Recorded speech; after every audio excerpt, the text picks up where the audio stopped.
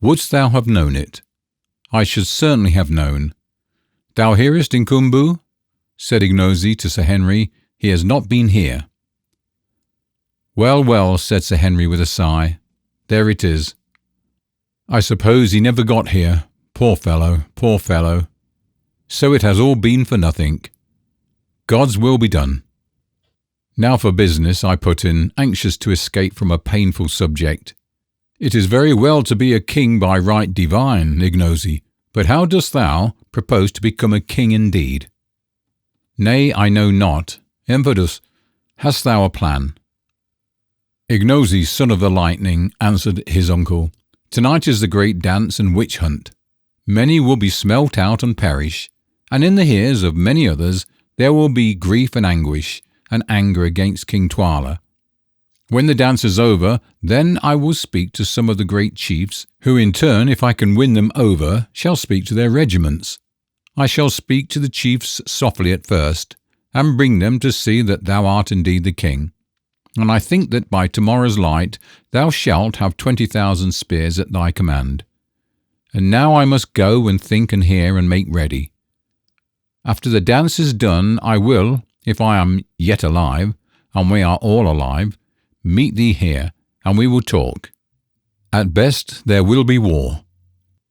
At this moment our conference was interrupted by the cry that messengers had come from the king. Advancing to the door of the hut, we ordered that they should be admitted, and presently 3 men entered, each bearing a shining shirt of chain armour and a magnificent battle-axe. The gifts of my lord the king to the white men from the stars, exclaimed a herald who had come with them. We thank the king, I answered. Withdraw. The men went, and we examined the armour with great interest. It was the most beautiful chainwork we had ever seen. A whole coat fell together so closely that it formed a mass of links scarcely too big to be covered with both hands. Do you make these things in this country, Infados? I asked. They are so beautiful. Nay, my lord, they came down to us from our forefathers. We know not who made them, and there are but few left. None but those of royal blood may wear them. They are magic coats through which no spear can pass. He who wears them is well nigh safe in the battle. The king is well pleased, or much afraid, or he would not have sent them. Wear them tonight, my lords. The rest of the day we spent quietly resting and talking over the situation, which was sufficiently exciting. At last the sun went down. The 1,000 watchtowers glowed out, and through the darkness we heard the tramp of many feet and the clashing of hundreds of spears, as the regiments passed to their appointed places to be ready for the great dance. About 10 the full moon came up in splendour, and as we stood watching her ascent, Infidus arrived clad in full war toggery, and accompanied by a guard of 20 men to escort us to the dance. We had already, as he recommended, donned the shirts of chain armour which the king had sent us, putting them on under our ordinary clothing, and finding to our surprise that they were neither very heavy nor uncomfortable. These steel shirts, which had evidently been made for men of a large stature, hung somewhat loosely upon Good and myself, but Sir Henry's fitted his magnificent frame like a glove. Then strapping our revolvers round our waists, and taking the battle-axes which the king had sent with the armour in our hands, we started. On arrival at the great kraal, where we had that morning been interviewed by the king, we found that it was closely packed with some 20,000 men arranged in regiments round it. The regiments were in turn divided into companies, and between each company was a little path to allow free passage for the witch-finders to pass up and down. Anything more imposing than the sight that was presented by this vast and orderly concourse of armed men it is impossible for one to conceive. There they stood perfectly silent, and the moonlight poured its light upon the forest of their raised spears, upon their majestic forms, waving plumes, and the harmonious shading of their various coloured shields. Wherever we looked was line upon line of set faces, surmounted by range upon range of glittering spears. Surely, I said to Infados, the whole army is here. Nay, Macamazon, he answered, but a third of it. 1/3 part is present at this dance each year, another third part is mustered outside in case there should be trouble when the killing begins. 10,000 more garrison the outposts round Lu, and the rest watch on their corrals in the country. Thou seest it is a very great people." "They are very silent," said Good, and indeed the intense stillness among such a vast concourse of living men was almost overpowering. "What says Bugwan?" asked Infados. I translated. "Those over whom the shadow of death is hovering are silent," he answered grimly. "Will many be killed? Very many." "It seems," I said to the others, "that we are going to assist at a gladiatorial show arranged regardless of expense." Sir Henry shivered, and Good said that he wished that we could get out of it. "Tell me," I asked Infados, "are we in danger?" "I know not, my lords, I trust not, but do not seem afraid. If ye live through the night, all may go well. The soldiers murmur against the king." All this while we had been advancing steadily towards the centre of the open space, in the midst of which were placed some stools. As we proceeded, we perceived another small party coming from the direction of the royal hut. "It is the king, Twala, and Skraga his son, and Gagool the old, and see, with them are those who slay." And he pointed to a little group of about a dozen gigantic and savage-looking men, armed with spears in one hand and heavy kerries in the other. The king seated himself upon the centre stool, Gagool crouched at his feet, and the others stood behind. "Greeting, white lords," he cried as we came up. "Be seated, waste not the precious time. The night is all too short for the deeds that must be done. Ye come in a good hour, and shall see a glorious show. Look round, white lords, look round." And he rolled his one wicked eye from regiment to regiment. "Can the stars show ye such a sight as this? See how they shake in their wickedness, all those who have evil in their hearts, and fear the judgment of heaven above." "Begin, begin," cried out Gagool in a thin piercing voice. "The hyenas are hungry, they howl for food. Begin, begin." Then for a moment there was an intense stillness, made horrible by a presage of what was to come. The king lifted his spear, and suddenly 20,000 feet were raised as though they belonged to one man, and brought down with a stamp upon the earth. This was repeated 3 times, causing the solid ground to shake and tremble. Then, from a far point of the circle, a solitary voice began a wailing song, of which the refrain ran something as follows: "What is the lot of man born of woman?" Back came the answer rolling out from every throat in that vast company: "Death." Gradually, however, the song was taken up by company after company, till the whole armed multitude was singing it, and I could no longer follow the words, except in so far as they appeared to represent various phases of human passions, fears and joys. Now it seemed to be a love song, now a majestic swelling war chant, and last of all a death dirge, ending suddenly in one heart-breaking wail that went echoing and rolling around in a volume of blood-curdling sound. Again the silence fell upon the place, and again it was broken by the king lifting up his hand. Instantly there was a pattering of feet, and from out of the masses of the warriors, strange and awful figures came running towards us. As they drew near, we saw that they were those of women, most of them aged, for their white hair, ornamented with small bladders taken from fish, streamed out behind them. The faces were painted in stripes of white and yellow. Down their backs hung snakeskins, and round their waists rattled circlets of human bones, while each held in her shrivelled hand a small fork wand. In all there were 10 of them.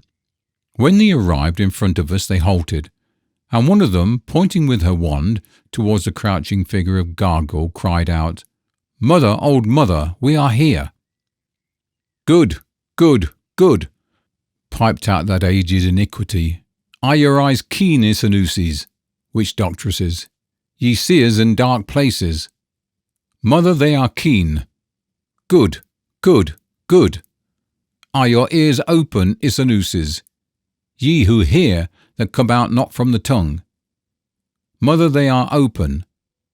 Good, good, good. Are your senses awake, Isanuses? Can ye smell blood? Can ye purge the land of the wicked ones who compass evil against the king and against their neighbours? Are ye ready to do the justice of heavens above? Ye whom I have taught, who have eaten of the bread of my wisdom and drunk of the water of my magic. Mother, we can.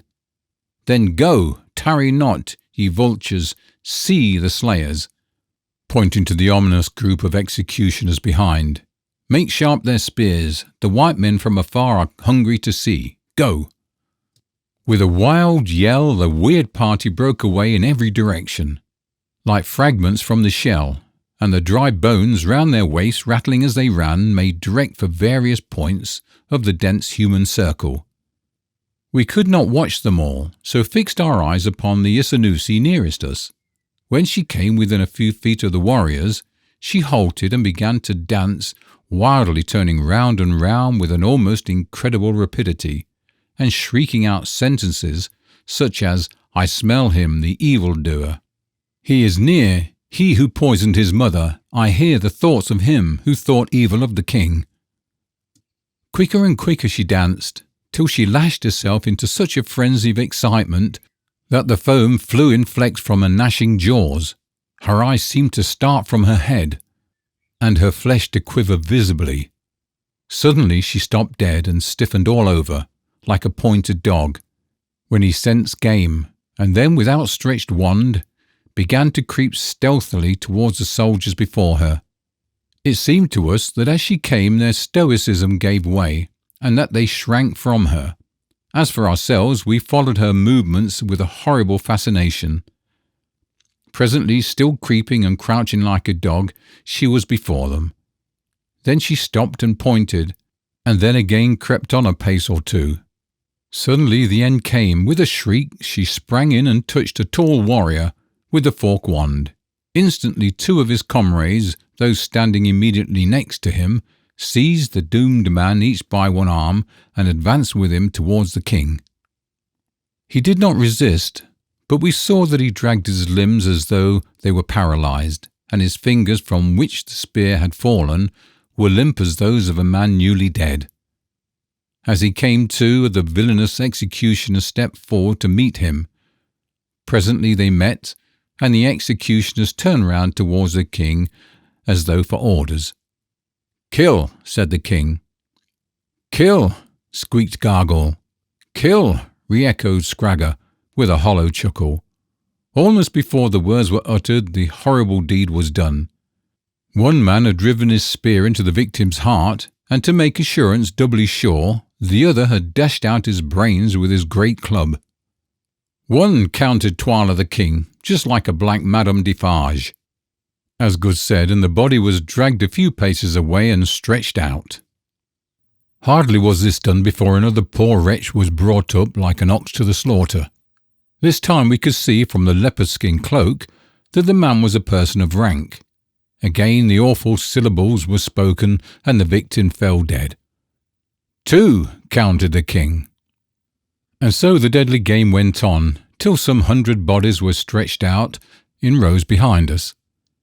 I have heard of the gladiatorial shows of the Caesars and the Spanish bullfights, but I take the liberty of doubting if they were either of them half as horrible as this Kukuana witch hunt. Gladiatorial shows and Spanish bullfights at any rate contributed to the public amusement, which certainly was not the case here. The most confirmed sensation monger would fight shy of sensation if he knew that it was well on the cards that he would, in his own proper person, be the subject of the next event.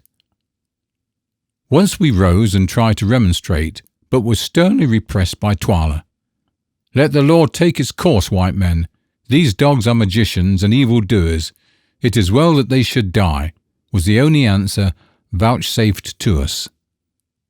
About midnight there was a pause. The witch-finders gathered themselves together, apparently exhausted with their bloody work, and we thought that the whole performance was done with. But it was not so, for presently, to our surprise, the old woman Gagool rose from a crouching position and, supporting herself with a stick, staggered off into the open space. It was an extraordinary sight to see this frightful, vulture-headed old creature, bent nearly double with extreme age, gather strength by degrees till at last she rushed about almost as actively as her ill-omened pupils. To and fro she ran, chanting to herself, till suddenly she made a dash at a tall man standing in front of one of the regiments and touched him. As she did so, a sort of groan went up from the regiment, which he evidently commanded. But all the same, 2 of its members seized him and brought him up for execution. We afterwards learnt that he was a man of great wealth and importance, being indeed a cousin of the king's. He was slain, and the king counted 103. Then Gagool again sprang to and fro, gradually drawing nearer and nearer to ourselves. "Hang me if I don't believe she is going to try her games on us," ejaculated Good in horror. "Nonsense," said Sir Henry. "As for myself, as I saw that old fiend dancing nearer and nearer, my heart positively sank into my boots. I glanced behind us at the long row of corpses and shivered. Nearer and nearer waltzed Gagool, looking for all the world like an animated crooked stick, her horrible eyes gleaming and glowing with a most unholy lust. Nearer she came, and nearer yet. Every pair of eyes in the vast assemblage watched her movements with intense anxiety. At last she stood still and pointed. "Which is it to be?" asked Sir Henry to himself. In a moment all doubts were set at rest, for the old woman had rushed in and touched Umbupa, alias Ignosi, on the shoulder. "I smell him out," she shrieked. "Kill him! Kill him! He is full of evil! Kill him, the stranger, before blood flows for him! Slay him, O king!" There was a pause, which I instantly took advantage of. "O king," I called out, rising from my seat, "this man is the servant of thy guests. He is their dog. Whoever sheds the blood of our dog sheds our blood. By the sacred law of hospitality, I claim protection for him. Gagool, mother of the witch doctors, has smelt him out. He must die, white men," was the sullen answer. "Nay, he shall not die," I replied. "He who tries to touch him shall die indeed." "Seize him," roared Twala, to the executioners who stood around, red to the eyes with blood of their victims. They advanced towards us, and then hesitated. As for Ignosi, he raised his spear and raised it as though determined to sell his life dearly. "Stand back, ye dogs," I shouted, "if ye would see tomorrow's light. Touch one hair on his head and your king dies," and I covered Twala with my revolver. Sir Henry and Good also drew their pistols, Sir Henry pointing his at the leading executioner, who was advancing to carry out the sentence, and Good taking a deliberate aim at Gagool. Twala winced perceptibly as my barrel came in line with his broad chest. "Well," I said, "what is it to be, Twala?" Then he spoke. "Put away your magic tubes," he said. "Ye have adjured me in the name of hospitality, and for that reason, but not from fear of what ye came to do, I spare him. Go in peace." "It is well," I answered unconcernedly. "We are weary of slaughter, and would sleep. Is the dance ended?" "It is ended," Twala answered sulkily. "Let these dogs," pointing to the long row of corpses, "be flung out to the hyenas and the vultures," and he lifted his spear. Instantly the regiments began in perfect silence to defile off through the kraal gateway, a fatigued party only remaining behind to drag away the corpses of those who had been sacrificed. Then we too rose and made our salam to His Majesty, which he hardly deigned to acknowledge, departed to our kraal. "Well," said Sir Henry, as we sat down, having first lit a lamp of the sort used by the Kukuanas, of which the wick is made of the fibre of a species of palm leaf and the oil of clarified hippopotamus's fat. "Well, I feel uncomfortably inclined to be sick. If I had any doubt about helping Umbupa to rebel against that infernal blackguard," put in Good, "they are gone now. It was as much as I could do to sit still while that slaughter was going on. I tried to keep my eyes shut, but they would open just at the wrong time. I wonder where Infados is. Umbupa, my friend, you ought to be grateful to us. Your skin came near to having an air hole made in it." I am grateful, Bhagwan, was Umbupa's answer when I had translated, and I shall not forget. As for Inferos, he will be here by and by. We must wait.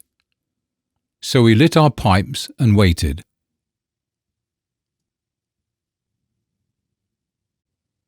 We give a sign. For a long while, 2 hours I should think, we sat there in silence, for we were too overwhelmed by the recollection of horrors we had seen to talk. At last, just as we were thinking of turning in, for already there were faint streaks of light in the eastern sky, we heard the sound of steps. Then came the challenge of the sentry who was posted at the corral gate, which was apparently answered, though not in an audible tone, for the steps came on, and in another second Infados had entered the hut, followed by 6 stately-looking chiefs. "My lords," he said, "I have come according to my word. My lords and Ignosi, rightful king of the Kukuanas, I have brought with me these men," pointing to the row of chiefs, who are great men among us, having each one of them the command of 3,000 soldiers who live but to do their bidding under the kings. "I have told them of what I have seen, and what my ears have heard. Now let them also see the sacred snake around thee, and hear thy story, Ignosi, that they may say whether or no they will make cause with thee against Twala the king." For answer, Ignosi again stripped off his girdle and exhibited the snake tattooed around him.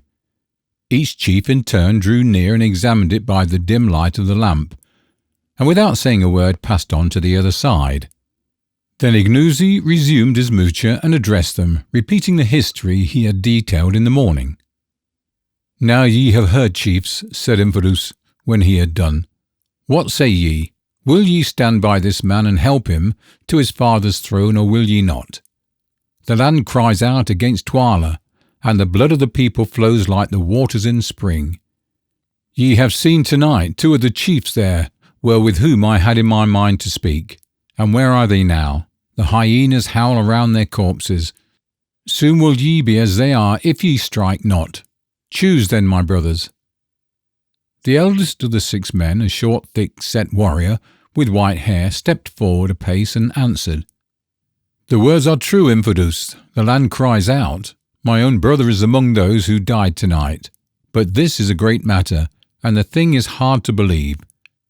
How know we that if we lift our spears it may not be for an impostor? It is a great matter, I say, and none may see the end of it.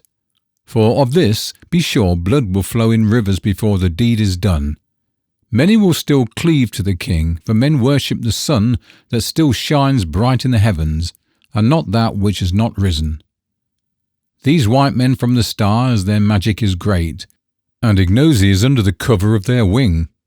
If he be indeed the rightful king, let them give us a sign, and let the people have a sign that all may see. So shall men cleave to us, knowing that the white man's magic is with them." "You have the sign of the snake," I answered. "My lord, it is not enough. The snake may have been placed there since the man's birth. Show us a sign. We will not move without a sign." The others gave a decided assent, and I turned in perplexity to Sir Henry and Good and explained the situation. "I think I have it," said Good exultingly. "Ask them to give us a moment to think." I did so, and the chiefs withdrew. As soon as they were gone, Good went to the little box in which his medicines were, unlocked it, and took out a little notebook, in the front of which was an almanac. "Now look here, you fellas, isn't tomorrow the 4th of June? We had kept a very careful note of the days, so were able to answer that it was. Very good, then here we have it.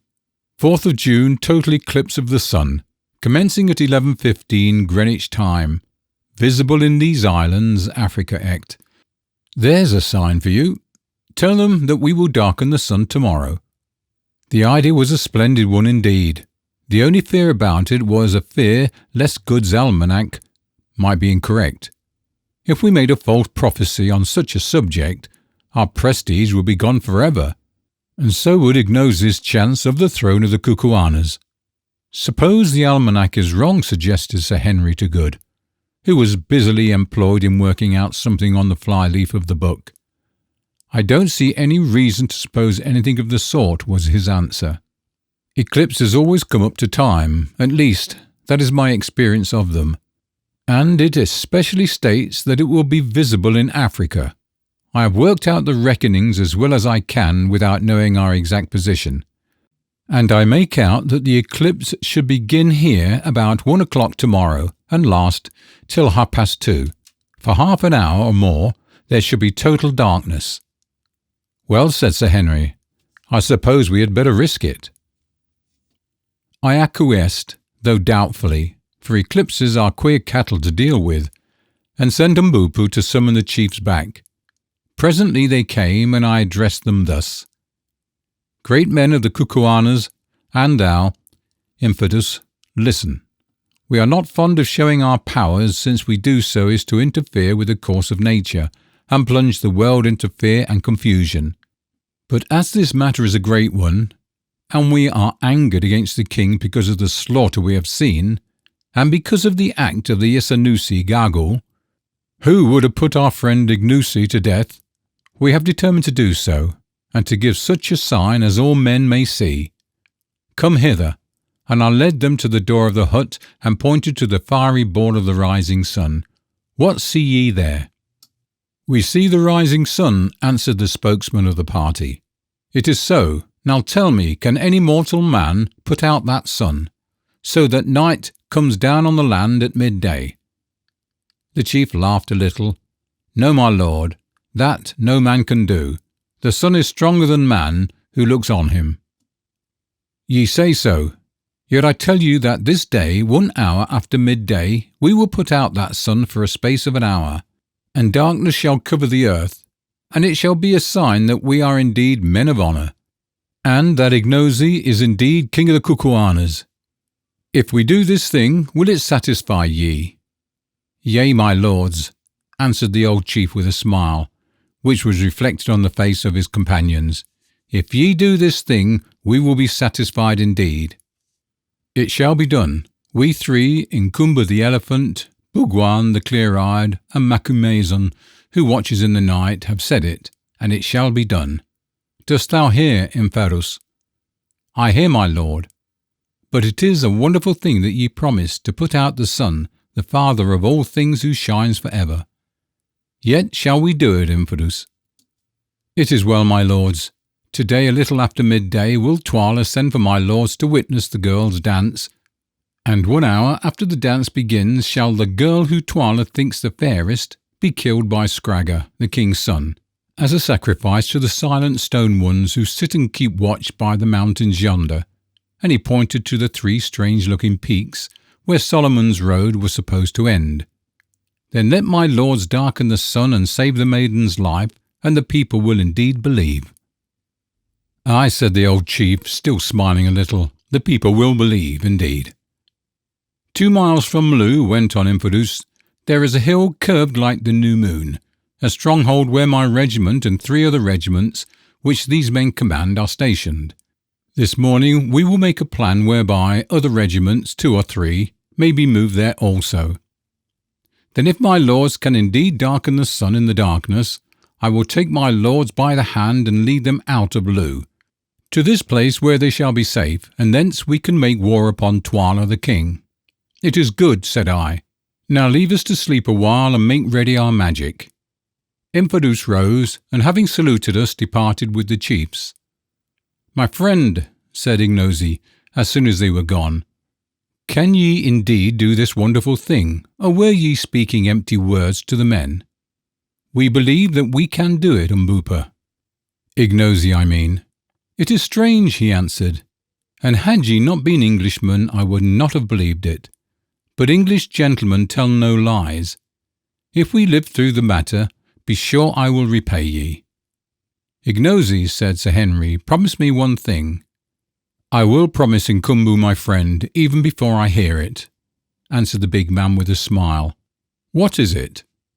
This, that if you ever come to be king of this people, you will do away with the smelling out of witches, such as we have seen last night, and that the killing of men without trial shall not take place in the land. Ignosi thought for a moment after I had translated this, and then answered, The ways of the black people are not as the ways of the white men in Kumbu, nor do we hold life as high as ye. Yet will I promise it, if it be in my power to hold them back, the witch-finders shall hunt no more, nor shall any more die the death without judgment. That's a bargain then, said Sir Henry. Now let us get a little rest. Thoroughly wearied out, we were soon sound asleep, and slept till Ignosi woke us about 11 o'clock. Then we got up, washed, and ate a hearty breakfast, not knowing when we should get any more food. After that we went outside the hut and stared at the sun, which we were distressed to observe presented a remarkably healthy appearance, without a sign of an eclipse anywhere about it. I hope it will come off, said Sir Henry doubtfully. False prophets often find themselves in painful positions. If it does not, it will soon be up for us, I answered mournfully. For so sure as we are living men, some of those chiefs will tell the whole story to the king, and then there will be another sort of eclipse, and one that we shall not like. Returning to the hut, we dressed ourselves, putting on the mail shirts which the king has sent us, as before. Scarcely had we done so when a messenger came from Twala to bid us to the great annual dance of girls, which was about to be celebrated. Taking our rifles and ammunition with us, so as to have them handy in case we had to fly as suggested by Ampharos, we started boldly enough, though with inward fear and trembling. The great space in front of the king's corral presented a very different appearance from what it had done on the previous evening. In the place of the grim ranks of Syriad warriors were company after company of Kukuana girls, not overdressed, so far as clothing went, but each crowned with a wreath of flowers and holding a palm leaf in one hand and a tall white lily, the arum, in the other. In the centre of the open space sat Twala the king, with old Gagool at his feet, attended by Ampharos, the boy Skraga, and about a dozen guards. There were also present about a score of chiefs, among whom I recognised most of our friends of the night before. Twala greeted us with much apparent cordiality, though I saw him fix his one eye viciously on Umbupa. "Welcome, white men from the stars," he said. "This is a different sight from what your eyes gazed on by the light of last night's moon. But it is not so good a sight. Girls are pleasant, and were it not for such as these," and he pointed around him, "we should none of us be here today. But men are better. Kisses and tender words of women are sweet, but the sound of clashing of men's spears and the smell of men's blood are sweeter far. Would ye have wives from among other people, white men? If so, choose the fairest here, and ye shall have them, as many as ye will." And he paused for an answer. As the prospect did not seem to be without attraction to Good, who was, like most sailors, of a susceptible nature, I being elderly and wise, and foreseeing the endless complications that anything of that sort would involve, for women bring trouble as surely as the night follows the day, put in a hasty answer. "Thanks, O king, but we white men wed only with white women, like ourselves. Your maidens are fair, but they are not for us." The king laughed. "It is well. In our land there is a proverb which says women's eyes are always bright, whatever the colour, and another which says, love her who is present, for be sure she who is absent is false to thee. But perhaps these things are not so in the stars. It is a land where men are white, all things are possible. So be it, white men, the girls will not go begging. Welcome again, and welcome too, thou black one. If Gagool here had had her way, thou wouldst have been stiff and cold now. It is lucky that thou too camest from the stars." "Ha ha! I can kill thee before thou killest me, O king," was Ignosi's calm answer, "and thou shalt be stiff before my limbs cease to bend." Twala started. "Thou speakest boldly, boy," he replied angrily. "Presume not too far." "He may well be bold in whose lips are truth. The truth is a sharp spear which flies home and fails not. It is a message from the stars, O king." Twala scowled, and his one eye gleamed fiercely, but he said nothing more. "Let the dance begin," he cried, and next second the flower-crowned girls sprang forward in companies, singing a sweet song and waving the delicate palms and white flowers. On they danced, now whirling round and round, now meeting in mimic warfare, swaying, eddying here and there, coming forward, falling back, in an orderly confusion delightful to witness. At last they paused, and a beautiful young woman sprang out of the ranks and began to pirouette in front of us, with a grace and vigour which would have put most ballet girls to shame. At length she fell back exhausted, and another took her place, then another and another. But none of them, either in grace, skill, or personal attractions, came up to the first. At length the king lifted his hand.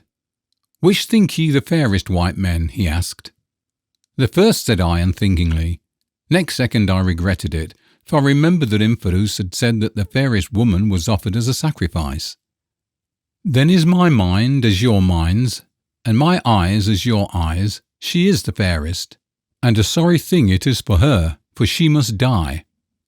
"I must die," piped out Gagool, casting a glance from her quick eyes in the direction of the poor girl, who, as yet ignorant of the awful fate in store for her, was standing some 20 yards off in front of a company of girls, engaged in nervously picking a flower from a wreath to pieces, petal by petal.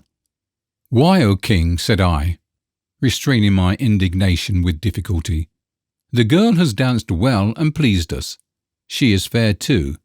It would be hard to reward her with death." Twala laughed as he answered, "It is our custom, and the figures who sit in stone yonder," and he pointed towards the 3 distant peaks, "must have their due. Did I fail to put the fairest girl to death today, misfortune would fall upon me and my house. Thus runs the prophecy of my people. If the king offers not a sacrifice of a fair girl on the day of the dance of maidens to the old ones who sit and watch on the mountains, then shall he fall and his house. Look ye, white men, my brother who reigned before me offered not the sacrifice because of the tears of the woman, and he fell, and his house, and I reigned in his stead. It is finished, she must die." Then turning to the guards, "Bring her hither. Skraga, make sharp thy spear." 2 of the men stepped forward, and as they did so, the girl for the first time realized her impending fate, screamed aloud and turned to fly. But the strong hands caught her fast and brought her, struggling and weeping, up before us. "What is thy name, girl?" piped Gagool. "What? Wilt thou not answer? Shall the king's son do his work at once?" At this hint, Skraga, looking more evil than ever, advanced a step and lifted his great spear, and as he did so I saw Good's hand creep towards his revolver. The poor girl caught the glint of the cold steel through her tears, and it sobered her anguish. She ceased struggling, but merely clasped her hands convulsively and stood shuddering from head to foot. "See," cried Skraga in high glee, "she shrinks from the sight of my little plaything even before she has tasted it," and he tapped the broad blade of the spear. "If I ever get the chance, you shall pay for that, you young hound," I heard Good mutter beneath his breath. "Now that thou art quiet, give us thy name, my dear. Come, speak up, and fear not," said Gagool in mockery. "O mother," answered the girl in trembling accents, "my name is Falata, of the house of Suko. O mother, why must I die? I have done no wrong." "Be comforted," went on the old woman in a hateful tone of mockery. "Thou must die indeed, as a sacrifice to the old ones who sit yonder," and she pointed to the peaks. "But it is better to sleep in the night than to toil in the daytime. It is better to die than to live, and thou shalt die by the royal hand of the king's own son." The girl Falata wrung her hands in anguish and cried out aloud, "O cruel, and I so young! What have I done that I should never again see the sun rise out of the night, or the stars come following on this track in the evening, that I should no longer gather the flowers when the dew is heavy, or listen to the laughter of the waters? Woe is me, that I shall never see my father's hut again, nor feel my mother's kiss, nor tend the kid that is sick. Woe is me, that no lover shall put his arm around me and look into my eyes, nor shall men children be born of me. Oh, cruel, cruel!" And again she wrung her hands and turned her tear-stained, flower-crowned face to heaven, looking so lovely in her despair. For she was indeed a beautiful woman, that it would have assuredly have melted the hearts of anyone less cruel than the three fiends before us. Prince Arthur's appeal to the ruffians who came to blind him were not more touching than this savage girl's. But it did not move Gagool or Gagool's master, though I saw signs of pity among the guard behind and on the faces of the chiefs. And as for Good, he gave a sort of snort of indignation and made a motion as though to go to her. With all a woman's quickness, the doomed girl interpreted what was passing in his mind, and with a sudden movement flung herself upon him, and clasped his beautiful white legs with her hands. "O white father from the stars," she cried, "throw over me the mantle of thy protection. Let me creep under the shadow of thy strength, that I may be saved. O keep me from these cruel men and from the mercers of Gagool." "All right, my hearty, I'll look after you," sang out Good in nervous Saxon. "Come, get up, there's a good girl," and he stooped down and caught her hand. Twala turned and motioned to his son, who advanced with his spear lifted. "Now's your time," whispered Sir Henry to me. "What are you waiting for?" "I am waiting for the eclipse," I answered. "I have had my eye on the sun for the last half hour, and I never saw it looking healthier." "Well, you must risk it now, or the girl will be killed. Twala is losing patience." Recognizing the force of the argument, having cast one more despairing look at the bright face of the sun, for never did the most ardent astronomer with a theory to prove await a celestial event with such anxiety, I stepped with all the dignity I could command between the prostrate girl and the advancing spear of Skraga. "King," I said, "this shall not be. We will not tolerate such a thing. Let the girl go in safety." Twala rose from his seat in his wrath and astonishment, and from the chiefs and serried ranks of girls who had slowly closed in upon us in anticipation of the tragedy, came a murmur of amazement. "Shall not be, thou white dog, who yaps at the lion in his cave, shall not be? Art thou mad? Be careful lest these chickens' fate overturn thee and those with thee. How canst thee prevent it? Who art thou, that thou standeth between me and my will? Withdraw, I say. Skraga, kill her. Ho, guards, seize these men." At his cry, armed men came running swiftly from behind the hut, where they had evidently been placed beforehand. Sir Henry, Good, and Umbupa ranged themselves alongside of me and lifted their rifles. "Stop," I shouted boldly, though at the moment my heart was in my boots. "Stop, we the white men from the stars say that it shall not be. Come but one pace nearer, and we will put out the sun and plunge the land into darkness. Ye shall taste of our magic." My threat produced an effect. The men halted, and Skraga stood still before us, his spear lifted. Hear him, piped Gagool. "Hear the liar who says he will put out the sun like a lamp. Let him do it, and the girl shall be spared. Yes, let him do it, or die with the girl, he and those with him." I glanced up at the sun, and to my intense joy and relief saw that we had made no mistake. On the edge of its brilliant surface was a faint rim of shadow. I lifted my hand solemnly towards the sky, an example which Sir Henry and Good followed, and quoted a line or two of the Ingleby legends, at it in the most impressive tone I could command. Sir Henry followed suit with a verse out of the Old Testament, while Good addressed the King of Day in a volume of the most classical bad language that he could think of. Slowly the dark rim crept on over the blazing surface, and as it did so I heard a deep gasp of fear rise from the multitude around. "Look, O King, look, Gagool, look, chiefs and people and women, and see if the white men from the stars keep their word, or if they be but empty lies. The sun grows dark before your eyes. Soon there will be night, aye, night, in the noontime. Ye have asked for a sign, and it is given to ye. Grow dark, O sun, withdraw thy light. Thou bright one, bring the proud heart to the dust, and eat up the world with shadows." A groan of terror rose from the onlookers. Some stood petrified with fear, others threw themselves upon their knees and cried out. As for the king, he sat still and turned pale beneath his dusky skin. Only Gagool kept her courage. "It will pass," she cried. I have seen the like before. No man can put out the sun. Lose not heart, sit still, the shadow will pass. Wait, and ye shall see, I replied, hopping with excitement. Keep it up, Good. I can't remember any more poetry. Curse away, there's a good fellow. Good responded nobly to the tax upon his inventive faculties. Never before had I the faintest conception of the breadth and depth and height of a naval officer's objurgatory powers. For 10 minutes he went on without stopping, and he scarcely ever repeated himself. Meanwhile the dark ring crept on, strange and unholy shadows encroached upon the sunlight. An ominous quiet filled the place. The birds chirped out frightened notes, and then were still. Only the cocks began to crow.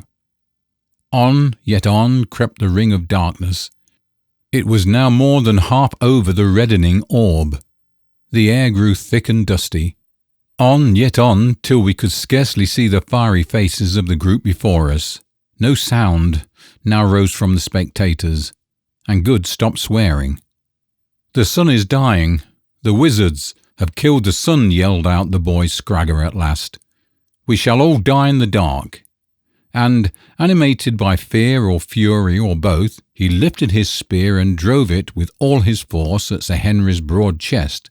But he had forgotten the mail shirts that the king had given us, and which we wore beneath our clothing.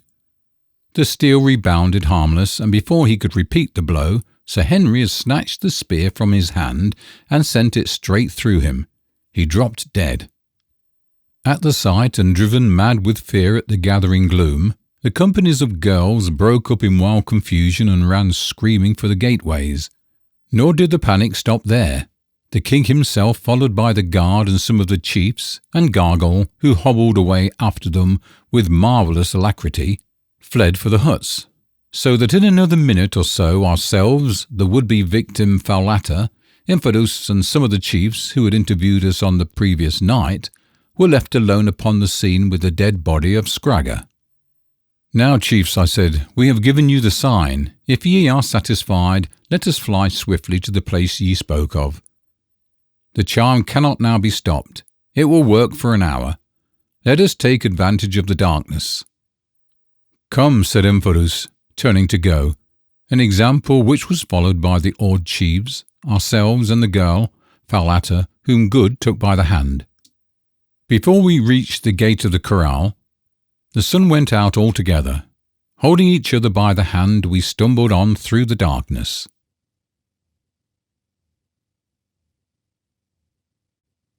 Before the battle.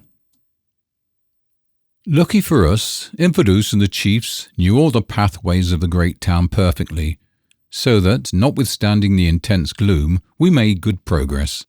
For an hour or more we journeyed on, till at length the eclipse began to pass, and that edge of the sun which had disappeared, the first became again visible. In another 5 minutes there was sufficient light to see our whereabouts, and we then discovered that we were clear of the town of Lu, and approaching a large flat-topped hill, measured some 2 miles in circumference. This hill, which was of a formation very common in southern Africa, was not very high. Indeed, its greatest elevation was not more than 200 feet. But it was shaped like a horseshoe, and its sides were rather precipitous and strewn with boulders. On the grass tableland at the top was ample camping ground, which had been utilised as a military cantonment of no mean strength. Its ordinary garrison was 1 regiment of 3,000 men, but as we toiled up the steep side of the hill in the returning daylight, we perceived that there were many more warriors than that upon it. Reaching the tableland at last, we found crowds of men huddled together in the utmost consternation at the natural phenomenon which they were witnessing. Passing through these without a word, we gained a hut in the centre of the ground, where we were astonished to find 2 men waiting, laden with our few goods and chattels, which of course we had been obliged to leave behind in our hasty flight. I sent for them, explained Infidus, also for these, and he lifted up Good's long-lost trousers. With an exclamation of rapturous delight, Good sprang at them and instantly proceeded to put them on. "Surely my lord will not hide his beautiful white legs," exclaimed Infidus regretfully. But Good persisted, and once only did the Kukuana people get the chance of seeing his beautiful legs again. Good is a very modest man. Henceforward, they had to satisfy their aesthetic longings with one whisker, his transparent eye, and his movable teeth. Still gazing with fond remembrance of Good's trousers, Infidus next informed us that he had summoned the regiments to explain to them fully the rebellion, which was decided on by the chiefs, and to introduce to them the rightful heir to the throne, Ignosi. In half an hour the troops, in all nearly 20,000 men, constituting the flower of the Kukuana army, were mustered on a large open space to which we proceeded. The men were drawn up in 3 sides of the dense square, and presented a magnificent spectacle.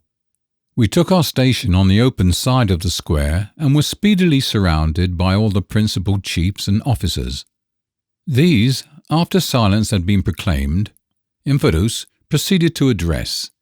He narrated to them in vigorous and graceful language, for like most Kukuanas of high rank he was a born orator, the history of Ignosi's father, how he had been basely murdered by Twala the king, and his wife and children driven out to starve. Then he pointed out how the land suffered and groaned under Twala's cruel rule, instancing the proceeds of the previous night, when under pretence of their being evil-doers, many of the noblest in the land had been hauled forth and cruelly done to death. Next he went on to say that the white lords from the stars looked down on the land and perceived its trouble, and determined at great personal inconvenience to alleviate its lot. How they had accordingly taken the real king of the country, Ignosi, who was languishing in exile, by the hand and led him over the mountains. How they had seen the wickedness of Twala's doing, and for a sign to the wavering and to save the life of the girl, Valata, had actually, by the exercise of their high magic, put out the sun and slain the young fiend Skraga, and how they were prepared to stand by them and insist them to overthrow Twala and set up the rightful king, Ignosi, in his place.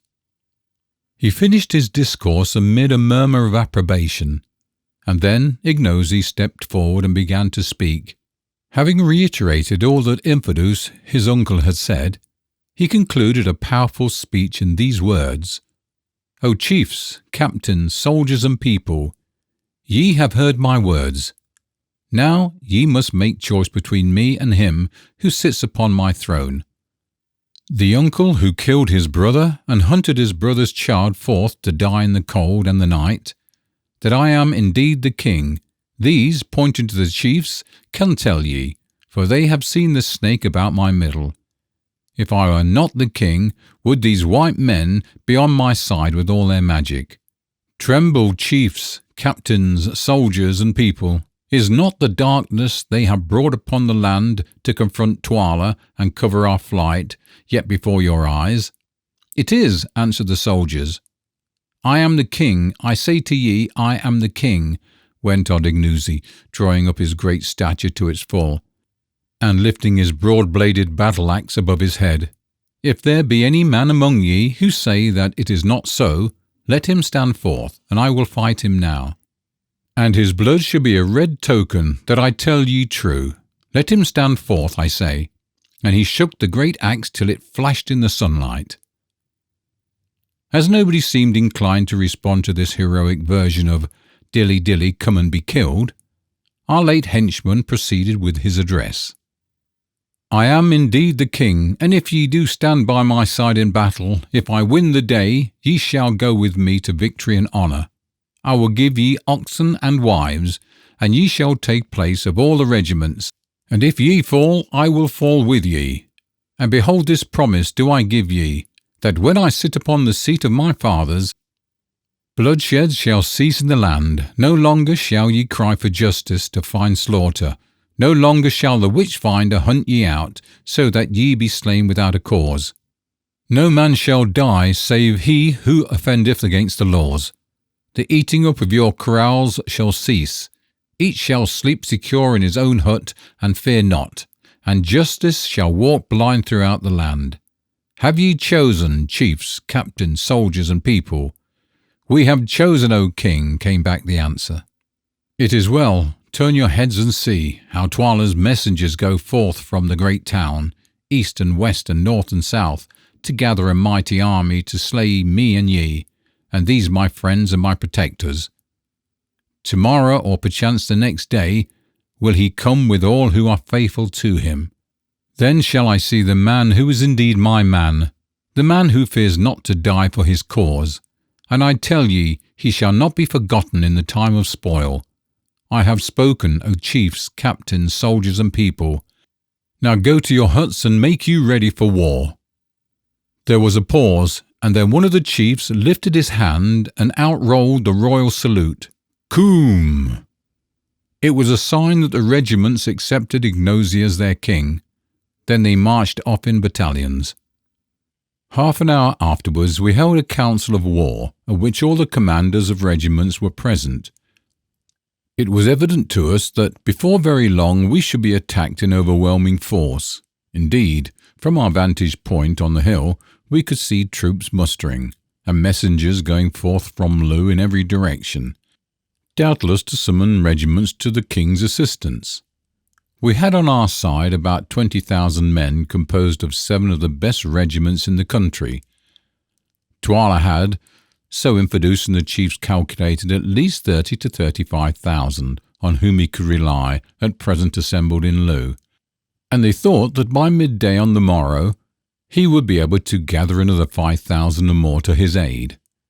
It was of course possible that some of his troops would desert and come over to us, but it was not a contingency that could be reckoned on.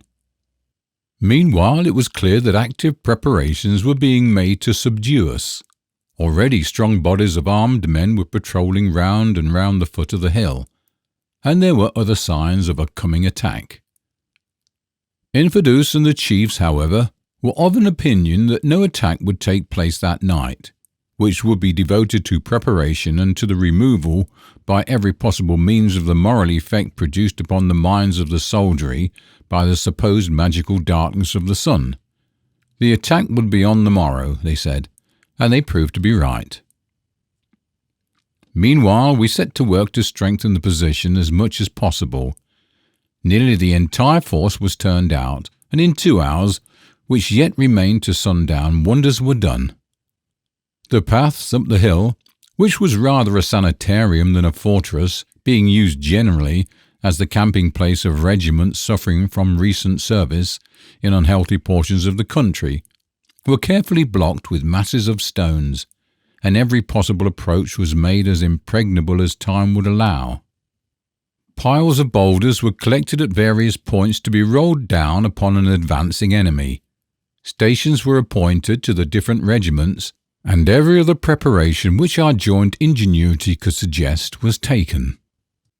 Just before sundown, we perceived a small company of men advancing towards us from the direction of Lu, one of whom bore a palm leaf in his hand, as a sign that he came as a herald. As he came, Ignosi, Infidus, 1 or 2 chiefs, and ourselves went down to the foot of the mountain to meet him. He was a gallant-looking fellow with a regulation leopard skin cloak. "Greeting," he cried as he came near, "the king's greetings to those who make unholy war against the king, the lion's greetings to the jackals who snarl around his heels." "Speak," I said. "These are the king's words. Surrender to the king's mercy ere a worse thing befall ye. Already the shoulder has been torn from the black bull, and the king drives him bleeding around the camp." "What are Twala's terms?" I asked for curiosity. "His terms are merciful, worthy of a great king. These are the words of Twala, the one-eyed, the mighty, the husband of 1,000 wives, lord of the Kukuanas, keepers of the great road, Solomon's road, beloved of the strange ones who sit in silence at the mountains yonder, the 3 witches, elephant whose tread shakes the earth, terror of the evil doer, ostrich whose feet devour the desert, huge one, black one, wise one, king from generation to generation. These are the words of Twala. I will have mercy and be satisfied with the little blood. 1 in every 10 shall die, and the rest shall go free. But the white man in Kumba, who slew Skraga my son, and Infidus, my brother, who brewed rebellion against me, these shall die by torture, as an offering to the silent ones. Such are the merciful words of Twala.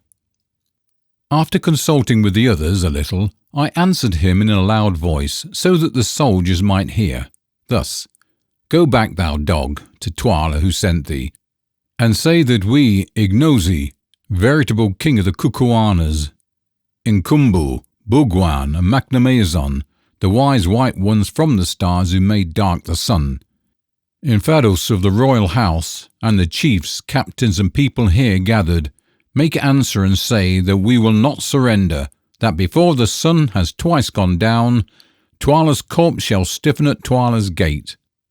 And Ignosi, whose father Twala slew, shall reign in his stead. Now go, ere we whip thee away, and beware how ye lift a hand against such as we. The herald laughed loud. Ye frighten not men with such swelling words, he cried out. Show yourselves as bold tomorrow, O ye who darken the sun. Be bold, fight, and be merry, before the crow picks your bones till they are whiter than your faces. Farewell, perhaps we may meet in the fight. Wait for me, I pray, white men. And with these shafts of sarcasm he retired, and almost immediately the sun sank. That night was a busy one for us, for as far as was possible by the moonlight, all preparations for the morrow's fight was continued.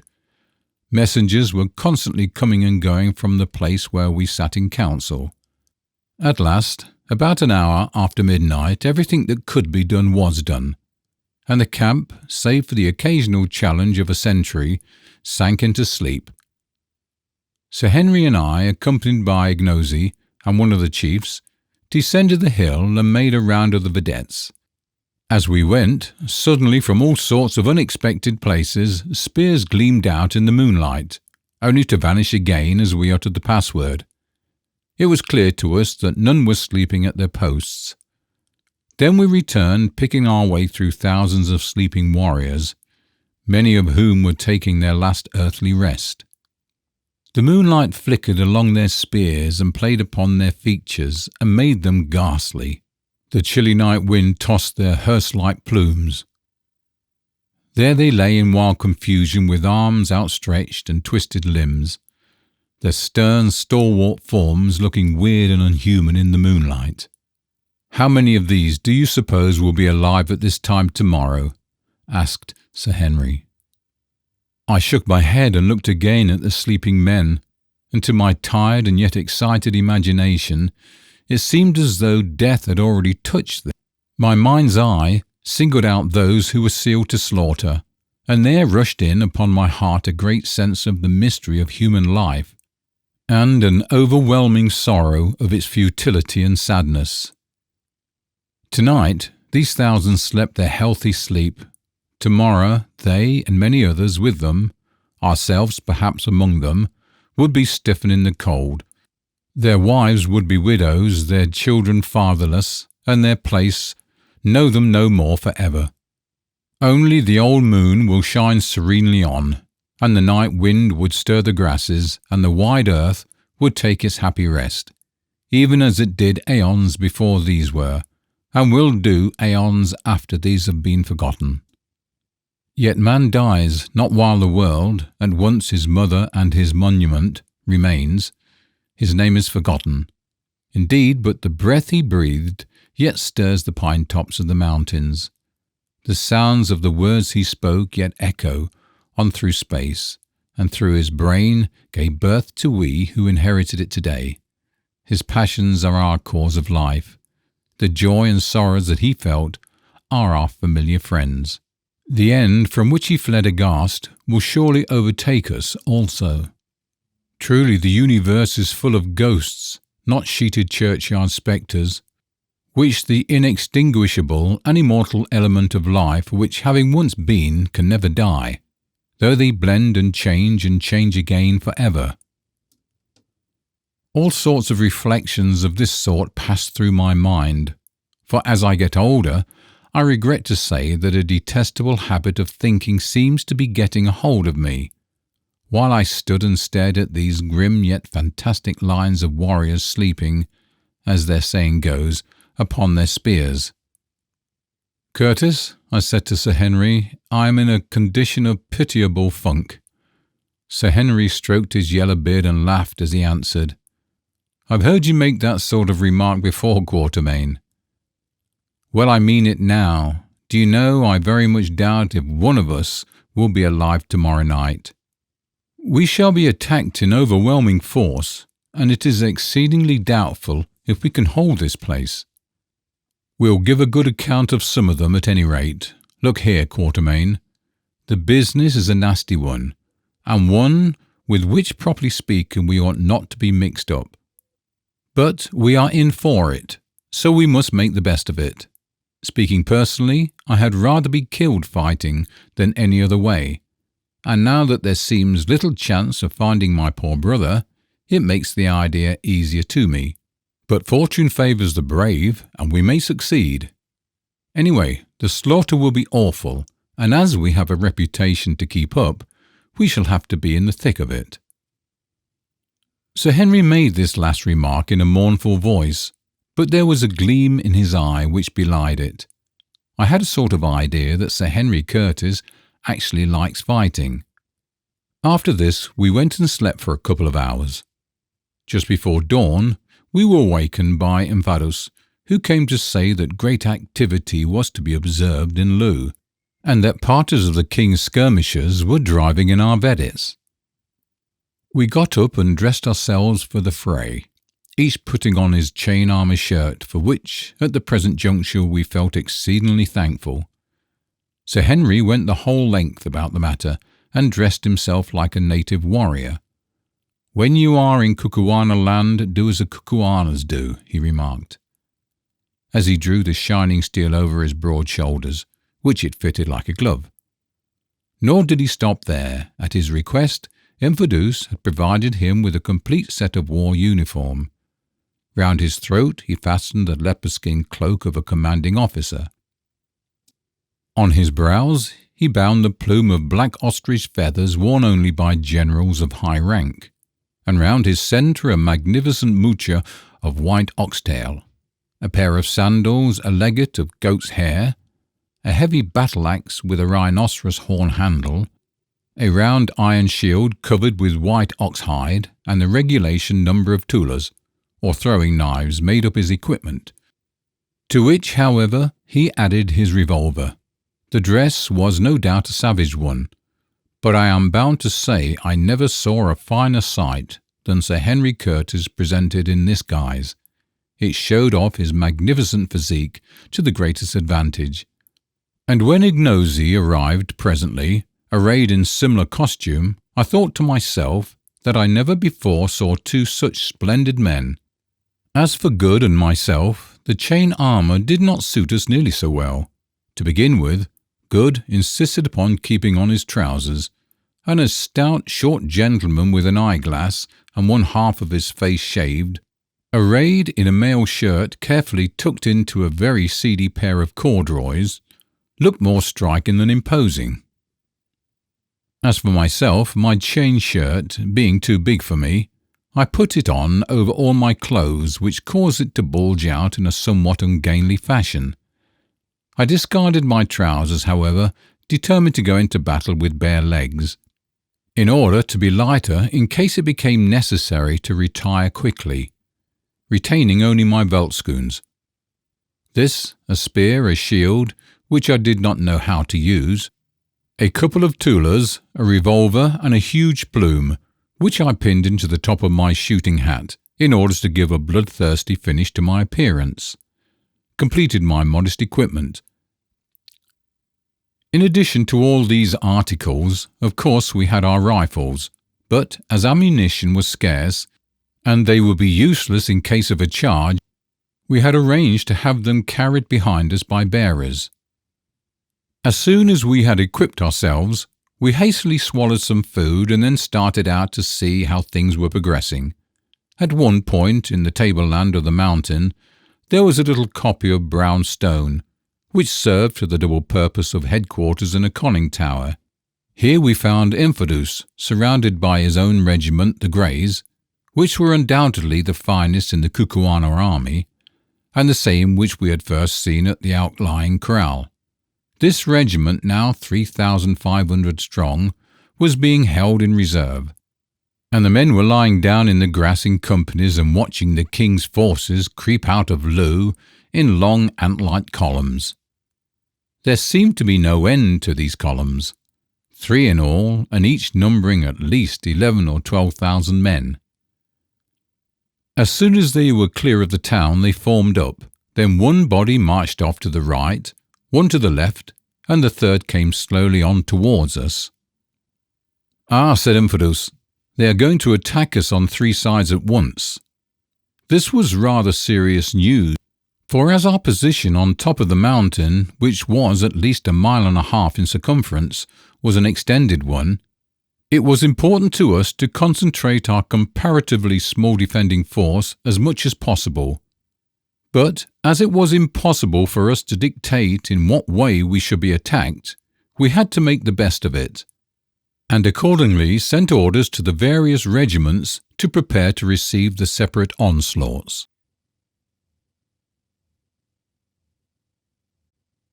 The attack. Slowly and without the slightest appearance of haste or excitement, the 3 columns crept on. When within about 500 yards of us, the main or centre column halted at the root of a tongue of open plain which ran up into the hill, to enable the other 2 to circumvent our position, which was shaped more or less in the form of a horseshoe, the 2 points being towards the town of Lu, their object being, no doubt, that the threefold assault should be delivered simultaneously.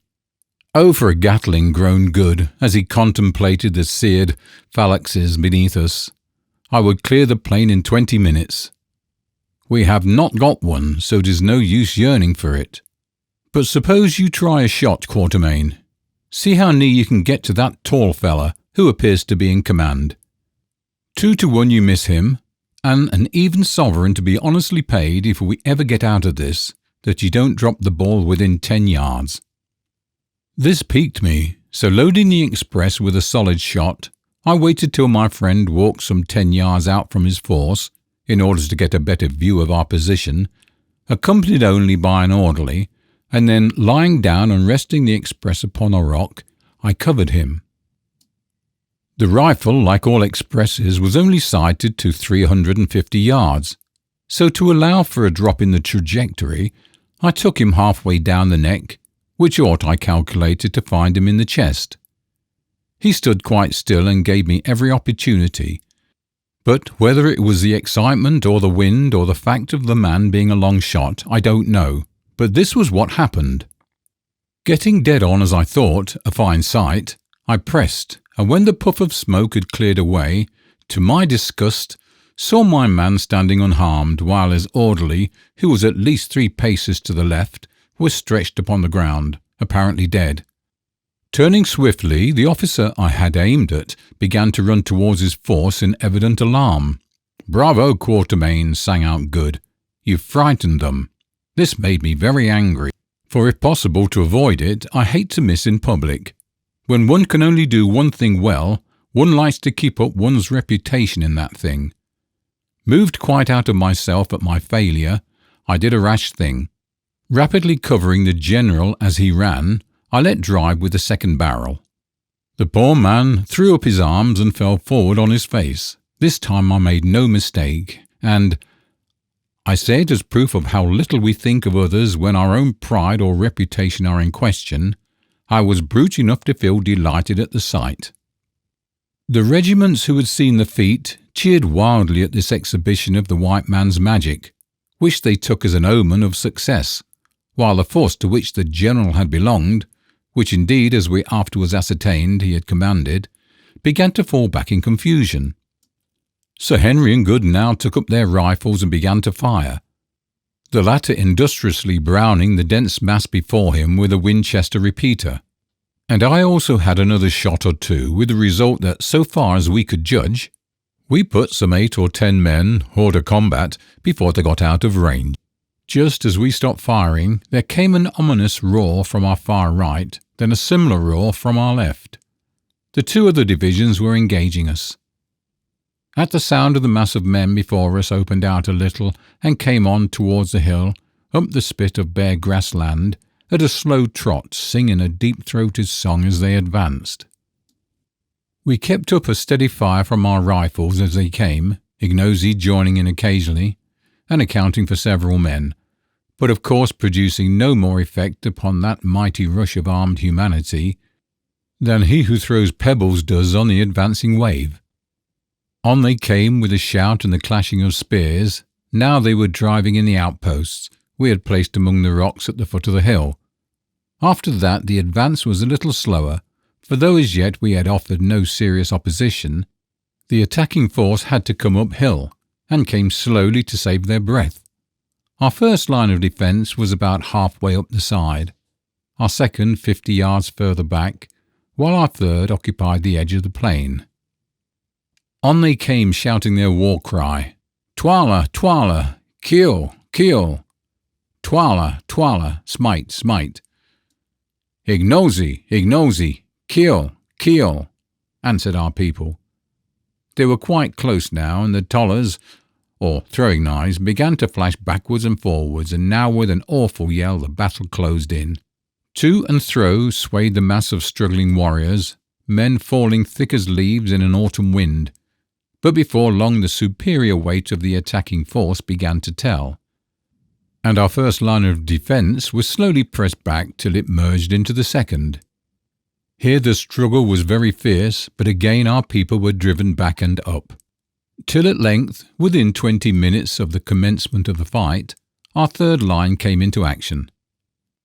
By this time the assailants were much exhausted and had, besides, lost many killed and wounded, and to break through that third impenetrable hedge of spears proved beyond their powers. For a while the dense mass of struggling warriors swung backwards and forwards in the fierce ebb and flow of battle, and the issue was doubtful. Sir Henry watched the desperate struggle with a kindling eye, and then without a word he rushed off, followed by Good, and flung himself into the hottest of the fray. As for myself, I stopped where I was. The soldiers caught sight of his tall form as he plunged into the battle, and there rose a cry of, "Nanzia Nkumbu! Here is the elephant! Kill! Kill!" From that moment the issue was no longer in doubt. Inch by inch, fighting with desperate gallantry, the attacking force was pressed back down the hillside, till at last it retreated upon its reserve in something like confusion. At that moment, too, a messenger arrived to say that the left attack had been repulsed, and I was just beginning to congratulate myself that the affair was over for the present, when to our horror we perceived our men who had been engaged in the right defence being driven towards us across the plain, followed by swarms of the enemy who had evidently succeeded at this point. Ignosi, who was standing by me, took in the situation at a glance, and issued a rapid order. Instantly the reserve regiment round us, the Greys, extended itself. Again Ignosi gave a word of command, which was taken up and repeated by the captains, and in another second, to my intense disgust, I found myself involved in a furious onslaught upon the advancing foe. Getting as much as I could behind Ignosi's huge frame, I made the best of a bad job, and toddled along to be killed as though I liked it. In a minute or two, the time seemed all too short to me, we were plunging through the flying groups of our men, who at once began to reform behind us. And then I am sure I don't know what happened. All I can remember is a dreadful rolling noise of the meeting of shields, and a sudden apparition of a huge ruffian whose eyes seemed literally to be staring out of his head, making straight at me, with a bloody spear. But, I say it with pride, I rose to the occasion. It was an occasion before which most people would have collapsed once and for all, seeing that if I stood where I was, I must be done for. I, as the horrible apparition came, flung myself down in front of him, so cleverly that, being unable to stop himself, he took a header right over my prostrate body. Before he could rise again, I had risen and settled the matter from behind with my revolver. Shortly after this, somebody knocked me down and I remember no more of the charge. When I came to, I found myself back at the copy, with Good bending over me with some water in a gourd. "How do you feel, old fellow?" he asked anxiously. I got up and shook myself before answering. "Pretty well, thank you," I answered. "Thank heaven, when I saw them carry you in, I felt quite sick. I thought you were done for." "Not this time, my boy, I fancy. I only got a rap on the head which knocked me out of time. How has it ended?" "They are repulsed at every point for the time. The loss is dreadfully heavy. We have lost quite 2,000 killed and wounded, and they must have lost 3. Look, there's a sight," and he pointed to a long line of men advancing by 4s. In the centre of and being borne by each group of 4 was a kind of hide tray, of which a Kukuana force always carried a quantity, with a loop for a handle at each corner on these trays, and their numbers seemed endless. Lay wounded men, who as they arrived were hastily examined by the medicine men, of whom 10 were attached to each regiment. If the wound was not of a fatal character, the sufferer was taken away and attended to as carefully as circumstances would allow. But if, on the other hand, the wounded man's condition was hopeless, what happened was very dreadful, though doubtless it was the truest mercy. One of the doctors, under pretence of carrying out an examination, swiftly opened an artery with a sharp knife, and in a minute or 2 the sufferer expired painlessly. There were many cases that day in which this was done. In fact, it was done in most cases when the wound was in the body, for the gash made by the entry of the enormous broad spears used by the Kukuanas generally rendered recovery hopeless. In most cases the sufferers were already unconscious, and in others the fatal nick of the artery was done so swiftly and painfully that they did not seem to notice it. Still, it was a ghastly sight, and one from which we were glad to escape. Indeed, I never remember one which affected me more than seeing those gallant soldiers thus put out of pain by a red-handed medicine men, except indeed on an occasion when after an attack I saw a force of Swazis burying their hopelessly wounded alive. Hurrying from this dreadful scene to the farther side of the copy, we found Sir Henry, who still held a bloody battle-axe in his hand, Ignosi, Infidus, and 1 or 2 of the chiefs in deep consultation. "Thank heavens you are here, Quatermain. I can't make out what Ignosi wants to do.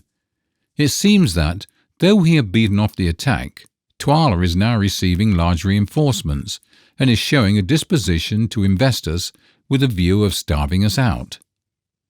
"That's awkward." "Yes, especially as Infidus says that the water supply is given out." "My lord, that is so," said Infidus. "The spring cannot supply the want of so great a multitude, and is failing rapidly. Before night we shall all be thirsty. Listen, Macumazon, thou art wise, and hast doubtless seen many wars in the lands from whence thou camest. That is, if indeed they make wars in the stars.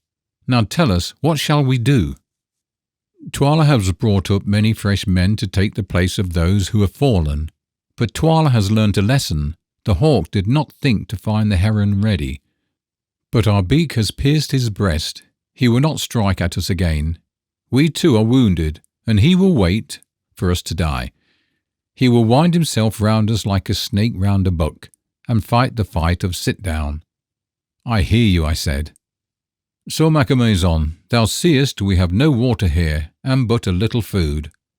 And we must choose between these 3 things: to languish like a starving lion in his den, or to strive to break away towards the north, or," and here he rose and pointed towards the dense mass of our foes, "to launch ourselves straight at Twala's throat, in Kumbu the great warrior.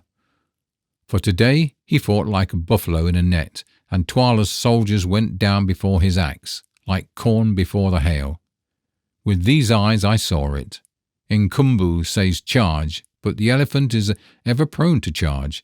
Now what says Macumazon, the wily old fox, who has seen much and loves to bite his enemy from behind?" The last word is in Ignosi, the king, for it is the king's right to speak of war.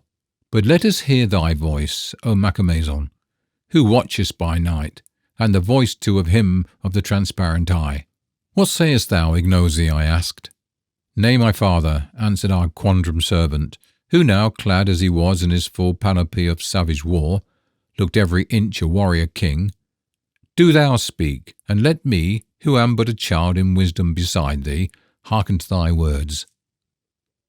Thus abjured, I, after taking hasty counsel with Good and Sir Henry, delivered my opinion briefly to the effect that, being trapped, our best chance, especially in view of the failure of our water supply, was to initiate an attack upon Twala's forces, and then I recommended that the attack should be delivered at once, before our wounds grew stiff, and also before the sight of Twala's overpowering force caused the hearts of our soldiers to wax small like fat before a fire. Otherwise, I pointed out, some of the captains might change their minds and make peace with Twala, desert to him, or even betray us into his hands. This expression of opinion seemed, on the whole, to be favourably received. Indeed, among the Kukuanas, my utterances met with a respect which has never been accorded to them before or since. But the real decision as to our course lay with Ignosi, who, since he had been recognised as rightful king, could exercise the almost unbounded rights of sovereignty, including, of course, the final decisions on matters of generalship, and it was to him that all eyes were now turned. At length, after a pause during which he appeared to be thinking deeply, he spoke. Incumber, Macamazon, and Bugwa, brave white men, and my friends, Infidus, my uncle, and chiefs, my heart is fixed. I will strike at Twala this day, and set my fortunes on the blow, I, and my life and your lives also. Listen thus, I will strike. Ye see how the hill curves round like the half-moon, and how the plain runs like a green tongue towards us within the curve? We see, I answered. Good, it is now midday, and the men eat and rest after the toil of battle. When the sun has turned and travelled a little way towards the dark, let thy regiment, my uncle, advance with one other down to the green tongue, and it shall be that when Twala sees it, he shall hurl his whole force at it to crush it. But the spot is narrow, and the regiments can come against thee one at a time only. So shall they be destroyed one by one, and the eyes of all Twala's army shall be fixed upon a struggle the likes of which has not been seen by living man. And with thee, my uncle, shall go Mkumba, my friend, that when Twala sees his battle-axe flashing in the first rank of the greys, his heart may grow faint. And I will come with the second regiment, that will follow thee, so that, if ye are destroyed, as it may happen, there may yet be a king left to fight for, and with me shall come Macamazon the wise. It is well, O king, said Infidus, apparently contemplating the certainty of the complete annihilation of his regiment with perfect calmness. Truly these Kukuana are a wonderful people. Death has no terror for them when it is incurred in the course of duty. And while the eyes of the multitude of Twala's regiments are thus fixed upon the fight, went on Ignosi, behold, 1/3 of the men who are left alive to us, i.e. about 6,000, shall creep along the right horn of the hill and fall upon the left flank of Twala's force, and 1/3 shall creep along the left horn and fall upon Twala's right flank. And when I see that the horns are ready to toss Twala, then will I, with the men who are left to me, charge home in Twala's face, and if fortune goes with us, the day will be ours, and before night drives her horses from the mountains to the mountains, we shall sit in peace at Lu. And now let us eat and make ready, and Infidus, do thou prepare, let the plan be carried out. And stay, let my white father Bugwan go with the right horn, that his shining eye may give courage to the men. The arrangements for the attack thus briefly indicated were set in motion with a rapidity that spoke well for the perfection of the Kukuana military system. Within little more than an hour, rations had been served out to the men and devoured. The 3 divisions were formed, the plan of attack explained to the leaders and the whole force. With the exception of a guard left with the wounded, now numbered about 18,000 men in all, was ready to be put in motion. Presently, Good came up and shook hands with Sir Henry and myself. "Goodbye, you fellows," he said. "I am off with the right wing, according to orders. And so I have come to shake hands in case we should not meet again. You know," he added significantly. We shook hands in silence, and not without the exhibition of as much emotion as Englishmen are wont to show.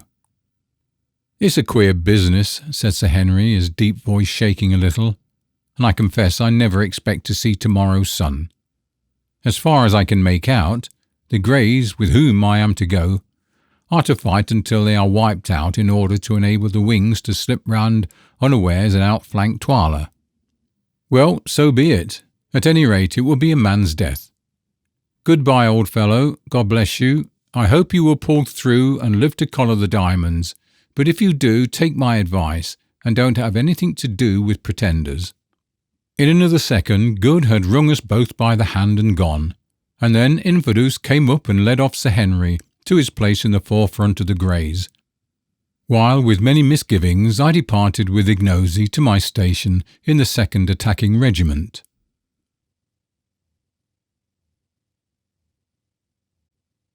The Last Stand of the Greys.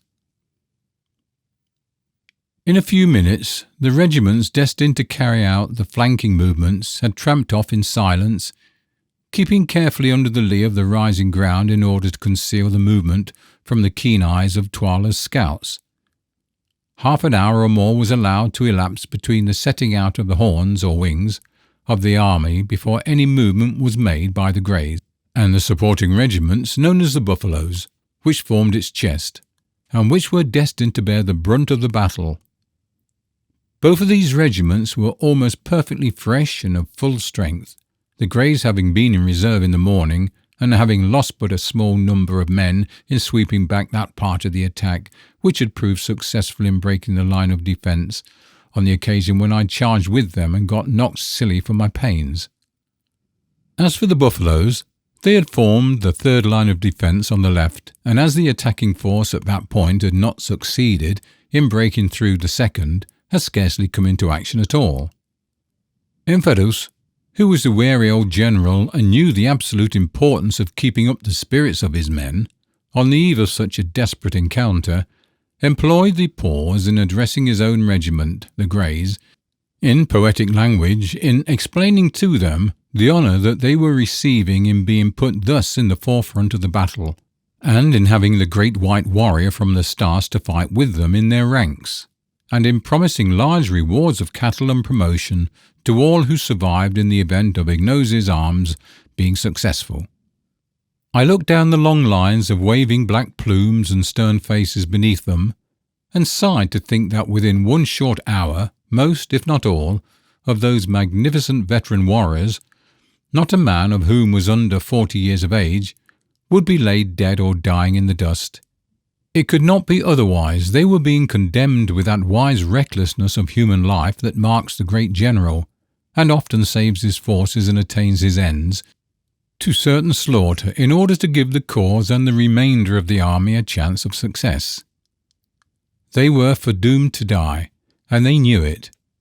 It was to be their task to engage regiment after regiment of Twala's army on the narrow strip of green beneath us, till they were exterminated, or till the wings found a favourable opportunity for their onslaught. And yet they never hesitated, nor could I detect a sign of fear upon the face of a single warrior. There they were, going to certain death, about to quit the blessed light of day for ever, and yet able to contemplate their doom without a tremor. I could not, even at that point, help contrasting their state of mind with my own, which was far from comfortable, and breathing a sigh of envy and admiration. Never before had I seen such an absolute devotion to the idea of duty, and such a complete indifference to its bitter fruits. "Behold your king," ended old Infidus, pointing to Ignosi. "Go fight and fall for him, as is the duty of brave men, and cursed and shameful forever be the name of him who shrinks from death for his king, or who turns his back to his enemies. Behold your king, chiefs, captains, and soldiers. Now do your homage to the sacred snake, and then follow on, that Incumber and I may show ye the road to the heart of Twala's forces." There was a moment's pause, then suddenly there rose from the serried phalanxes before us a murmur like the distant whisper of the sea, caused by the gentle tapping of the handles of 6,000 spears against their holders' shields. Slowly it swelled till its growing volume deepened and widened into a roar of rolling noise that echoed like thunder against the mountains, and filled the air with heavy waves of sound. Then it decreased and slowly died away into nothing, and suddenly out crashed the royal salute. Ignosi, I thought to myself, might well be a proud man that day, for no Roman emperor ever had such a salutation from gladiators about to die. Ignosi acknowledged this magnificent act of homage by lifting his battle-axe, and then the Greys filed off in a triple-line formation, each line containing about 1,000 fighting men, exclusive of officers. When the last line had gone some 500 yards, Ignosi put himself at the head of the buffaloes, which regiment was drawn up in a similar three-line formation, and gave the word to march, and off we went. I, needless to say, uttered the most heartfelt prayers that I might come out of that job with a whole skin. Many a queer position have I found myself in, but never before in one quite so unpleasant as the present, or one in which my chance of coming off safe was so small. By the time that we reached the edge of the plateau, the Greys were already halfway down the slope, ending in the tongue of grassland that ran up into the bend of the mountain, something as the frog of a horse's foot runs up into the shoe. The excitement of Twala's camp on the plain beyond was very great, and regiment after regiment was starting forward at a long swinging trot in order to reach the root of the tongue of land before the attacking force could emerge into the plain of Loo. This tongue of land, which was some 300 yards in depth, was even at its root or widest part not more than 350 paces across, while at its tip it scarcely measured 90. The Greys, who in passing down the side of the hill and on to the tip of the tongue had formed in column, and on reaching the spot where it broadened out again, resumed their triple-line formation and halted dead. Then we, that is the buffaloes, moved down the tip of the tongue and took our stand in reserve about 100 yards behind the last line of the Greys, and on slightly higher ground. Meanwhile, we had leisure to observe Twala's entire force, which had evidently been reinforced since the morning attack, and could not now, notwithstanding their losses, number less than 40,000, moving swiftly up towards us. But as they drew near the root of the tongue, they hesitated, having discovered that only one regiment could advance into the gorge at a time, and that there, some 70 yards from the mouth of it, unassailable except in front, on account of the high walls of boulder-strewn ground on either side, stood the famous regiment of Greys, the pride and glory of the Kukuana army, ready to hold the way against their forces, as the three Romans once held the bridge against thousands. They hesitated and finally stopped their advance. There was no eagerness to cross spears with those three lines of grim warriors who stood so firm and ready. Presently, however, a tall general with the customary headdress of nodding ostrich plumes came running up, attended by a group of chiefs and orderlies, being, I thought, none other than Twala himself, and gave an order, and the first regiment raised a shout and charged up towards the Greys, who remained perfectly still and silent until the attacking troops were within 40 yards, and a volley of tollers or throwing knives came rattling among their ranks. Then suddenly, with a bound and a roar, they sprang forward with uplifted spears, and the two regiments met in deadly strife. Next second, the roll of the meeting shields came to our ears like the sound of thunder, and the whole plain seemed to be alive with flashes of light reflected from the stabbing spears. To and fro swung the heavy mass of struggling, stabbing humanity. But not for long.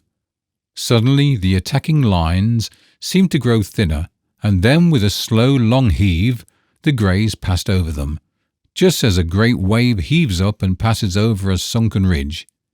It was done. That regiment was completely destroyed, But the Greys had but 2 lines left now. A third of their number was dead. Closing up shoulder to shoulder once more, they halted in silence and awaited attack, and I was rejoiced to catch sight of Sir Henry's yellow beard as he moved to and fro arranging the ranks. So he was yet alive. Meanwhile, we moved up onto the ground of the encounter, which was cumbered by about 4,000 prostrate human beings, dead, dying and wounded, and literally stained red with blood. Ignosi issued an order which was rapidly passed down the ranks, to the effect that none of the enemy's wounded were to be killed, and so far as we could see this order was scrupulously carried out.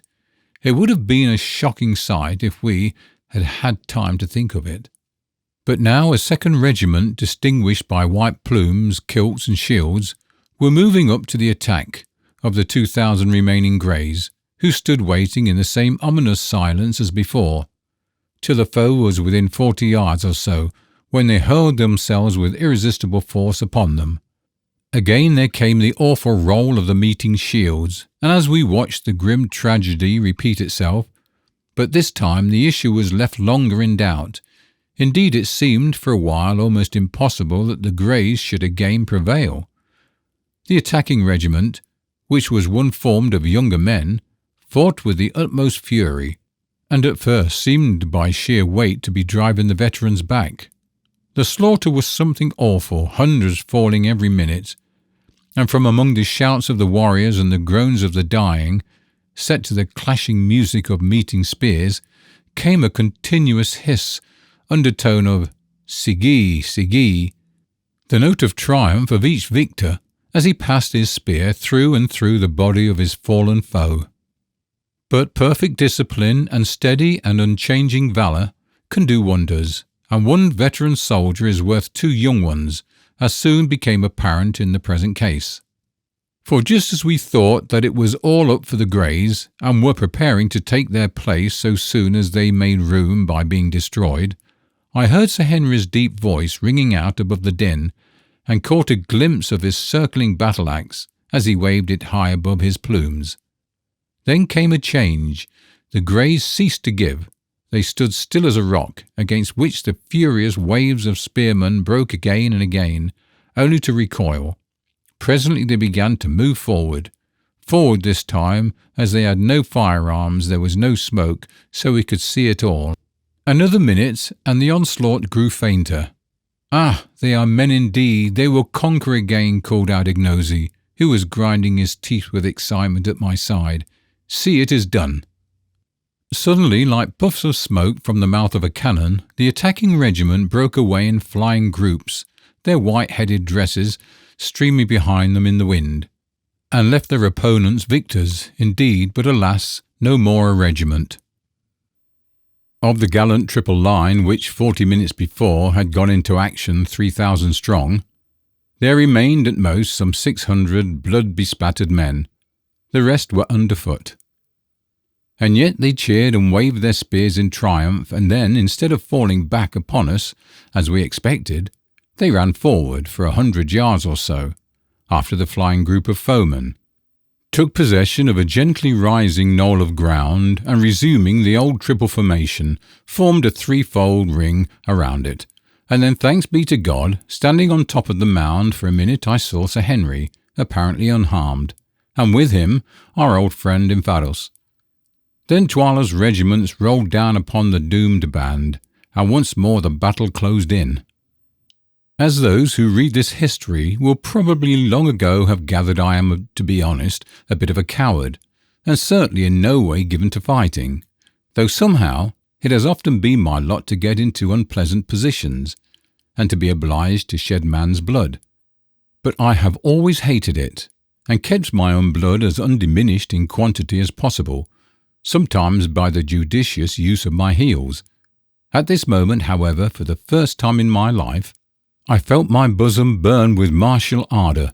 Warlike fragments from the Ingleby legends, together with numbers of sanguinary verses from the Old Testament, sprang up in my brain like mushrooms in the dark. My blood, which hitherto had been half frozen with horror, went beating through my veins, and there came upon me a savage desire to kill and spare not. I glanced round at the serried ranks of warriors behind me, and somehow, all in an instant, began to wonder if my face looked like theirs. There they stood, their heads craned forward over their shields, the hands twitching, the lips apart, the fierce features instinct with a hungry lust of battle, and in the eyes a look like the glare of a bloodhound when he sights his quarry. Only Ignosi's heart seemed, to judge from his comparative self-possession to all appearance, to beat as calmly as ever beneath his leopard-skin cloak, though even he still kept on grinding his teeth. I could stand it no longer. "Are we to stand here till we put out roots, Umbupa? Ignosi, I mean? Will Twala swallow our brothers yonder?" I asked. "Nay, Macamazon," was the answer. "See, now is the ripe moment. Let us pluck it." As he spoke, a fresh regiment rushed past the ring upon the little mound, and wheeling round attacked it from the hither side. Then lifting his battle-axe, Ignosi gave the signal to advance, and raising the Kukuana battle cry, the buffaloes charged home with a rush like the rush of the sea. What followed immediately on this is out of my power to tell.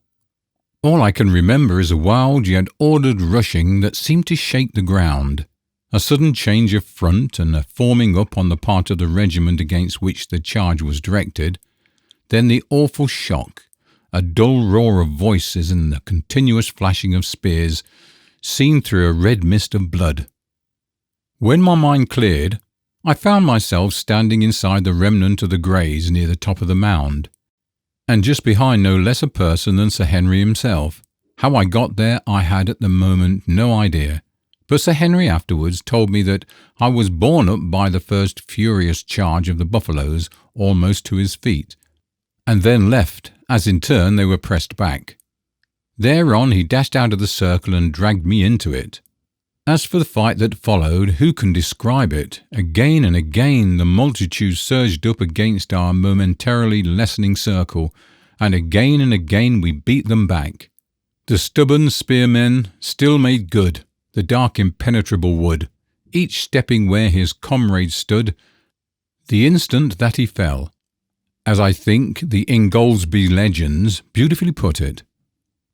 It was a splendid thing to see those brave battalions come on time after time over the barriers of their dead, sometimes holding corpses before them to receive our spear thrusts, only to leave their own corpses to swell the rising pile. It was a gallant sight to see that sturdy old warrior Infidus, as cool as though he were on parade, shouting out orders, taunts, and even jests, to keep up the spirit of his few remaining men, and then, as each charge rolled up, stepping forward to wherever the fighting was thickest to bear his share in repelling it. And yet more gallant was the vision of Sir Henry, whose ostrich plumes had been torn off by a spear stroke, so that his long yellow hair streamed out in a breeze behind him. There he stood, the great Dane, for he was nothing else, his hands, his axe, and his armour all red with blood, and none could live before his stroke. Time after time I saw it come sweeping down, as some great warrior ventured to give him battle, and as he struck he shouted, "Ahoy, ahoy!" like his Berserker forefathers, and the blow went crashing through shield and spear, through headdress, hair and skull, till at last no one would of their own will come near the great white Tagati, wizard, who killed and failed not. But suddenly there rose a cry of "Twala, Twala," and out of the press sprang forward none other than the gigantic one-eyed king himself, also armed with a battle-axe and shield, and clad in chain armour. "Where art thou, Nkumbu, thou white man who slew Skraga my son? See if you canst kill me," he shouted, and at the same time hurled a tola straight at Sir Henry, who fortunately saw it coming and caught it on his shield, which transfixed it, remaining wedged in the iron plate behind the hide. Then with a cry, Twala sprang forward straight at him, and with his battle-axe struck him such a blow upon the shield that the mere force and shock of it brought Sir Henry, strong as he was, down upon his knees. But at the time the matter went no further, for at that instant there rose from the regiments pressing around us something like a shout of dismay, and on looking up I saw the cause. To the right and to the left the plain was alive with the plumes of charging warriors. The outflanking squadrons had come to our relief. The time could not have been better chosen. All Twala's army had, as Ignosi had predicted would be the case, fixed their attention on the bloody struggle which was raging round the remnants of the Greys and the Buffaloes, who were now carrying on a battle of their own at a little distance. Which 2 regiments had formed the chest of our army. It was not until the horns were about to close upon them that they had dreamed of their approach, and now before they could even assume a proper formation for defence, the outflanking impis had leapt like greyhounds on their flanks. In 5 minutes the fate of the battle was decided. Taken on both flanks and dismayed by the awful slaughter inflicted upon them by the Greys and Buffaloes, Twala's regiments broke into flight, and soon the whole plain between us and Lu was scattered with groups of flying soldiers making good their retreat. As for the troops that had so recently surrounded us and the Buffaloes, they melted away as though by magic, and presently we were left standing there like a rock from which the sea had retreated. But what a sight it was! Around us the dead and dying laid in heaped-up masses, and of the gallantry Greys there remained alive but 95 men. More than 2,900 had fallen in this one regiment, most of them never to rise again. "Men," said Infidus calmly, as between the intervals of binding up a wound in his arm, he surveyed what remained to him of his cause. "Ye have kept up the reputation of your regiment, and this day's fighting will be spoken of by your children's children." Then he turned round and shook Sir Henry Curtis by the hand. "Thou art a great man, Incumber," he said simply. "I have lived a long life among warriors, and have known many a brave one, yet have I never seen a man like thee." At this moment the Buffaloes began to march past our position on the road to Lu, and as they did so a message was brought to us from Ignosi, requesting Infidus, Sir Henry and myself to join him. Accordingly, orders having been issued to the remaining 90 men of the Greys to employ themselves in collecting the wounded, we joined Ignosi, who informed us that he was pressing on to Lu to complete the victory by capturing Twala, if that should be possible. Before we had gone far, we suddenly discovered the figure of Good, sitting on an ant heap about 100 paces from us. Close behind him was the body of a Kukuana. "He must be wounded," said Sir Henry anxiously. As he made the remark, an untoward thing happened. The dead body of the Kukuana soldier, or rather, what had appeared to be his dead body, suddenly sprang up, knocked Good head over heels off the ant heap, and began to spear him. We rushed forward in terror. As we drew near, we saw the brawny warrior making dig after dig at the prostrate Good, who, at each prod, jerked all his limbs into the air. Seeing us coming, the Kukuana gave one final most vicious dig, and with a shout of "Take that, wizard!" bolted off. Good did not move, and we concluded that our poor comrade was done for. Sadly, we came towards him, and were indeed astonished to find him pale and faint indeed, but with a serene smile upon his face and his eyeglass still fixed in his eye. "Capital armour this," he murmured on catching sight of our faces bending over him. How sold he must have been, and then he fainted. On examination we discovered that he had been seriously wounded in the leg by a toller in the course of the pursuit, but that the chain armour had prevented his last assailant's spear from doing anything more than bruising him badly. It was a merciful escape. As nothing could be done for him at the moment, he was placed on one of the wicker shields used for the wounded and carried along with us. On arriving before the nearest gate of Lu, we found one of our regiments watching it in abeyance to orders received from Ignosi. The remaining regiments in the same way watching the other exits to the town. The officer in command of this regiment coming up saluted Ignosi as king and informed him that Twala's army had taken refuge in the town, whither Twala himself had also escaped, but that he thought they were thoroughly demoralized and would surrender. Thereupon Ignosi, after taking counsel with us, sent forward heralds to each gate, ordering the defenders to open, and promising on his royal word life and forgiveness to every soldier who laid down his arms. The message was not without its effect. Presently, amid the shouts and cheers of the buffaloes, the bridge was dropped across the fosse, and the gates upon the further side flung open. Taking due precautions against treachery, we marched on into the town.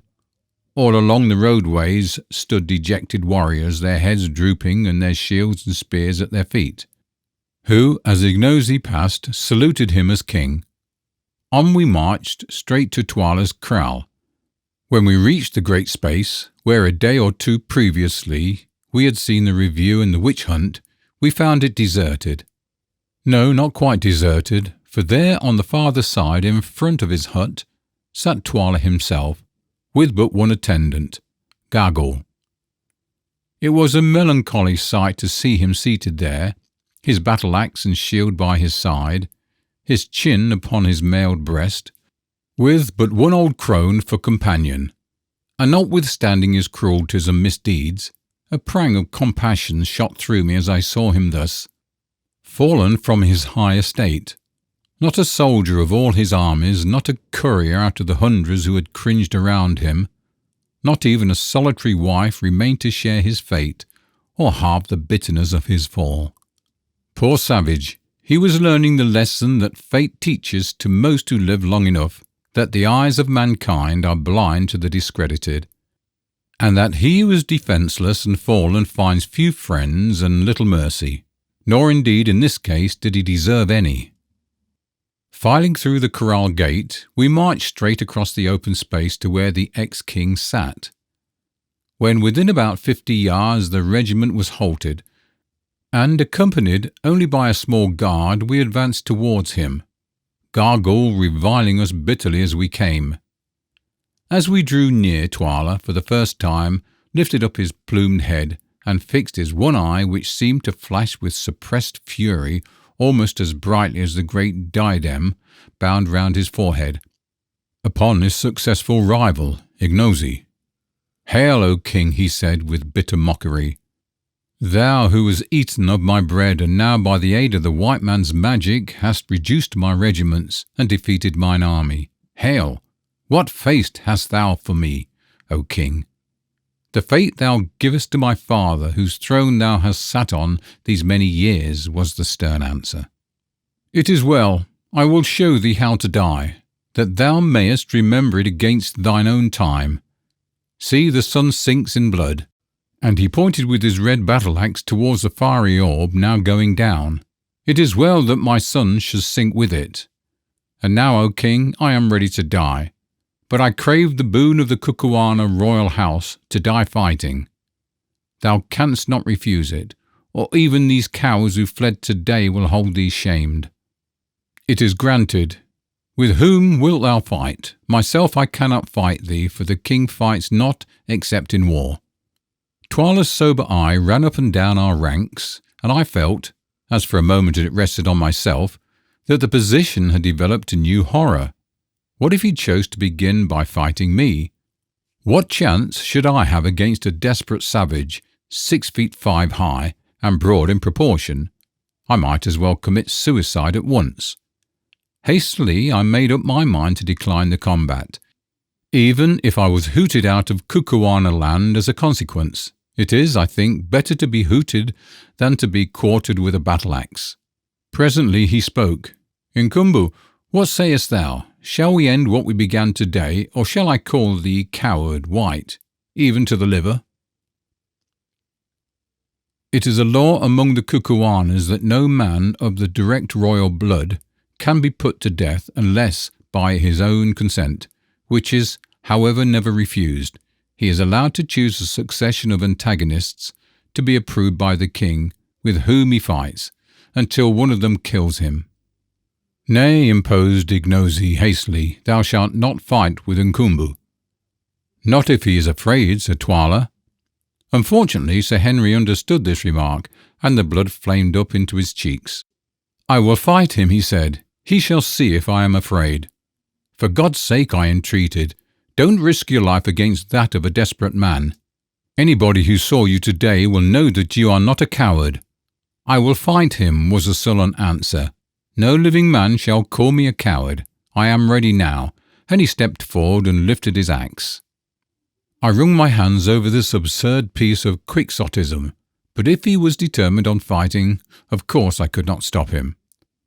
"Fight not, my white brother," said Ignosi, laying his hand affectionately on Sir Henry's arm.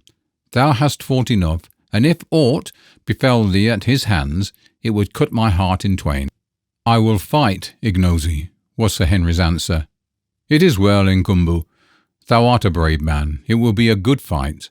Behold, Twala, the elephant is ready for thee." The ex-king laughed savagely and stepped forward and faced Curtis. For a moment they stood there, and the setting sun caught their stalwart frames and clove them both in fire. They were well matched. Then they began to circle round each other, their battle-axes raised. Suddenly Sir Henry sprang forward and struck a fearful blow at Twala, who stepped to one side. So heavy was the stroke that the striker half overbalanced himself, a circumstance at which his antagonist took a prompt advantage. Circling his heavy battle-axe round his head, he brought it down with tremendous force. My heart jumped into my mouth. I thought the affair was already finished. But no, with a quick upward movement of the left arm, Sir Henry interposed his shield between himself and the axe, with the result that its outer edge was shorn clean off, the axe falling on his left shoulder, but not heavily enough to do any serious damage. In another second Sir Henry got in another blow, which was also received by Twala upon his shield. Then, following blow after blow, they were, in turn, either received upon the shield or avoided. The excitement grew intense. The regiment, which was watching the encounter, forgot its discipline, and drawing near, shouted and groaned at every stroke. Just at this time, too, Good, who had been laid upon the ground by me, recovered from his faint, and sitting up perceived what was going on. In an instant he was up and, catching hold of my arm, hopped about from place to place on one leg, dragging me after him, yelling out encouragement to Sir Henry. "Go it, old fella," he hallooed. "That was a good one. Give it him amidships," and so on. Presently Sir Henry, having caught a fresh stroke upon his shield, hit out with all his force. The stroke cut through Twala's shield and through the tough chain armour behind it, gashing him in the shoulder. With a yell of pain and fury, Twala returned the stroke with interest, and such was his blow, shorn right through the rhinoceros horn handle of his antagonist's battle-axe, strengthened as it was with bands of steel, wounding Curtis in the face. A cry of dismay rose from the buffaloes as our hero's broad-axe head fell to the ground, and Twala, again raising his weapon, flew at him with a shout. I shut my eyes. When I opened them again, it was to see Sir Henry's shield lying on the ground, and Sir Henry himself with his great arms twined round Twala's middle. To and fro they swung, hugging each other like bears, straining with all their mighty muscles for dear life and dearer honour. With a supreme effort, Twala swung the Englishman clean off his feet, and down they came together, rolling over and over on the lime paving, Twala striking out at Curtis's head with a battle-axe, and Sir Henry trying to drive the tola he had drawn from his belt through Twala's armour. It was a mighty struggle and an awful thing to see. "Get his axe," yelled Good, and perhaps our champion heard him. At any rate, dropping the tola, he made a grab at the axe which was fastened to Twala's wrist by a strip of buffalo hide, and still rolling over and over they fought for it like wildcats, drawing their breath in heavy gasps. Suddenly the hide string burst, and then, with a great effort, Sir Henry freed himself, the weapon remaining in his grasp. Another second he was up on his feet, the red blood streaming from the wound in his face, and so was Twala. Drawing the heavy tola from his belt, he staggered straight at Curtis and struck him upon the breast. The blow came home and true and strong. But whoever it was that made that chain armour understood his art, for it withstood the steel. Again Twala struck out with a savage yell, and again the heavy knife rebounded, and Sir Henry went staggering back. Once more Twala came on, and as he came on, our great Englishman gathered himself together, and swinging the heavy axe round his head, hit at him with all his force.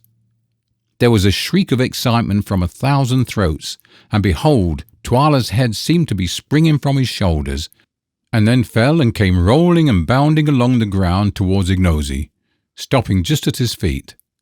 For a second the corpse stood upright, the blood spurting in fountains from the severed arteries. Then with a dull crash it fell to the earth, and the gold torque from the neck went rolling across the pavement. As it did so, Sir Henry, overpowered by faintness and loss of blood, fell heavily across it. In a second he was lifted up and eager hands were pouring water over his face. Another minute, and the great grey eyes opened wide. He was not dead. Then I, just as the sun sank, stepped to where Twala's head lay in the dust, unloosened the diamond from the dead brows, and handed it to Ignosi. "Take it," I said, "lawful king of the Kukuanas." Ignosi bound the diadem upon his brows, and then advancing, placed his foot upon the broad chest of his headless foe, and broke out into a chant, or rather paean of victory, so beautiful and yet so utterly savage that I despair of being able to give an adequate idea of it. I once heard a scholar with a fine voice read aloud from the Greek poet Homer, and I remember that the sound of the rolling lines seemed to make my blood stand still. Ignosi's chant, uttered as it was in a language as beautiful and sonorous as the old Greek, produced exactly the same effect on me, although I was exhausted with toil and many emotions. "Now," he began, "now is our rebellion swallowed up in victory, and our evil-doing justified by strength. In the morning the oppressors rose up and shook themselves. They bound on their plumes and made them ready for war. They rose up and grasped their spears. The soldiers called to the captains, 'Come lead us,' and the captains cried to the king, 'Direct thou the battle.' They rose up in their pride 20,000 men, and yet a 20,000. Their plumes covered the earth as the plumes of a bird cover her nest. They shook their spears and shouted, yea, they hurled their spears into the sunlight. They lusted for the battle and were glad. They came up against me, their strong ones came running swiftly to crush me, they cried. Ha, ha, he is as one already dead. Then breathed I on them, and my breath was as the breath of a storm, and lo, they were not. My lightnings pierced them. I licked up their strength with the lightning of my spears. I shook them to the earth with the thunder of my shouting. They broke, they scattered, they were gone as the mist of the morning. They are food for the crows and the foxes, and the place of battle is fat with their blood. Where are the mighty ones who rose up in the morning? Where are the proud ones who tossed their plumes and cried, he is as one already dead? They bow their heads, but not in sleep. They are stretched out, but not in sleep. They are forgotten. They have gone into the blackness and shall not return. Yea, others shall lead away their wives, and their children shall remember them no more. And I the king, like an eagle have I found my eyrie. Behold, far have I wandered in the night time, yet have I returned to my little ones at the daybreak. Creep ye under the shadow of my wings, O people, and I will comfort ye, and ye shall not be dismayed. Now is the good time, the time of spoil. Mine are the cattle in the valleys, the virgins in the kraals are mine also. The winter is overpast, the summer is at hand. Now shall evil cover up her face, and prosperity shall bloom in the land like a lily. Rejoice, rejoice, my people, let all the land rejoice in that the tyranny is trodden down, in that I am the king. He paused, and out of the gathering gloom there came back the deep reply, Thou art the king. Thus it was that my prophecy to the Herald came true, and within the 48 hours, Twala's headless corpse was stiffening at Twala's gate.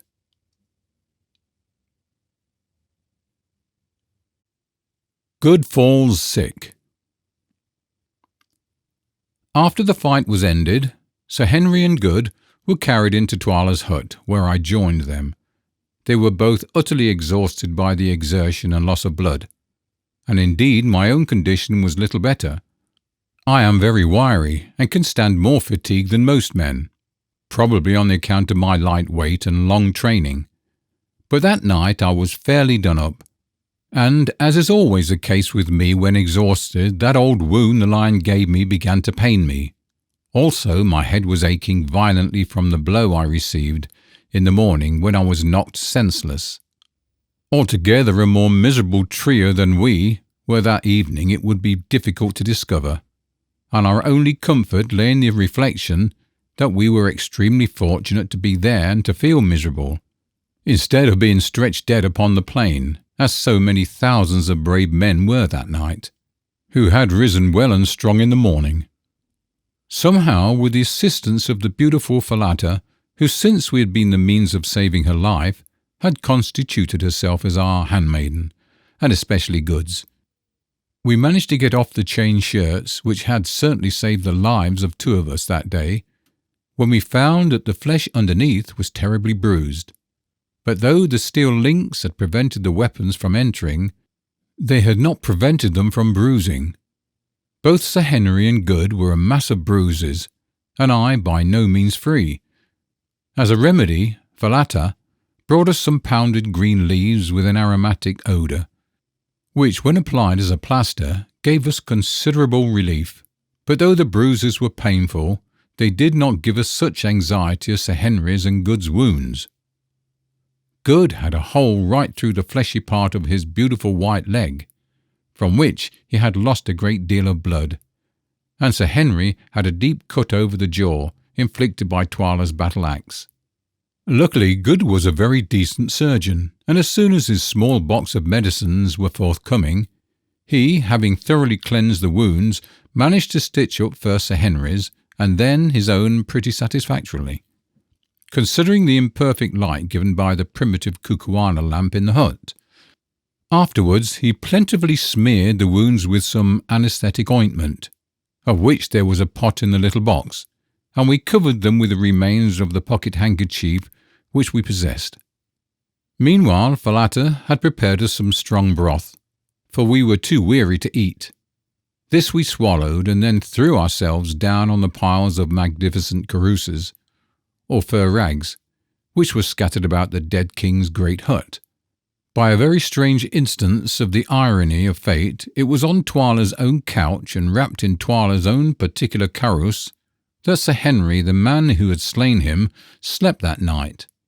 I say slept, but after that day's work, sleep was indeed difficult. To begin with, in every truth, the air was full of farewells to the dying and mournings for the dead. From every direction came the sound of the wailing of women whose husbands, sons and brothers had perished in the fight. No wonder they wailed, for over 20,000 men, or nearly a third of the Kukuana army, had been destroyed in that awful struggle. It was heart-rending to lie and listen to their cries for those who would never return, and it made one realize the full horror of the work done that day to further man's ambition.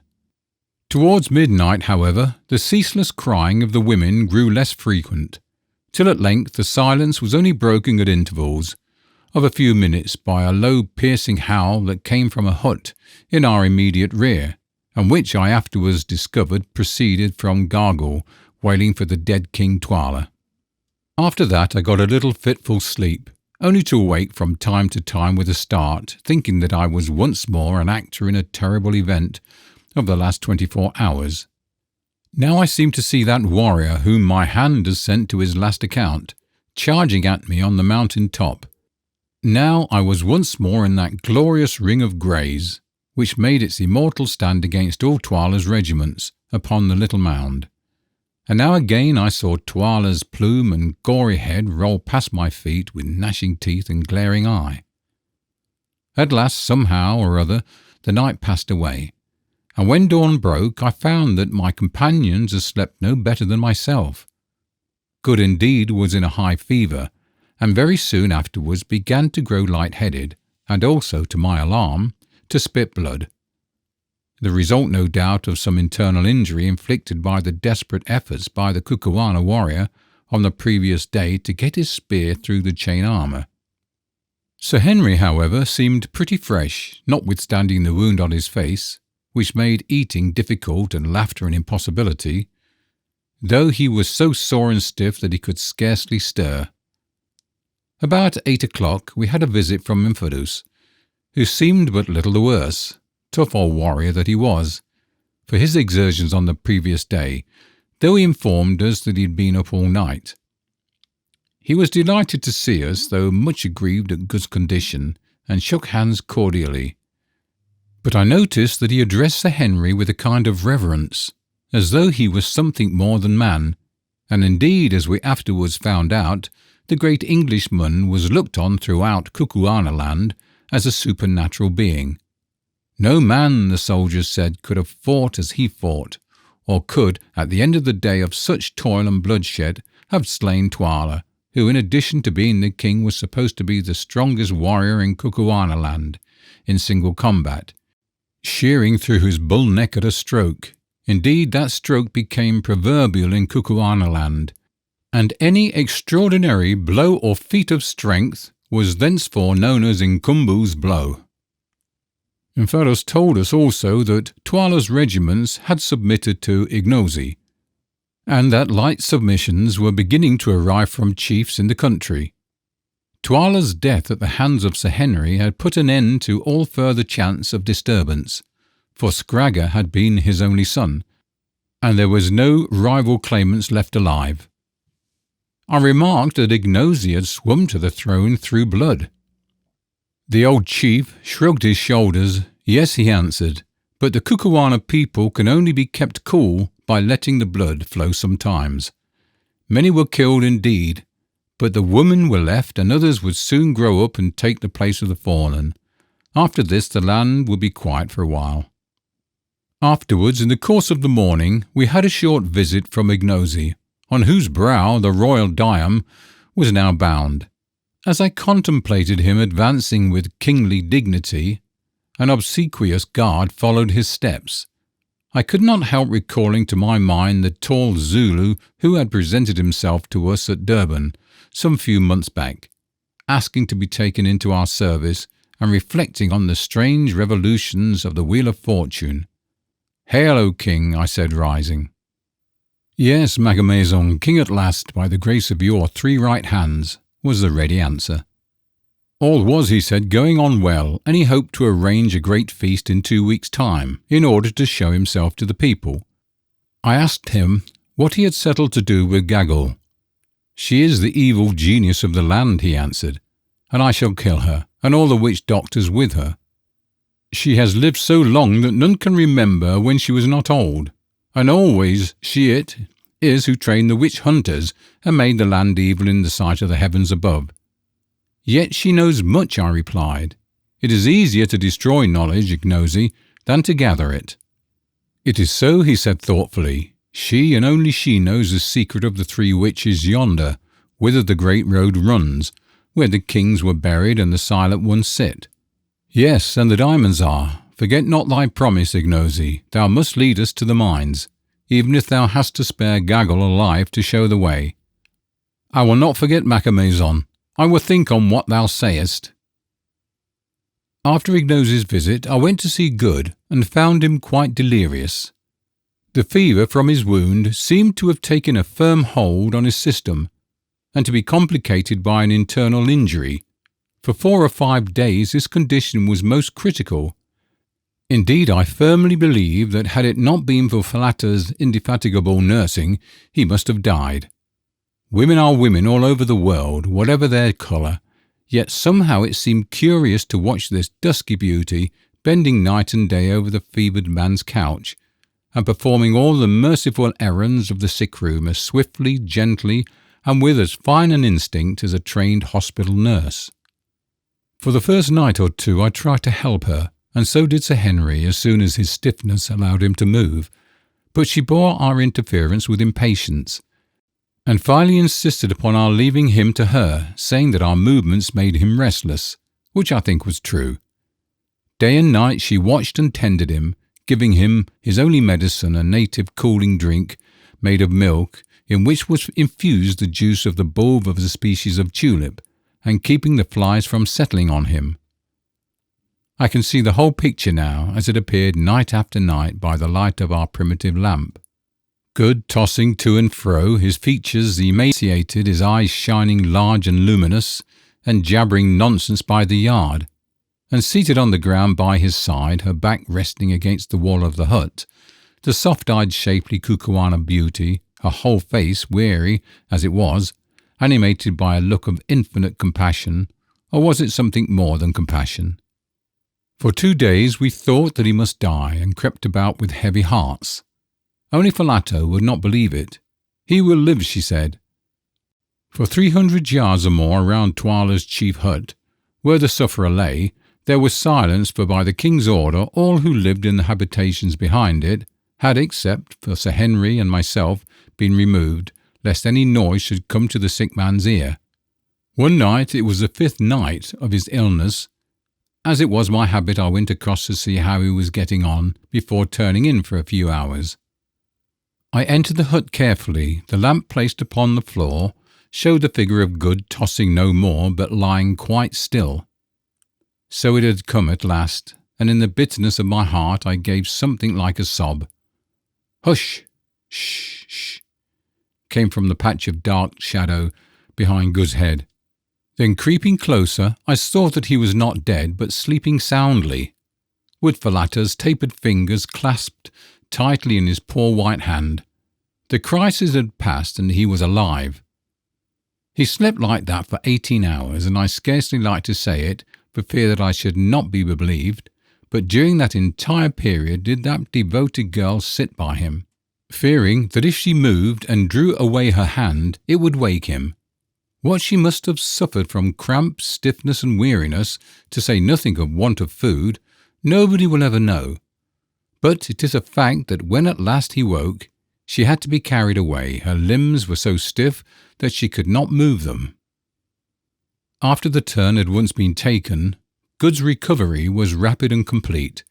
It was not till he was nearly well that Sir Henry told him of all he owed to Falata, and when he came to the story of how she sat by his side for 18 hours, fearing lest by moving she should wake him, the honest sailor's eyes filled with tears. He turned and went straight to the hut where Falata was preparing the midday meal. We were back in our old quarters now, taking me with him to interpret, in case he could not make his meanings clear to her, though I am bound to say she understood him marvellously as a rule, considering how extremely limited was his foreign vocabulary. "Tell her," said Good, "that I owe her my life, and I will never forget her kindness." I interpreted, and under her dark skin she actually seemed to blush. Turning to him with one of those swift and graceful motions that in her always reminded me of the flight of a wild bird, she answered softly, glancing at him with her large brown eyes, "Nay, my lord forgets. Did thou not save my life, and I am not my lord's handmaiden?" It will be observed that the young lady appeared to have entirely forgotten the share which Sir Henry and myself had had in her preservation from Twala's clutches. But that is the way of women. I remember my dear wife was just the same. I retired from that little interview sad at heart. I did not like Miss Falata's soft glances, for I knew that fatal amorous propensities of sailors in general, and Good in particular. There are 2 things in the world, as I have found it, which cannot be prevented. You cannot keep a Zulu from fighting, or a sailor from falling in love upon the slightest provocation. It was a few days after this occurrence that Ignosi held his great Indaba council, and was formally recognised as king by the Indunas, head men of Kukuana land. The spectacle was a most imposing one, including, as it did, a great review of troops. On this day, the remaining fragment of the Greys were formally paraded, and in the face of the army thanked for their splendid conduct in the great battle. To each man the king made a large present of cattle, promoting them one and all to the rank of officers in the new corps of Greys, which was in process of formation. An order was also promulgated throughout the length and breadth of Kukuana land that, while we honoured the country with our presence, we 3 were to be greeted with a royal salute, to be treated with the same ceremony and respect that was by custom accorded to the king, and the power of life and death was publicly conferred upon us. Ignosi, too, in the presence of his people, reaffirmed the promise that he had made, to the effect that no man's blood should be shed without trial, and that witch hunting should cease in the land. When the ceremony was over, we waited upon Ignosi and informed him that we were now anxious to investigate the mystery of the mines to which Solomon Road ran, asking him if he had discovered anything about them. "My friends," he answered, "this I have discovered. It is there that the three great figures sit, who are called the Silent Ones, and to whom Twala would have offered the girl Falata as a sacrifice. It is there, too, in a great cave deep in the mountains, that the kings of the land are buried. There ye shall find Twala's body, sitting with those who went before him. There, too, is a great pit, which at some time long-dead men dug out, perhaps for the stones ye speak of, such as I have heard men in Natal speak of in Kimberley. There, too, in the place of death, is a secret chamber known to none but the king and Gagool. But Twala, who knew it, is dead, and I know it not, nor know I what is in it. But there is a legend in the land that once many generations gone, a white man crossed the mountains and was led by a woman to a secret chamber and shown the wealth.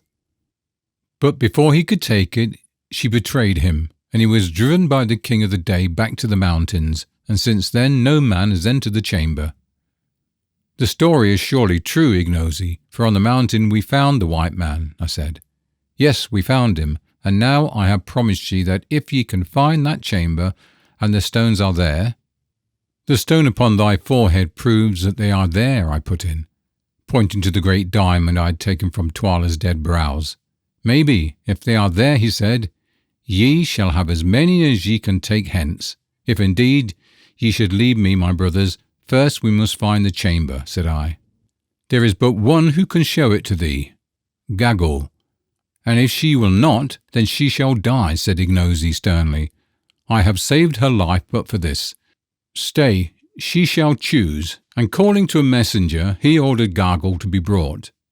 In a few minutes she came, hurried along by two guards, whom she was cursing as she walked. "Leave her," said the king to the guards.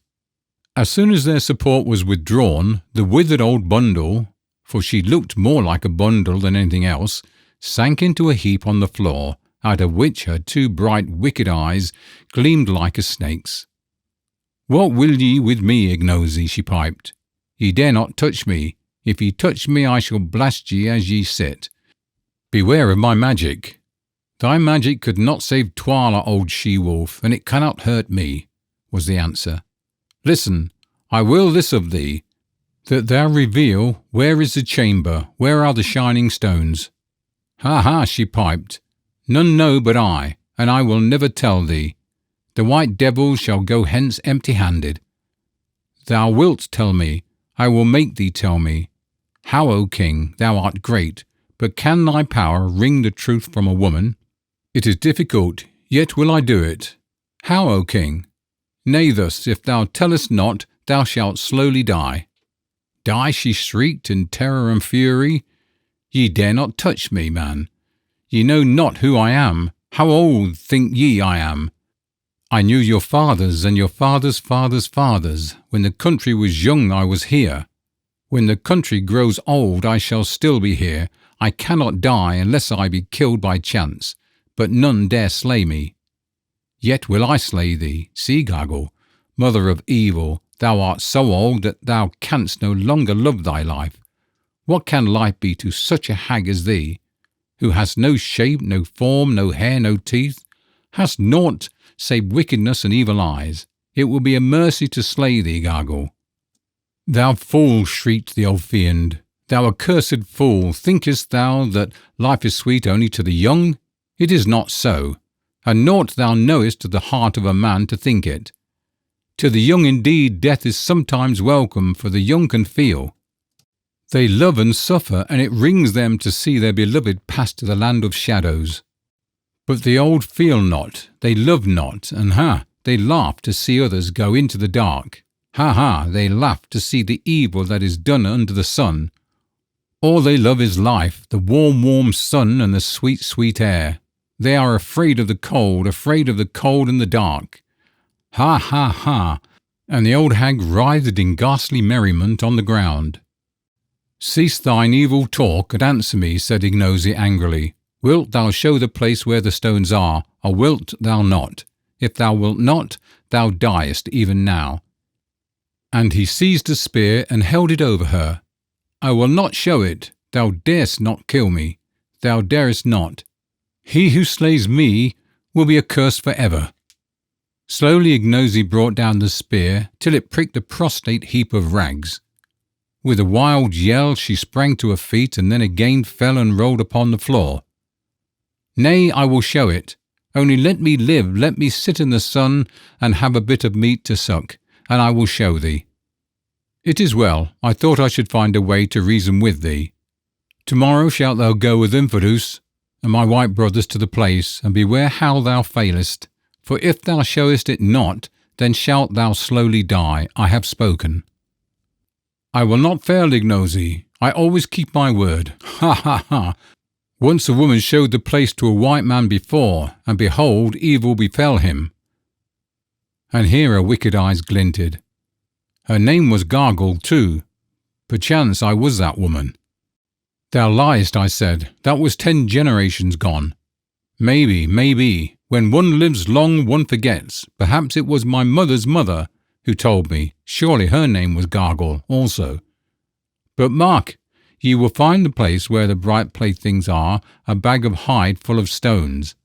The man filled that bag, but he never took it away. Evil befell him. I say, evil befell him. Perhaps it was my mother's mother who told me. It will be a merry journey.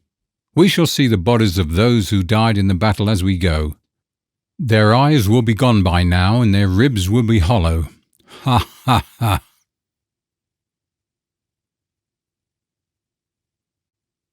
The Place of Death. It was already dark on the 3rd day after the scene described in the previous chapter, when we camped in some huts at the foot of the 3 Witches, as the triangle of mountains was called to which Solomon's great road ran. Our party consisted of our 3 selves and Folata, who waited upon us, especially on good, Infidus and Gagool, who were borne along in a litter, inside which she could be heard muttering and cursing all day long, and a party of guards and attendants.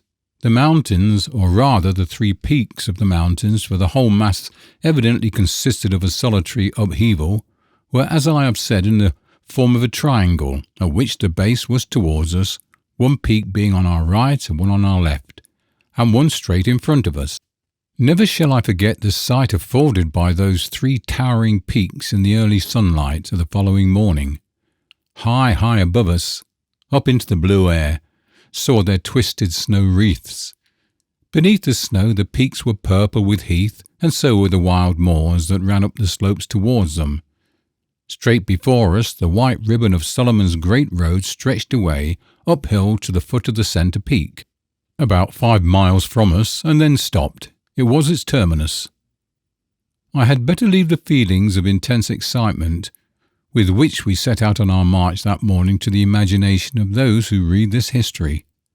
At last we were drawing near to the wonderful mines that had been the cause of the miserable death of the old Portuguese Don 3 centuries ago, or my poor friend, his ill-starred descendant, and also, as we feared, of George Curtis, Sir Henry's brother. Were we destined, after all that we had gone through, to fare any better? Evil befell them, as the old fiend Gagool said. Would it also befall us? Somehow, as we were marching up that last stretch of beautiful road, I could not help feeling a little superstitious about the matter, and so I think did Good and Sir Henry. For an hour and a half or more we tramped up on the heather-fringed road, going so fast in our excitement that the bearers with Gagool's hammock could scarcely keep pace with us, and its occupants piped out to us to stop. "Go more slowly, white men," she said, projecting her hideous shrivelled countenance between the curtains, and fixing her gleaming eyes upon us. "Why will ye run to meet the evil that shall befall ye, ye seekers after treasure?" And she laughed that horrible laugh which always sent a cold shiver down my back, and which for a while quite took the enthusiasm out of us. However, on we went, till we saw before us, and between ourselves and the peak, a vast circular hole with sloping sides, 300 feet or more in depth, and quite half a mile round. "Can't you guess what this is?" I said to Sir Henry and Good, who were staring in astonishment down into the awful pit before us. They shook their heads. "Then it is clear that you have never seen the diamond mines of Kimberley. You may depend on it that this is Solomon's diamond mine. Look there," I said, pointing to the stiff blue clay which was yet to be seen among the grass and bushes which clothed the side of the pit.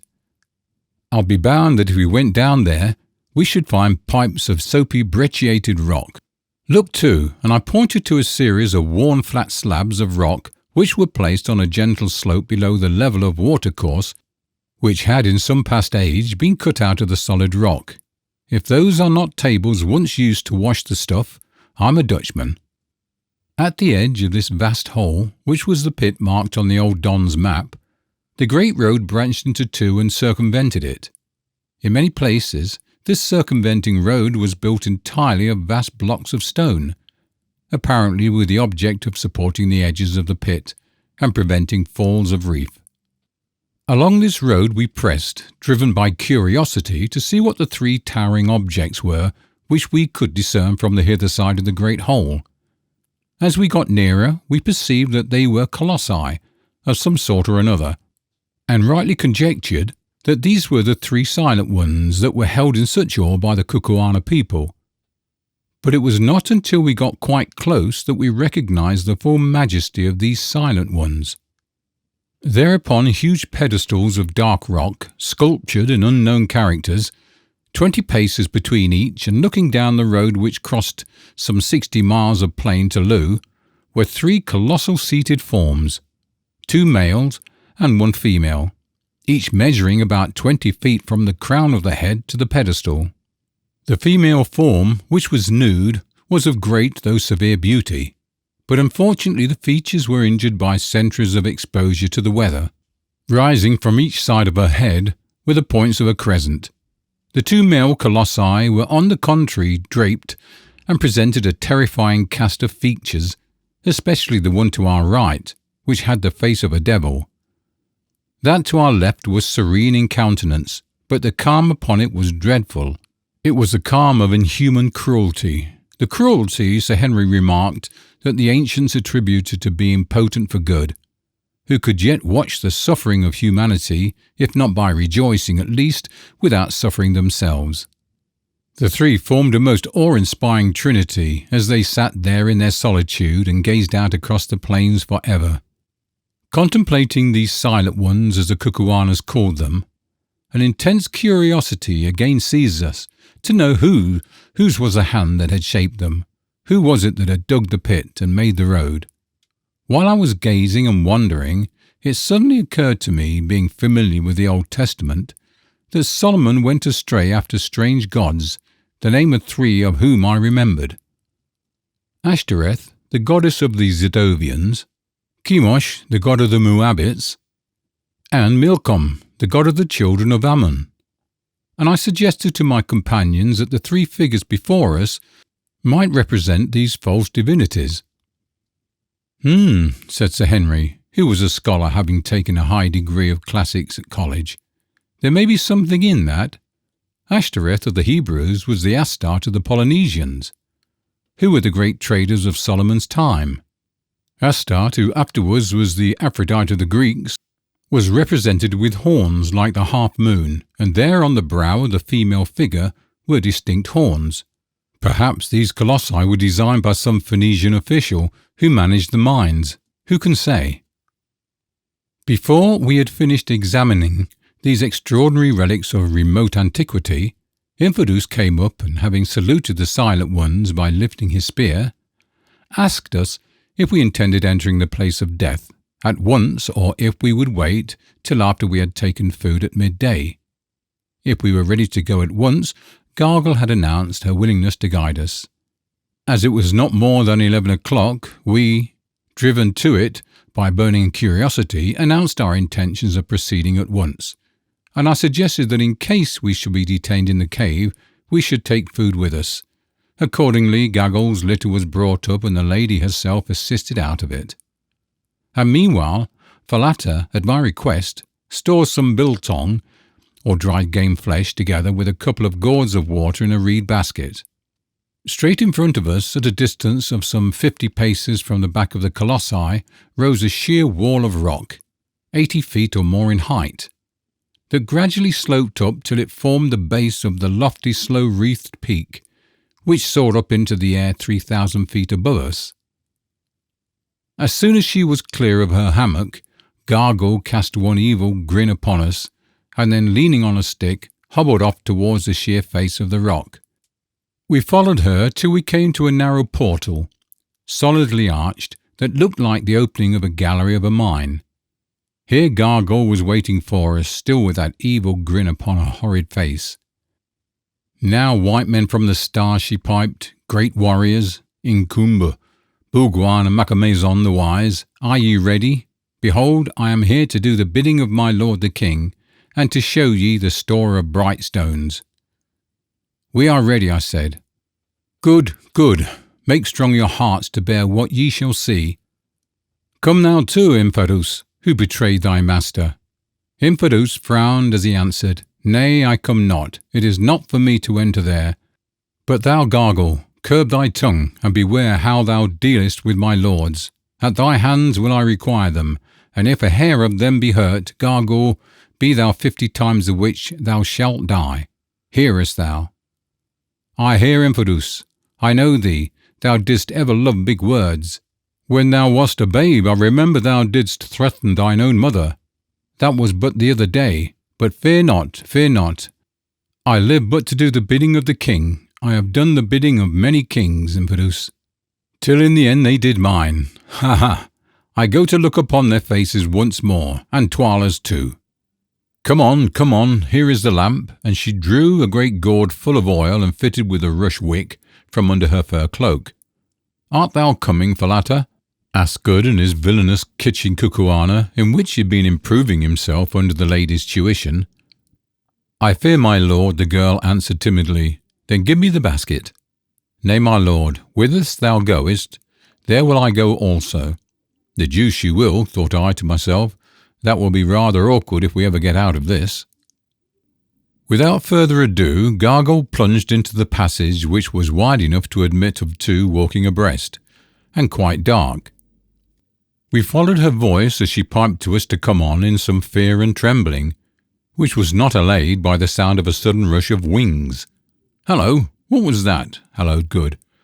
"Somebody hit me in the face."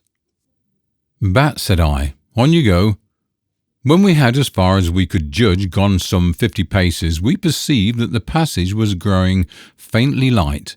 Another minute, and we stood in the most wonderful place that the eyes of living man ever lit on.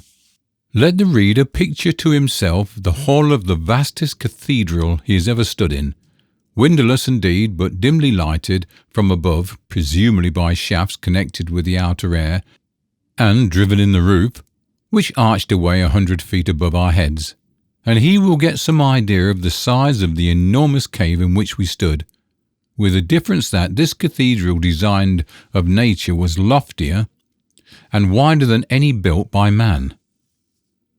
But its stupendous size was the least of the wonders of the place, for running in rows down its length were gigantic pillars of what looked like ice, but were in reality huge stalactites. It is impossible for me to convey any idea of the overpowering beauty and grandeur of these pillars of white spar, some of which were no less than 20 feet in diameter at the base, and sprang up in lofty and yet delicate beauty sheer to the distant roof. Others again were in process of formation. On the rock floor there were, in these cases, what looked, Sir Henry said, exactly like a broken column of an old Grecian temple, while high above, depending from the roof, the point of a huge icicle could be dimly seen, and even as we gazed we could hear the process going on, for presently, with a tiny splash, a drop of water would fall from the far-off icicle onto the column below.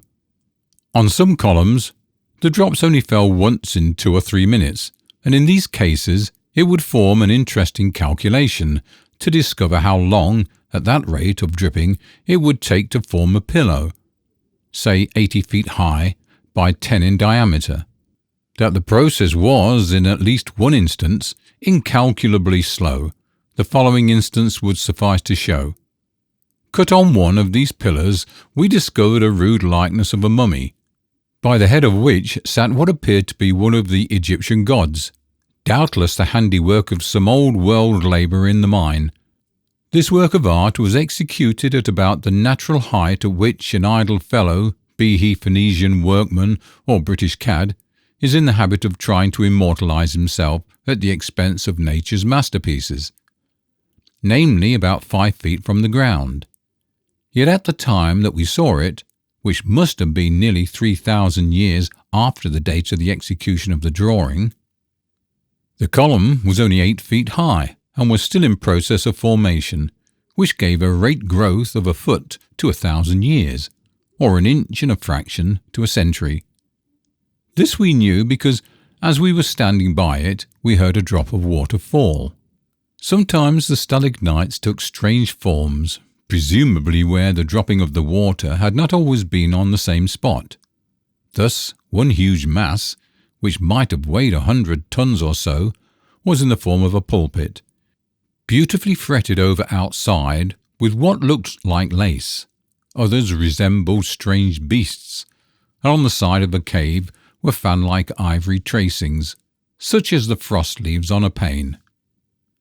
Out of the vast main aisle there opened here and there smaller caves, exactly, Sir Henry said, as chapels open out of great cathedrals.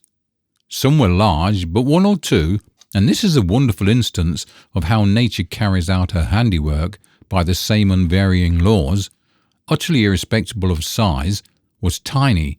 One little nook, for example, was no larger than an unusually big doll's house, and yet it might have been the model of the whole place, for the water dropped, the tiny icicles hung, and the spar columns were formed in just the same way. We had not time, however, to examine this beautiful place as thoroughly as we should have liked to do, for unfortunately Gagool seemed to be indifferent to stalactites, and only anxious to get her business over. This annoyed me the more, as I was particularly anxious to discover, if possible, by what system the light was admitted into the place, and whether it was by the hand of a man or of nature that this was done. Also, if it had been used in any way in ancient times as seemed probable. However, we consoled ourselves with the idea that we would examine it thoroughly on our return, and followed on after our uncanny guide. On she led us, straight to the top of the vast and silent cave, where we found another doorway, not arched as the first was, but square at the top, something like the doorways of Egyptian temples. "Are ye prepared to enter the place of death?" asked Gagool, evidently with a view to making us feel uncomfortable. "Lead on, Macduff," said Good solemnly, trying to look as though he was not at all alarmed, as indeed did we all, except for Falata, who caught Good by the arm for protection. "This is getting rather ghastly," said Sir Henry, peeping into the dark doorway. "Come on, Quatermain, seniors priors, don't keep the old lady waiting," and he politely made way for me to lead the van, for which I inwardly did not bless him. Tap, tap went old Gagool's stick down the passageway as she trotted along, chuckling hideously, and still overcome by some unaccountable presentiment of evil, I hung back. "Come on, old fella," said Good, "or we shall lose our fair guide." Thus adjured, I started down the passage, and after about 20 paces found myself in a gloomy apartment, some 40 feet long by 30 broad and 30 high, which in some past age had evidently been hollowed by hand labour out of the mountain. This apartment was not nearly so well lit as the vast stalagmite antecave, and at the first glance all I could make out was a massive stone table running its length, with a colossal white figure at its head, and life-size white figures all around it.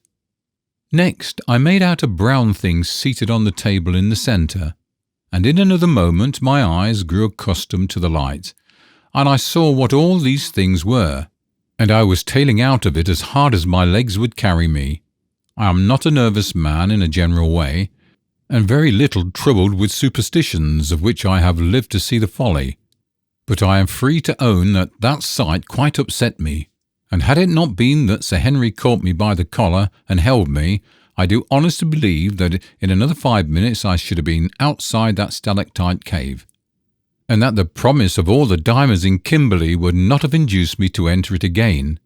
But he held me tight, so I stopped because I could not help myself, but next second his eyes were accustomed to the light too, and he let go of me and began to mop the perspiration off his forehead. As for Good, he swore feebly, and Falata threw her arms around his neck and shrieked. Only Gagool chuckled loud and long. It was a ghastly sight. There at the end of the long stone table, holding in his skeleton fingers a great white spear, sat Death himself, shaped in the form of a colossal human skeleton, 15 feet or more in height. High above his head he held the spear, as though in the act of striking, one bony hand resting on the stone table before him, in the position of a man assumed on rising from his seat, while his frame was bent forward so that the vertebrae of the neck and the grinning, gleaming skull projected towards us and fixed its hollow eye places upon us, the jaw a little open as though it was about to speak. "Great heavens," said I faintingly at last, "what can it be?" "And what are those things?" said Good, pointing to the white company around the table. "And what on earth is that thing?" said Sir Henry, pointing to the brown creature seated on the table. "He, he, he," laughed Gagool. "To those who enter the hall of the dead, evil comes. He, he, he, ha, ha. Come, Nkumbu, brave in battle, come and see how thou slewest." And the old creature caught his coat in her skinny fingers and led him away towards the table. We followed. Presently she stopped and pointed to the brown object seated on the table. Sir Henry looked and started back with an exclamation. And no wonder, for there, seated quite naked on the table, the head, which Sir Henry's battle-axe had shorn from the body, resting on its knees, was the gaunt corpse of Twala, last king of the Kukuanas. Yes, there, the head perched upon the knees, it sat in all its ugliness, the vertebrae projecting a full inch above the level of the shrunken flesh of the neck, for all the world like the black double of Hamilton Tige.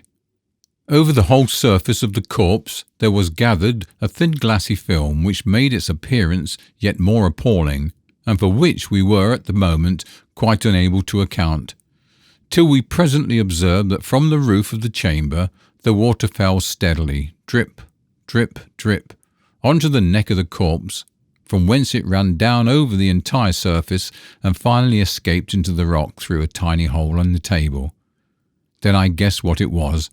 Twala's body was being transformed into a stalactite.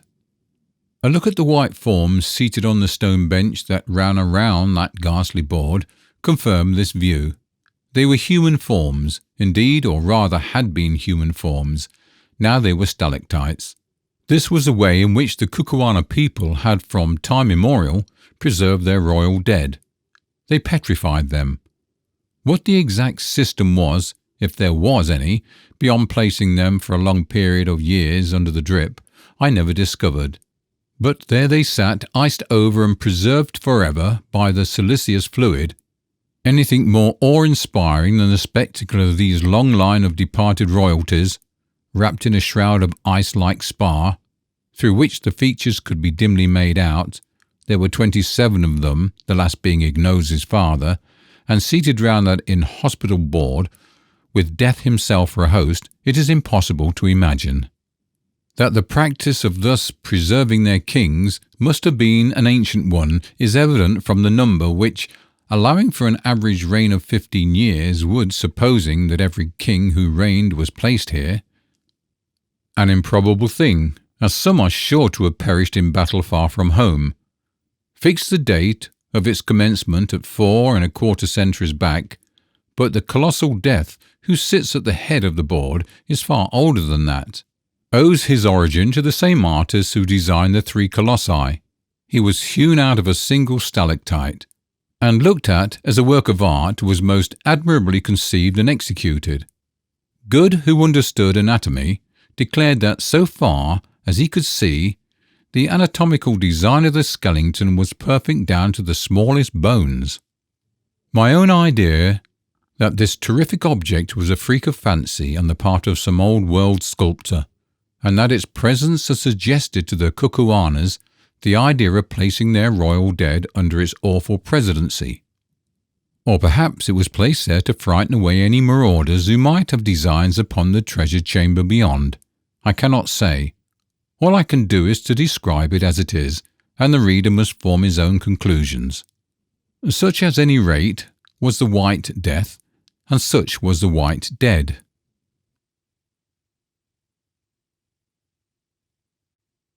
Solomon's Treasure Chamber.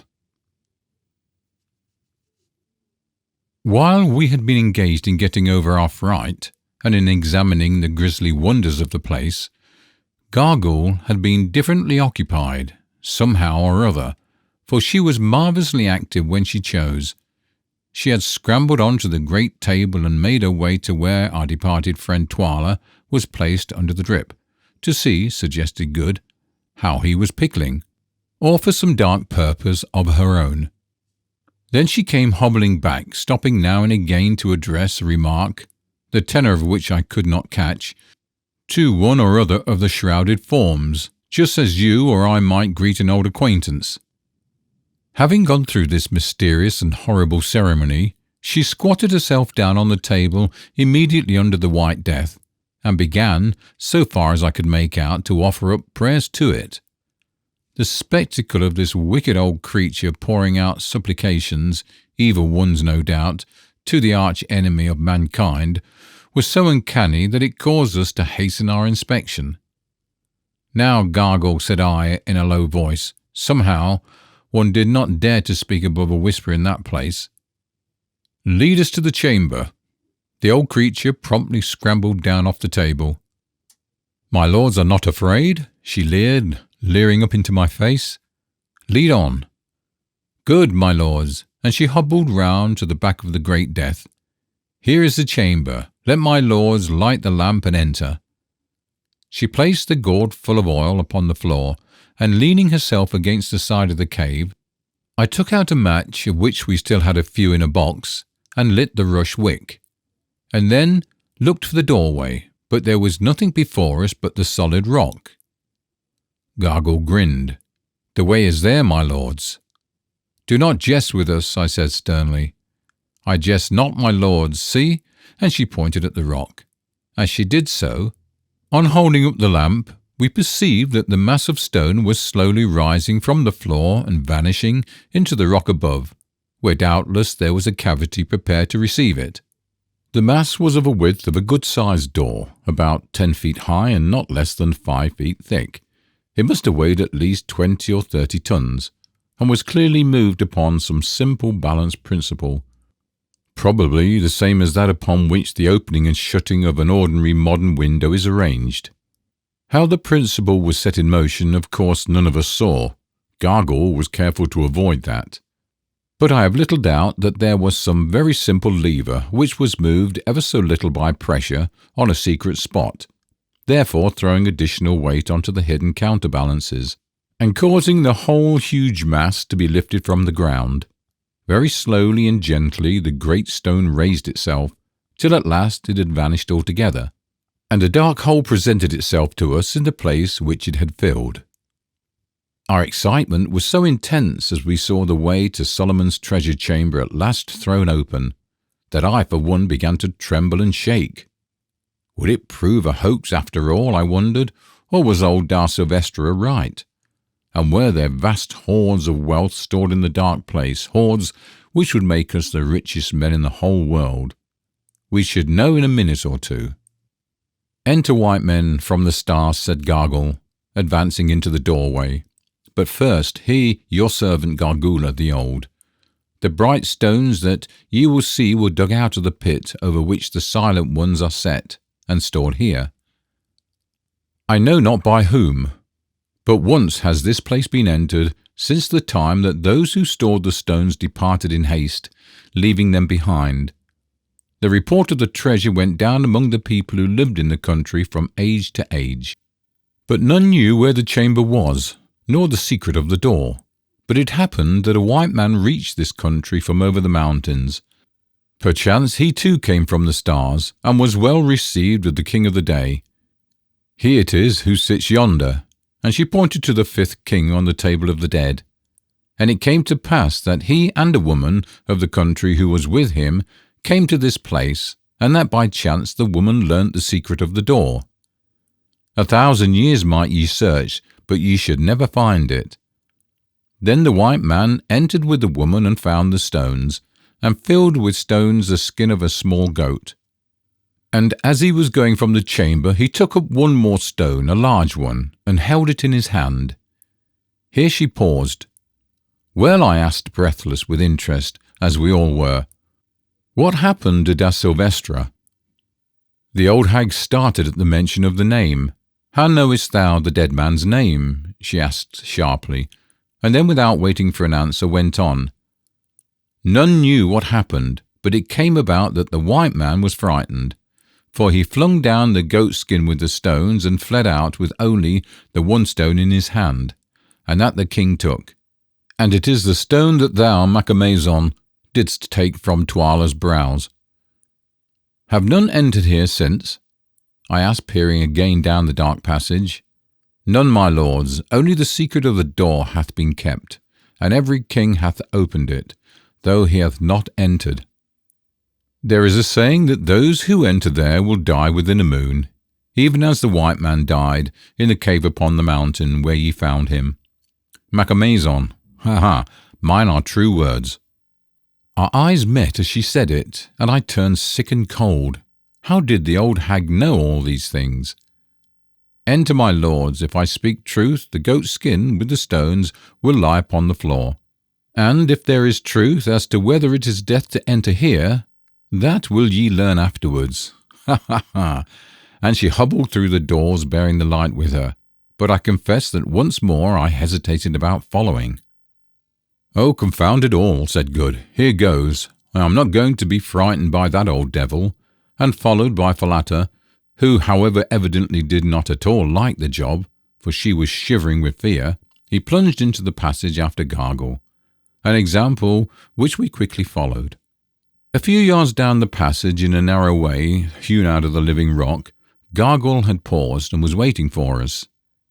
See, my lords, she said, holding a light before her, those who stored the treasure here fled in haste, and bethought them to guard against any who should find the secret of the door, but had not the time. And she pointed to large square blocks of stone which had, to the height of 2 courses, about 2'3", been placed across the passage with a view to walling it up.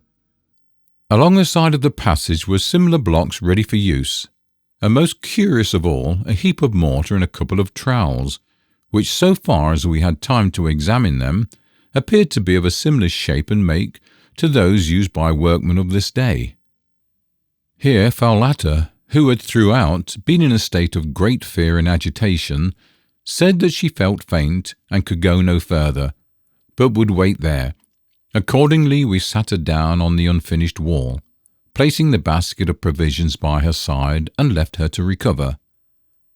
Following the passage for about 15 paces farther, we suddenly came to an elaborately painted wooden door. It was standing wide open. Whoever was last there had either not had the time or had forgotten to shut it. Across the threshold lay a skin bag, formed of a goat skin, that appeared to be full of pebbles. He, white men, sniggered Gagool, as the light from the lamp fell upon it. What did I tell ye? That the white man who came here fled in haste and dropped the woman's bag. Behold it. Good stooped down and lifted it. It was heavy and jingled. By Jove, I believe it's full of diamonds, he said, in an awed whisper. And indeed the idea of a small goat skin full of diamonds is enough to awe anybody. Go on, said Sir Henry impatiently. Here, old lady, give me the lamp. And took it from Gagool's hand. He stepped through the doorway and held it high above his head. We pressed in after him, forgetful for the moment of the bag of diamonds, and found ourselves in Solomon's treasure chamber. At first all that the somewhat faint light given by the lamp revealed was a room hewn out of the living rock, and apparently not more than 10 feet square. Next there came into sight, stored one on the other as high as the roof, a splendid collection of elephants' tusks. How many of them there were we did not know, for of course we could not see how far back they went. But there could not have been less than the ends of 400 or 500 tusks, of the first quality visible to our eyes. There alone was enough ivory before us to make a man wealthy for life. Perhaps, I thought, it was from this very store that Solomon drew his material for his great throne of ivory, of which there was not the like made in any kingdom. On the opposite side of the chamber were about a score of wooden boxes, something like Martini Henry ammunition boxes, only rather larger and painted red. "There are the diamonds," I cried. "Bring the light." Sir Henry did so, holding it close to the top box, of which the lid, rendered rotten by time, even in that dry place, appeared to have been smashed in, probably by De Silva himself. Pushing my hand through the hole in the lid, I drew it out, full not of diamonds but of gold pieces, of a shape that none of us had seen before, and with what looked like Hebrew characters stamped upon them. "Ah," I said, replacing the coin, "we shan't go empty-handed anyhow. There must be a couple of 1,000 pieces in each box, and there are 18 boxes. I suppose it was the money to pay the workmen and the merchants." "Well," put in Good, "I think this is the lot. I don't see any diamonds unless the old Portuguese put them all in this bag." "Let my lords look yonder, where it is darkest, if they would find the stones," said Gagool, interpreting our looks.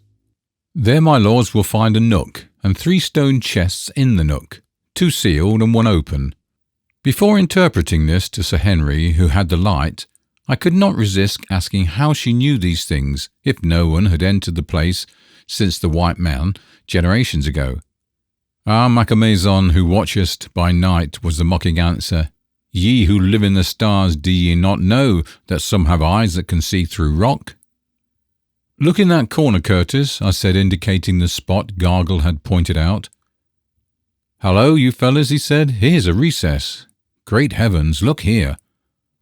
We hurried up to where he was standing in a nook, something like a small bow window. Against the wall of this recess were placed 3 stone chests, each about 2 feet square. 2 were fitted with stone lids. The lid of the third rested against the side of the chest, which was open. "Look," he repeated, hoarsely holding the lamp over the open chest. We looked and for a moment could make nothing out, on account of the silvery sheen that dazzled us. When our eyes got used to it, we saw that the chest was 3 parts full of uncut diamonds, most of them of considerable size. Stooping, I picked some up. Yes, there was no mistake about it. There were the unmistakable soapy feel about them. I fairly gasped as I dropped them. "We are the richest men in the whole world," I said. "Monte Cristo is a fool to us." "We shall flood the market with diamonds," said Good. "Got to get them there first," suggested Sir Henry, and we stood with pale faces and stared at each other, with a lantern in the middle and the glimmering gems below, as though we were conspirators about to commit a crime, instead of being, as we thought, the 3 most fortunate men on earth. "He, he, he," went an old Gagool behind us, as she flitted about like a vampire bat. "There are the bright stones that ye love, white men. As many as ye will. Take them, run them through your fingers. Eat of them, he he. Drink of them, ha ha." There was something so ridiculous at that moment, to my mind, in the idea of eating and drinking diamonds, that I began to laugh outrageously, an example which the others followed without knowing why. There we stood and shrieked with laughter over the gems which were ours, which had been found for us thousands of years ago by the patient delvers in the great hole yonder, and stored for us by Solomon's long-dead overseer, whose name, perchance, was written in the characters stamped on the faded wax that yet adhered to the lids of the chest. Solomon never got them, nor David, nor De Silva, nor anyone else. We had got them. There before us were millions of pounds worth of diamonds and thousands of pounds worth of gold and ivory, only waiting to be taken away. Suddenly the fit passed off, and we stopped laughing. "Open the other chests, white men," croaked Gagool. "There are surely more therein.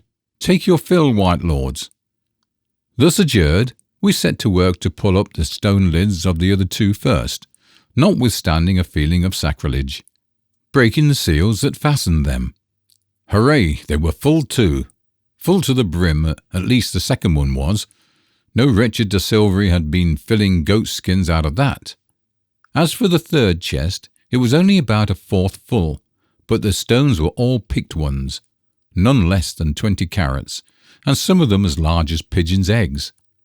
Some of these biggest ones, however, we could see by holding them up to the light, were a little yellow, off-coloured, as they call it at Kimberley. What we did not see, however, was the look of fearful malevolence that old Gagool favoured us with as she crept like a snake out of the treasure chamber and down the passage towards the massive doors of solid rock. Hark! Cry upon cry comes ringing up the vaulted path. It was Falata's voice. "Oh, Bhagwan! Help! Help! The rock falls! Leave go, girl, then! Help! Help! She has stabbed me!" By now we were running down the passage, and this is what the light from the lamp falls on. The door of the rock is slowly closing down. It is not 3 feet from the floor. Near it struggle Falata and Gagool. The red blood of the former runs to her knees, but still the brave girl holds the old witch, who fights like a wildcat. Ah, she is free. Falata fails, and Gagool throws herself on the ground to twist herself like a snake through the crack of the closing stone. She is under. Oh God, too late, too late. The stone nips her, and she yells in agony. Down, down it comes, all the 30 tons of it, slowly pressing her whole body against the rock below. Shriek after shriek, such as we never heard. Then a long sickening crunch, and the door was shut, just as we, rushing down the passage, hurled ourselves against it. It was all done in 4 seconds. Then we turned to Falata. The poor girl was stabbed in the body, and could not, I saw, live long. "Ah, Bhagwan, I die," gasped the beautiful creature. "She crept out, Gagool. I did not see her. I was faint. And the door began to fall. Then she came back and was looking up the path. And I saw her coming in through the slowly falling door and caught her and held her. And she stabbed me. And I died, Bhagwan." Poor girl, Good cried. And then, as he could do nothing else, he fell to kissing her. "Bhagwan," she said after a pause, "is Macamazon there? It grows so dark I cannot see." "Here I am, Falata." "Macamazon, be my tongue for a moment, I pray thee, for Bhagwan cannot understand me, and before I go into the darkness I would speak a word." "Say on, Falata, I will render it." "Say to my lord Bhagwan that I love him and that I am glad to die, because I know that he cannot cumber his life with such as me, for the sun cannot mate with the darkness, nor the white with the black. Say that at times I felt as though there were a bird in my bosom, which would one day fly hence and sing elsewhere, and my brain grows cold. I do not feel as though my heart were dying. It is so full of love that could live 1,000 years and yet be young. Say that if I live again, maybe I shall see him in the stars, and that I will search them all, though perchance I should there still be black and he would still be white. Say, nay, Macamazon, say no more, save that I love. Oh, hold me closer, Bhagwan, I cannot feel thine arms. Oh, oh." She is dead, said Good, rising in grief, the tears running down his honest face. "You need not let that trouble you, old fellow," said Sir Henry. "Eh?" said Good. "What do you mean?" "I mean that you will soon be in a position to join her. Man, don't you see that we are buried alive?" Until Sir Henry uttered these words, I do not think the full horror of what had happened had come home to us, preoccupied as we were with the sight of poor Falata's end. But now we understood.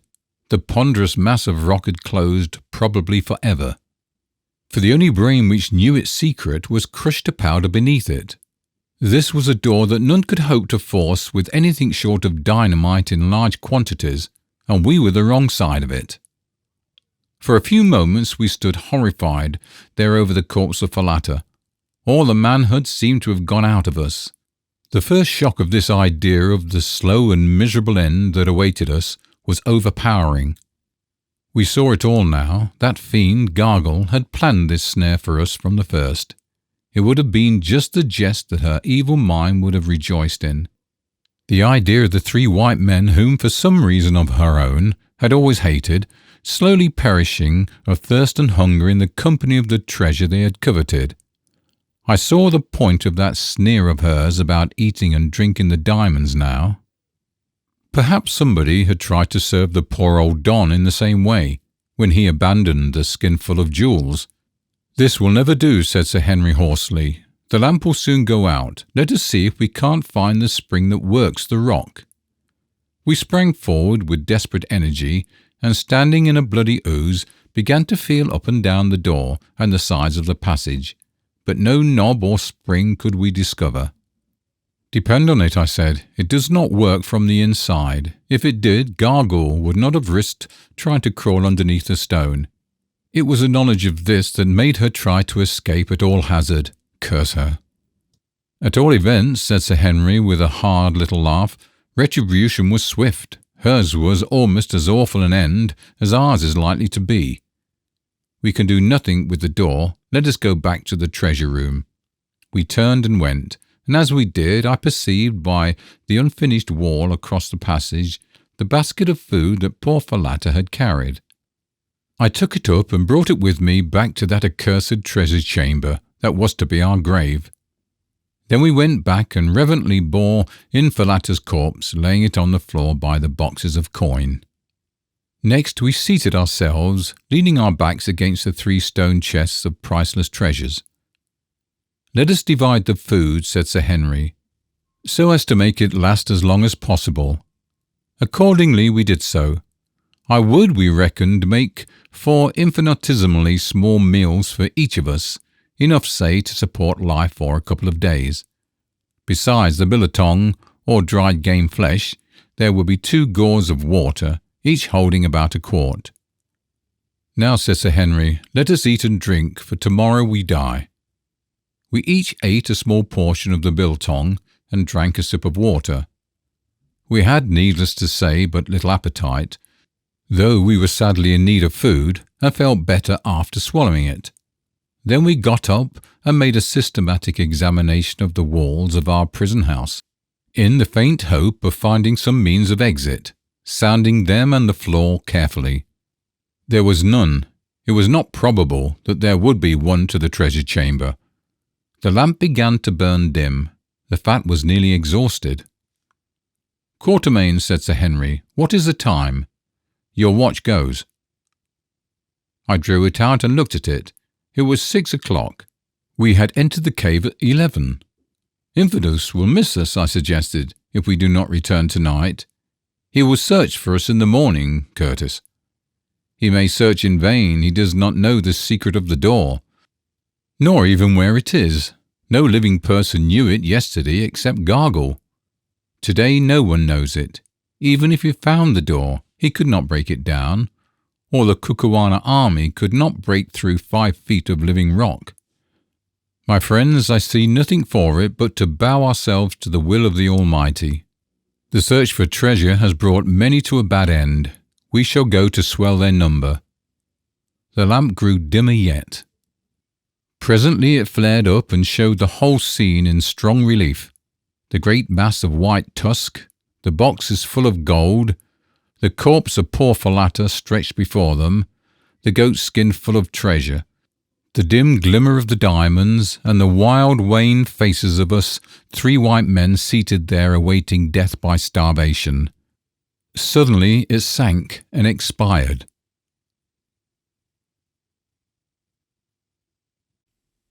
We abandon hope.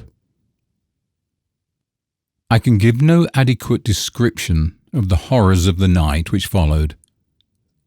Mercifully, they were to some extent mitigated by sleep, for even in such a position as ours, wearied nature will sometimes assert itself. But I, at any rate, found it impossible to sleep much. Putting aside the terrifying thought of our impending doom, for the bravest man on earth might well quail from such a fate as awaited us. And I never had any great pretensions to be brave. The silence itself was too great to allow of it. Reader, you may have lain awake at night and thought the silence oppressive, but I say with confidence that you can have no idea what a vivid, tangible thing perfect silence really is. On the surface of the earth there is always some sound or motion, and though it may in itself be imperceptible, yet does it deaden the sharp edge of absolute silence. But here there was none. We were buried in the bowels of a huge snow-clad peak. Thousands of feet above us the fresh air rushed over the white snow, but no sound of it reached us. We were separated by a long tunnel and 5 feet of rock, even from the awful chamber of the dead. And the dead make no noise. The crashing of all the artillery on earth and heaven could not have come to our ears in our living tomb. We were cut off from all the echoes of the world.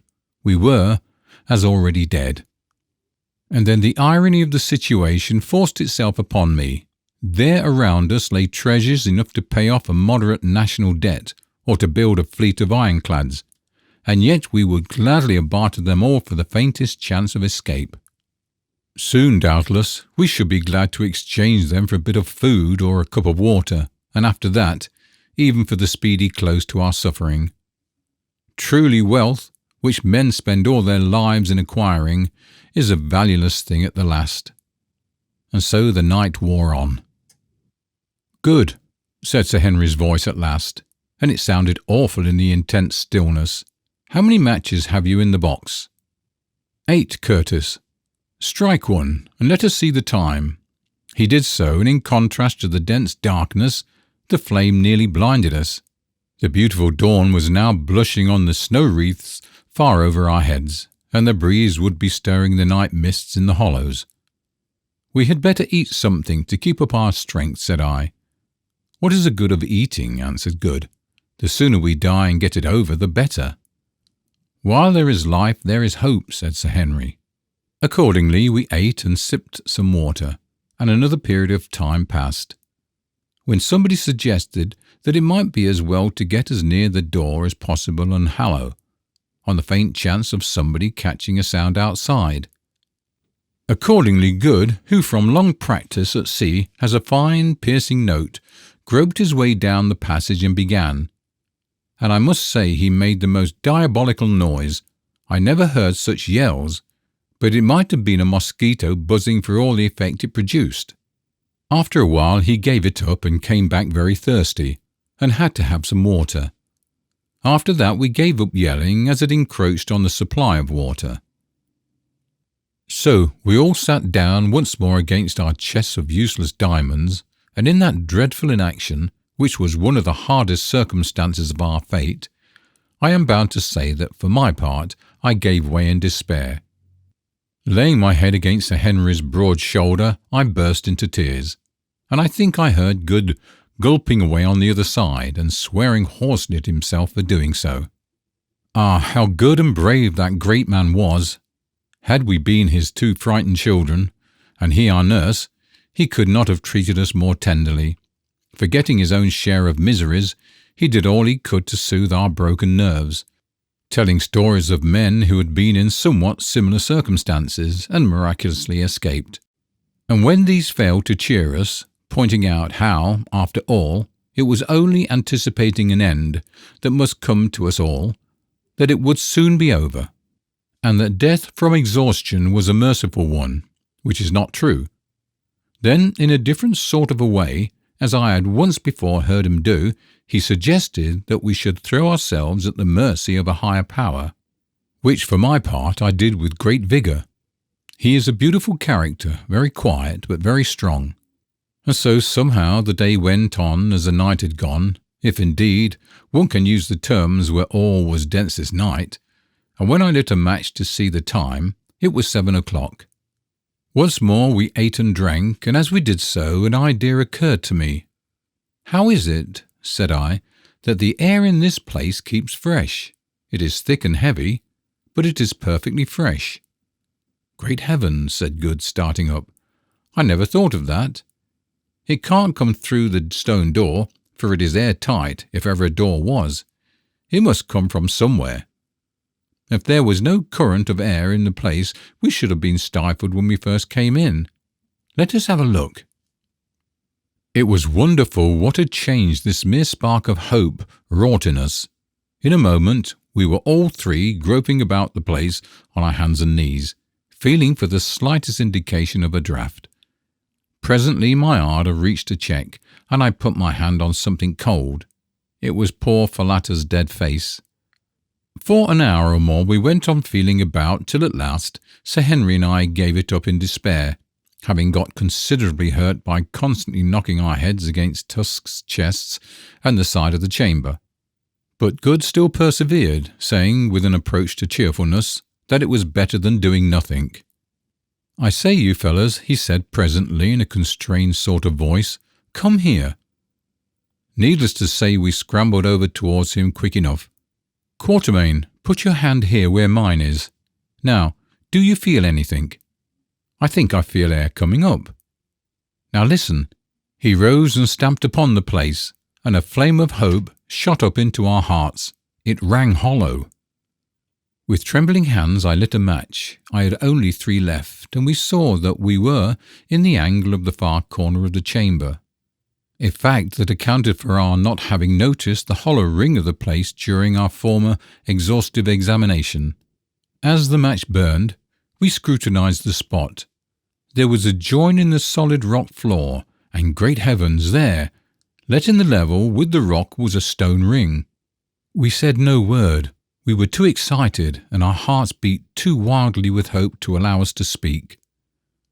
Good had a knife, at the back of which was one of those hooks that are made to extract stones from horses' hoofs. He opened it and scratched away at the ring with it. Finally he got it under, and levered away gently for fear of breaking the hook. The ring began to move. Being of stone, it had not set fast in all the centuries it had lain there, as would have been the case had it been of iron.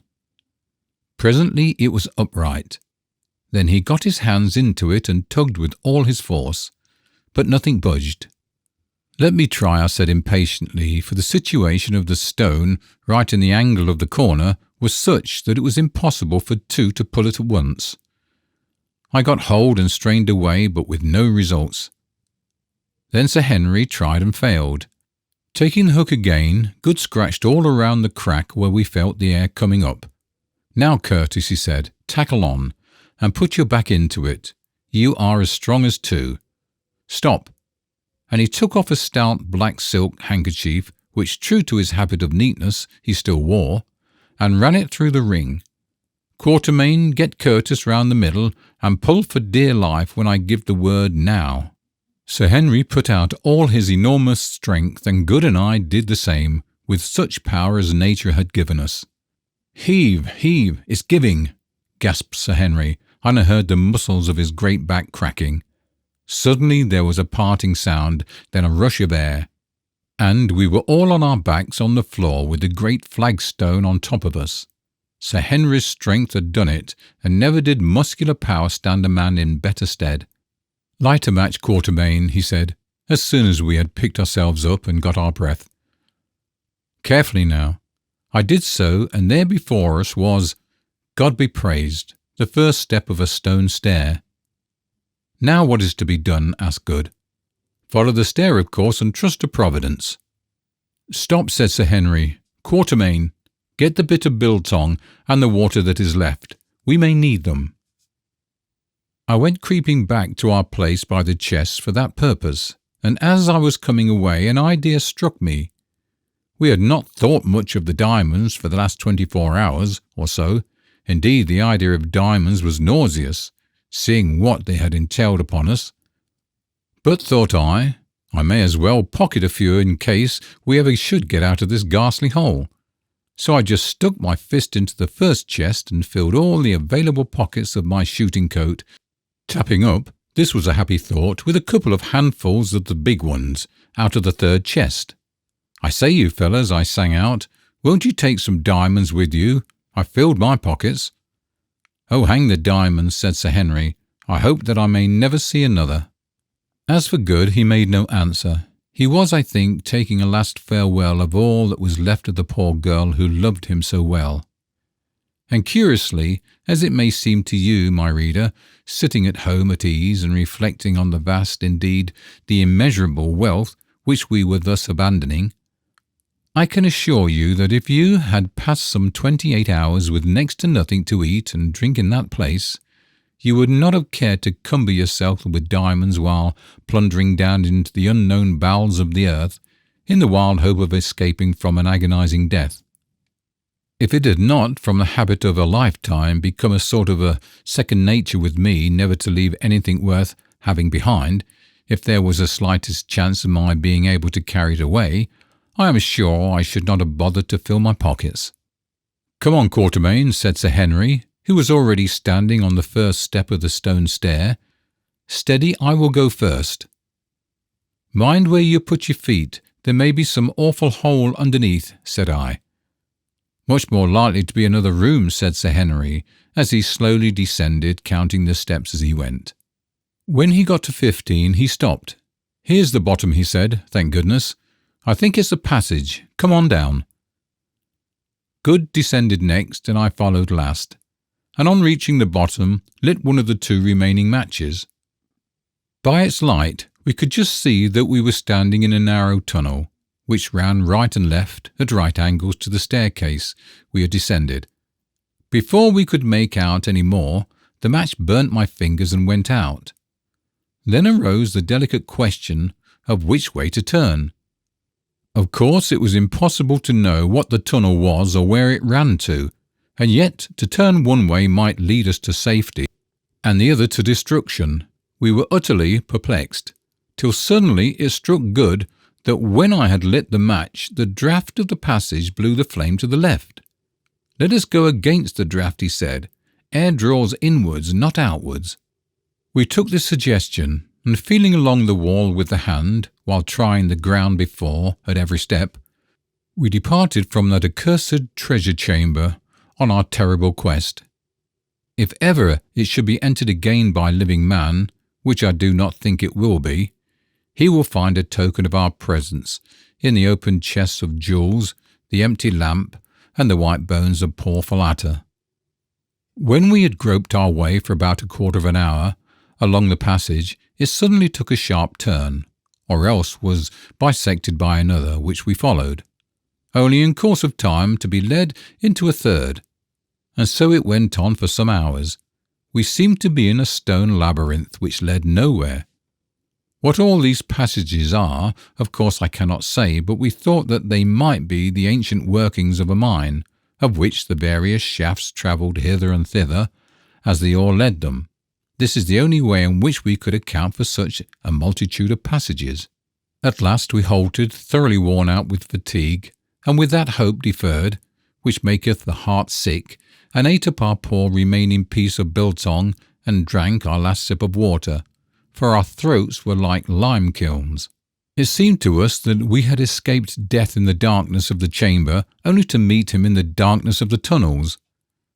As we stood, once more utterly depressed, I thought I caught a sound to which I called the attention of the others. It was very faint and very far off, but it was a sound, a faint murmuring sound, for the others heard it then, and no words can describe the blessedness of it all after all those hours of utter awful stillness. "By heavens, it's running water," said Good. "Come on." Off we started again in the direction from which the faint murmur seemed to come, groping our way as before along the rocky walls. As we went it got more and more audible, till at last it seemed quite loud in the quiet. On, yet on, now we still could distinctly make out the unmistakable swirl of rushing water. And yet how could there be running water in the bowels of the earth? Now we were quite near to it, and Good, who was leading, swore that he could smell it. "Go gently, Good," said Sir Henry. "We must be close." Splash, and a cry from Good. He had fallen in.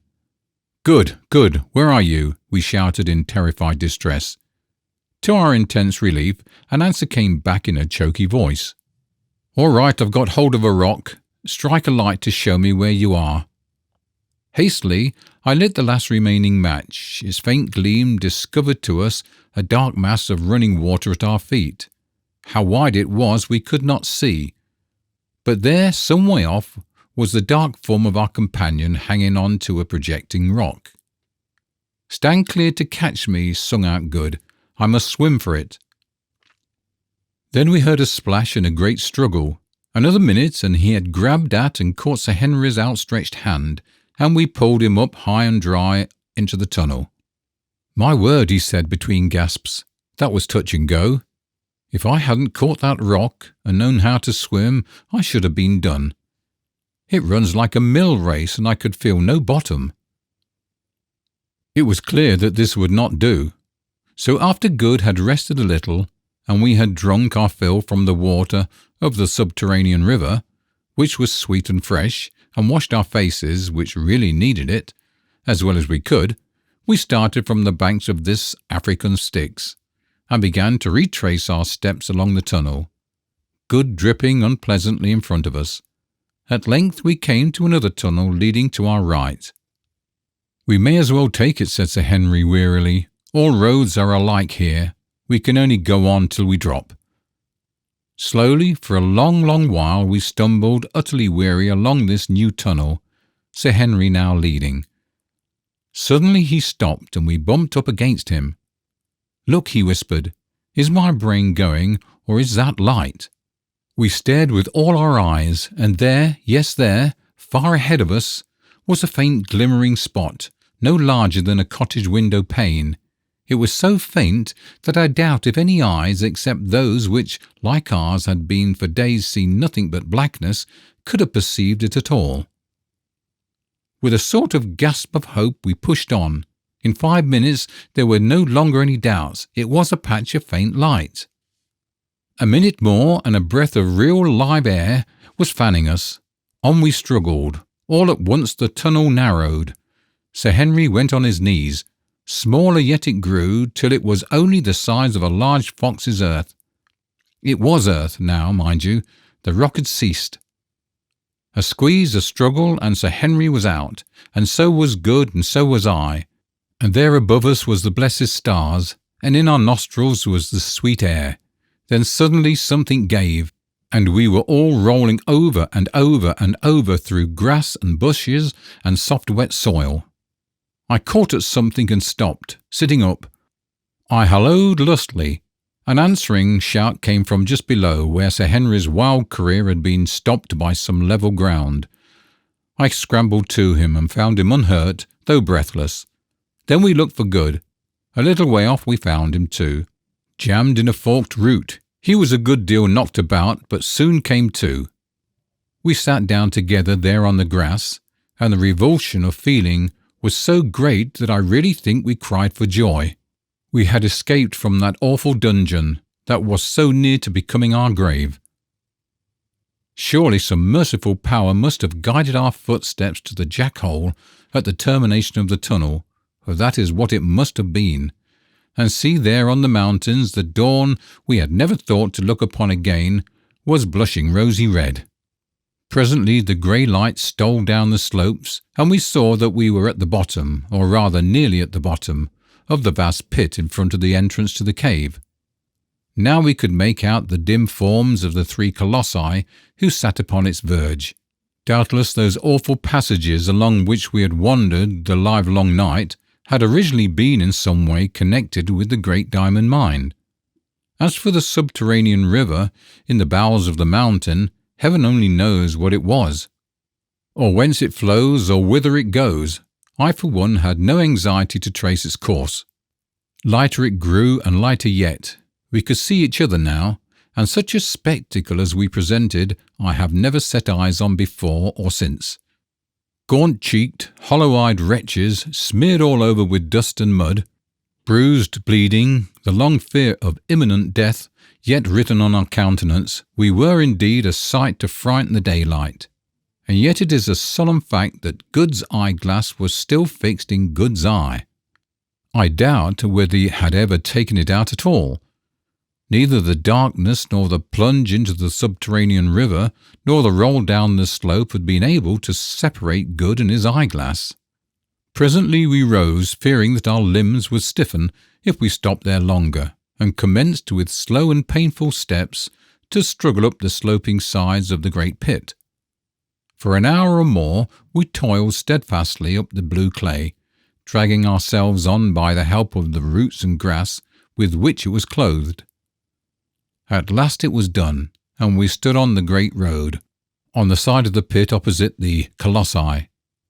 By the side of the road, 100 yards off, a fire was burning in front of some huts, and round the fire were figures.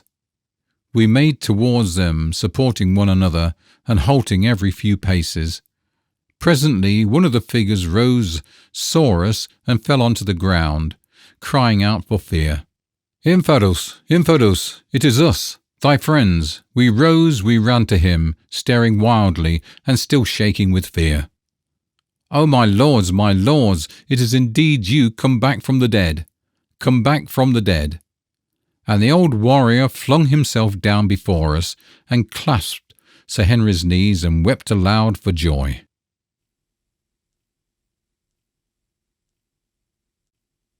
Ignosi's farewell.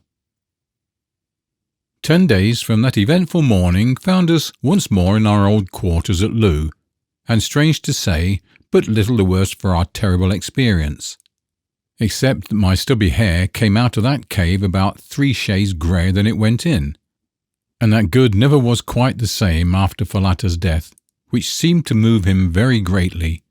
I am bound to say that, looking at the thing from the point of view of an oldish man of the world, I consider her removal was a fortunate occurrence, since otherwise complications would have been sure to ensue. The poor creature was no ordinary native girl, but a person of great, I had almost said stately, beauty, and of considerable refinement of mind.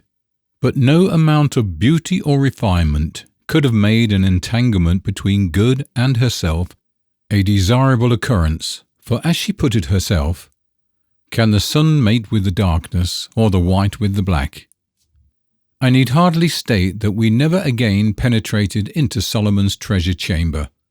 After we had recovered from our fatigues, a process which took us 48 hours, we descended into the great pit in the hope of finding the hole by which we had crept out of the mountain, but with no success.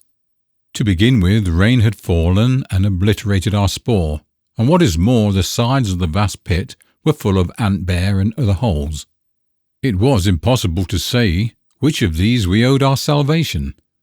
We also, on the day before we started back to Loo, made a further examination of the wonders of the stalactite cave, and drawn by a kind of restless feeling, even penetrated once more into the chamber of the dead, and passing beneath the spear of the White Death, gazed, with sensations which it would be quite impossible for me to describe, at the mass of rock which had shut us off from escape, thinking the while of the priceless treasures beyond, of the mysterious old hag, whose flattened fragments lay crushed beneath it, and of the fair girl of whose tomb it was a portal. I say gazed at the rock, for examine as we would, we could find no trace of the join of the sliding door, nor indeed could we hit upon the secret, now utterly lost, that worked it, though we tried for an hour or more. It was certainly a marvellous bit of mechanism, characteristic in its massive and yet inscrutable simplicity, of the age which produced it, and I doubt if the world has such another to show.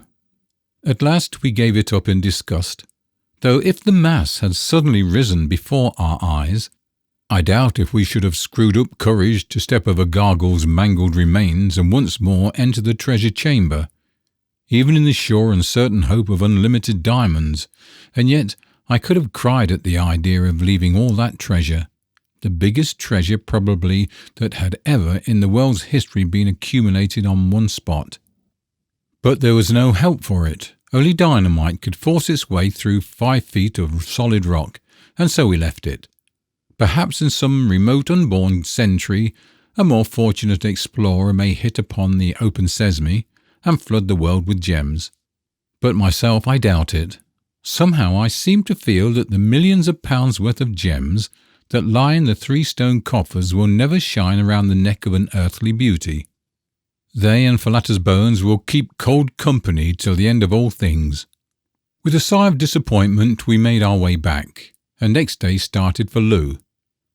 And yet it was really very ungrateful of us to be disappointed, For as the reader will remember, I had, by a lucky thought, taken the precaution to fill the pockets of my old shooting coat with gems before we left our prison house.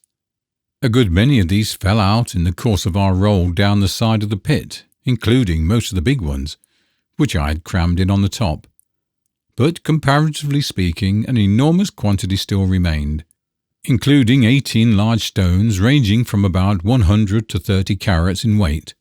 My old shooting coat still held enough treasure to make us all, if not millionaires, at least exceedingly wealthy men, and yet to keep enough stones each to make the 3 finest sets of gems in Europe. So we had not done so badly. On our arrival at Loo, we were most cordially received by Ignosi, whom we found well and busy engaged in consolidating his power and reorganizing the regiments which had suffered most in the great struggle with Twala. He listened with breathless interest to our wonderful story, but when we told him of old Gagool's frightful end, he grew thoughtful. "Come hither," he called to a very old Induna counsellor, who was sitting with others in a circle round the king, but out of earshot. The old man rose, approached, saluted, and seated himself. "Thou art old," said Ignosi. "Ay, my lord the king." "Tell me, when thou was little, didst thou know Gargula, the witch doctress?" "Ay, my lord the king." "How was she then, young like thee?" "Not so, my lord the king. She was even as now, old and dry, very ugly and full of wickedness. She is no more, she is dead. So, O king, then is a curse taken from the land. Go." "Coom." "I go, black puppy, who tore out the old dog's throat. Coom."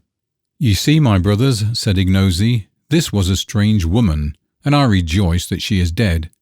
She would have let ye die in the dark place, and mayhaps afterwards she had found a way to slay me, as she found a way to slay my father and set up Twala, whom her heart loved, in his place. Now go on with the tale. Surely there never was the like." After I had narrated all the story of our escape, I, as we agreed between ourselves that I should, took the opportunity to address Ignosi as to our departure from Kukuana land. "And now, Ignosi, the time has come for us to bid thee farewell, and start to seek once more our own land. Behold, Ignosi, with us thou camest a servant, and now we leave thee a mighty king. If thou art grateful to us, remember to do even as thou didst promise, to rule justly, to respect the law, and to put none to death without cause. So shall thou prosper. Tomorrow at break of day, Ignosi, wilt thou give us an escort, who shall lead us across the mountains? Is it not so, O king?" Ignosi covered his face with his hands for a while before answering. "My heart is sore," he said at last. "Your words split my heart in twain. What have I done to ye, in Kumbu, Magomezon, and Bugwan, that ye should leave me desolate? Ye who stood by me in rebellion and battle, will ye leave me in the day of peace and victory? What will ye? Wives? Choose from out of the land a place to live in. Behold, the land is yours as far as ye can see. The white man's houses, ye shall teach my people how to build them. Cattle for beef and milk? Every married man shall bring ye an ox or a cow. Wild game to hunt. Does not the elephant walk through my forests, and the river horse sleep in the reeds? Would ye make war, my impis, regiments? Wait your word. Is there anything more that I can give? That will I give ye." "Nay, Ignosi, we want not these things," I answered. "We would seek our own place." "Now do I perceive," said Ignosi bitterly and with flashing eyes, "that it is the bright stones that ye love more than me, your friend. Ye have the stones now. Would ye go to Natal and across the black water and sell them and be rich, as it is the desire of a white man's heart to be? Cursed for your sake be the stones, and cursed he who seeks them. Death shall it be to him who sets foot in the place of death to seek them. I have spoken, white men. Ye can go." I laid my hand upon his arm. "Ignosi," I said, "tell us, when thou didst wander in Zululand and among the white men into Natal, did not thine heart turn to the land thine mother told thee of, thy native land, where thou didst see the light and play when thou wast little, the land where thy place was. It was even so, Macumazon. Then does our heart turn to our land and to our place? Then came a pause. When Ignosi broke it, it was a different voice. I do perceive that thy words are, now as ever, wise and full of reason, Macumazon. That which flies in the air loves not to run along the ground. The white man loves not to live on the level of the black. Well, ye must go, and leave my heart sore. Because ye will be as dead to me, since from where ye will be, no tidings can come to me. But listen, and let all the white men know my words. No other white man shall cross the mountains, even if any live to come so far. I will see no traders with their guns and rum. My people will fight with the spear and drink water, like their forefathers before them. I will have no praying men to put fear of death into men's hearts, to stir them up against the king, and make a path for the white men who follow to run on. If a white man comes to my gates, I will send him back. If 100 come, I will push them back. If an army comes, I will make war on them with all my strength, and they shall not prevail against me. None shall ever come for the shining stones, no, not an army, for if they come I will send a regiment and fill up the pit, and break down the white columns in the caves, and fill them with rocks, so that none can come even to that door of which ye speak, and whereof the way to move it is lost. But for ye three, Nkumba, Macumazon, and Bugwan, the path is always open, for beyond ye are the dearest to me than aught that breathes. And ye would go, Infidus my uncle and my Nduna, shall take thee by the hand and guide thee with a regiment. There is, as I have learnt, another way across the mountain, that he shall show ye. Farewell, my brothers, brave white men. See me no more, for I have no heart to bear it. Behold, I make a decree, and it shall be published from the mountains to the mountains. Your names Nkumba, Macumazon, and Bugwan shall be the names of dead kings, and he who speaks them shall die. So shall your memory be preserved in the land for ever. Go now, ere my eyes rain tears like a woman's, at times when ye look back down the path of life, or when ye are old and gather yourselves together to crouch before the fire, because the sun has no more heat. Ye will think of how we stood shoulder to shoulder in that great battle that thy wise words planned, Macumazon, and how thou wast the point of that horn that galled Twala's flank, Bugwan, whilst thou stoodst in the ring of the greys in Nkumba, and men went down before thine axe like corn before a sickle. Aye, and how thou did break the wild bull's Twala's strength, and bring his pride to dust. Fare ye well for ever, Nkumba, Macumazon, and Bugwan, my lords and my friends. He rose, looked earnestly at us for a few seconds, and then threw the corner of his carouse over his head, so as to cover his face from us. We went in silence. Next day at dawn we left Loo, escorted by our old friend Infidus, who was heartbroken at our departure, and the regiment of buffaloes. Early as the hour was, all the main street of the town was lined with a multitude of people, who gave us the royal salute as we passed at the head of the regiment, while the women blessed us as having rid the land of Twala, throwing flowers before us as we went. It really was very affecting, and not the sort of thing one is accustomed to meet with from natives. One very ludicrous incident occurred, however, which I rather welcomed, as it gave us something to laugh at.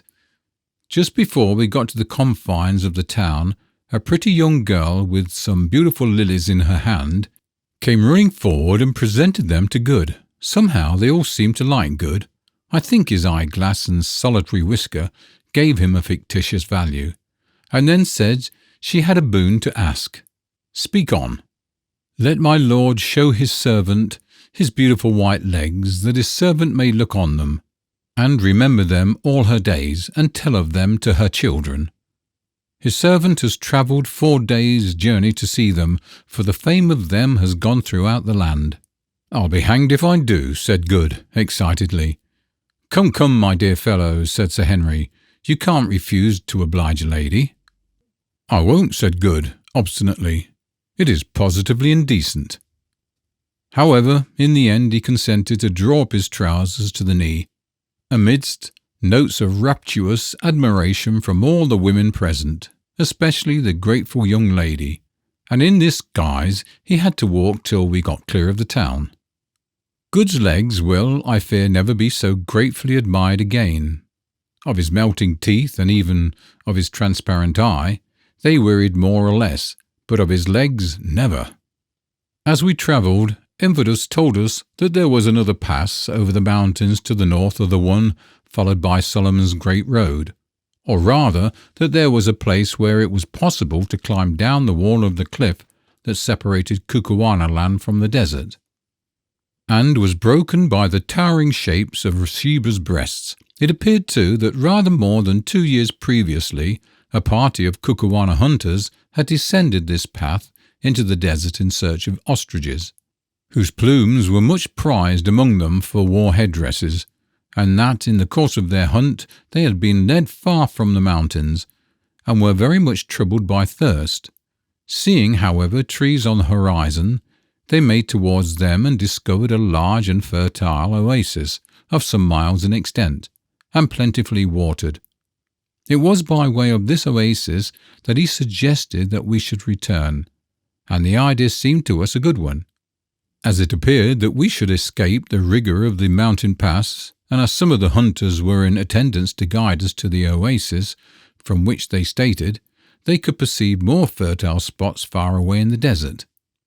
Travelling easily, on the night of the 4th day's journey, we found ourselves once more on the crest of the mountains that separated Kukuana land from the desert, which rolled away in sandy billows at our feet, and about 25 miles to the north of Sheba's breasts. At dawn on the following day we were led to the commencement of a precipitous descent, by which we were to descend the precipice and gain the desert 2,000 or more feet below. Here we bade farewell to that true friend and sturdy old warrior, Infidus, who solemnly wished all good upon us, and nearly wept with grief. Never, my lords, he said, shall my old eyes see the likes of ye again. Ah, the way that Nkumba cut his men down in the battle. Ah, for the sight of that stroke with which he swept off my brother Twala's head. It was beautiful, beautiful.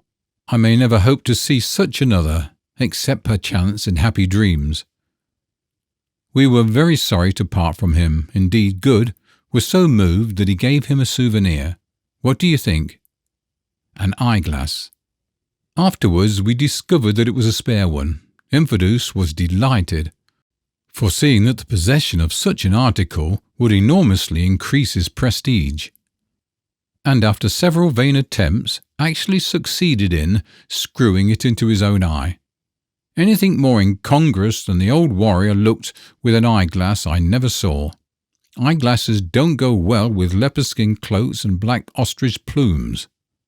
Then, having seen that our guides were well laden with water and provisions, and having received a thundering farewell salute from the buffaloes, we wrung the old warrior's hand and began our downward climb.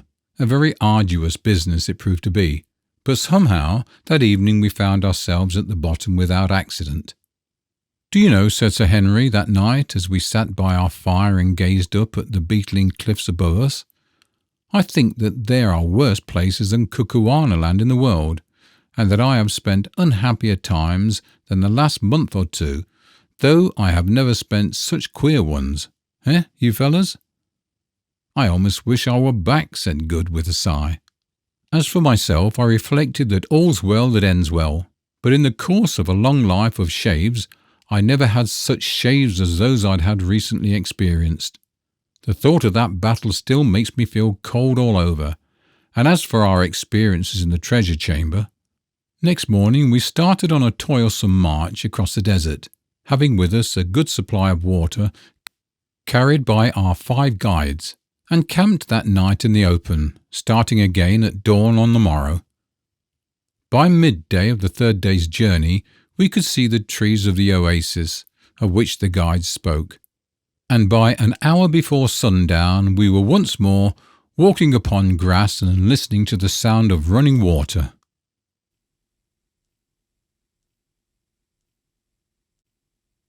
Found. And now I come to perhaps the strangest thing that happened to us in all that strange business, and one which shows how wonderfully things are brought about. I was walking quietly along some way in front of the other two, down the banks of the stream which ran from the oasis till it was swallowed up in the hungry desert sands, when suddenly I stopped and rubbed my eyes as well I might.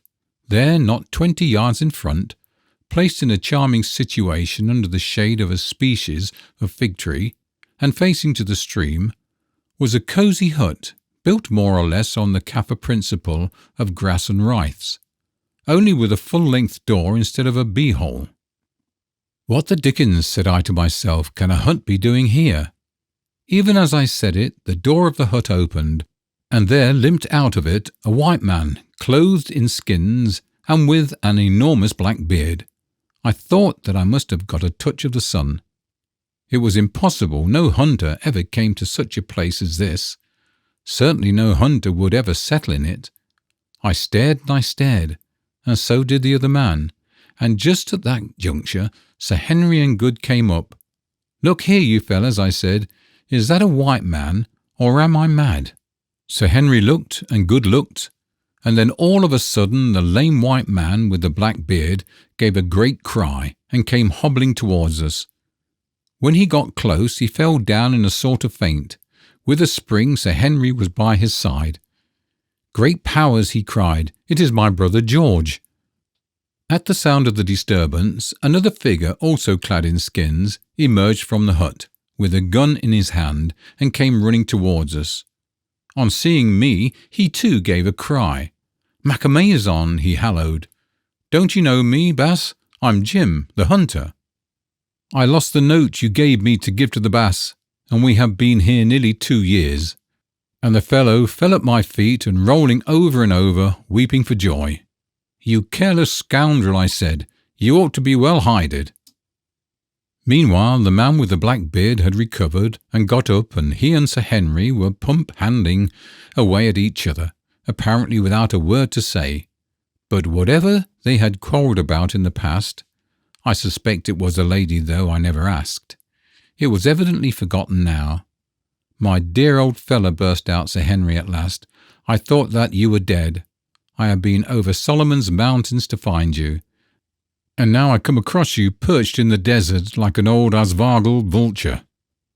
"I tried to go over Solomon's mountains nearly 2 years ago," was the answer, spoken in the hesitating voice of a man who has had little recent opportunity of using his tongue. "But when I got here, a boulder fell on my leg and crushed it, and I have been able to go neither forward nor back. Then I came up. 'How do you do, Mr. Neville?' I said. 'Do you remember me?' 'Why,' he said, 'isn't it Quatermain? Eh? And Good too? Hold on a minute, you fellas. I'm getting quite dizzy again. It is all so very strange, and when a man has ceased to hope, so very happy." That evening, over the campfire, George Curtis told us his story, which in its way was almost as eventful as our own, and amounted shortly to this.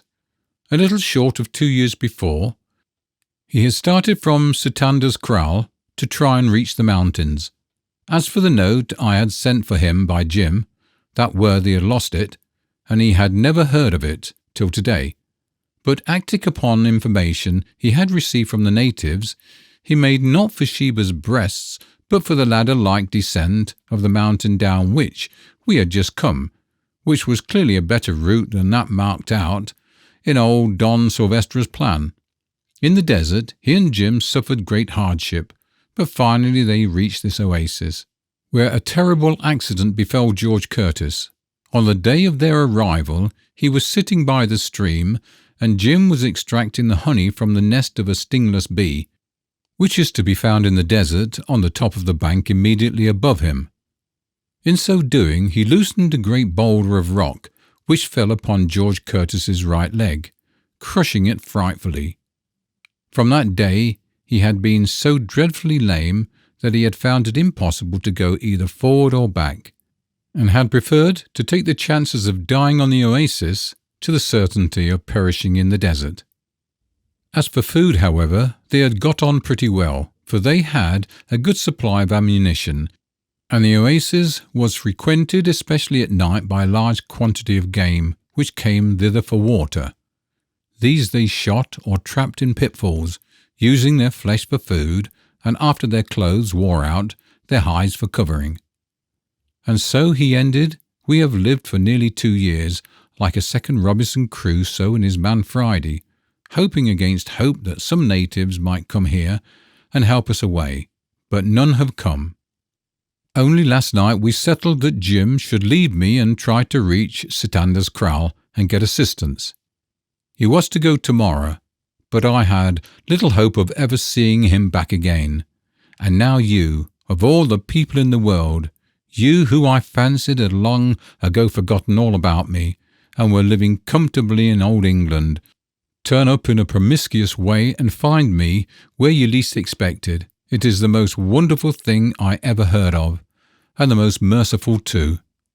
Then Sir Henry set to work and told him the main facts of our adventures, sitting till late into the night to do it.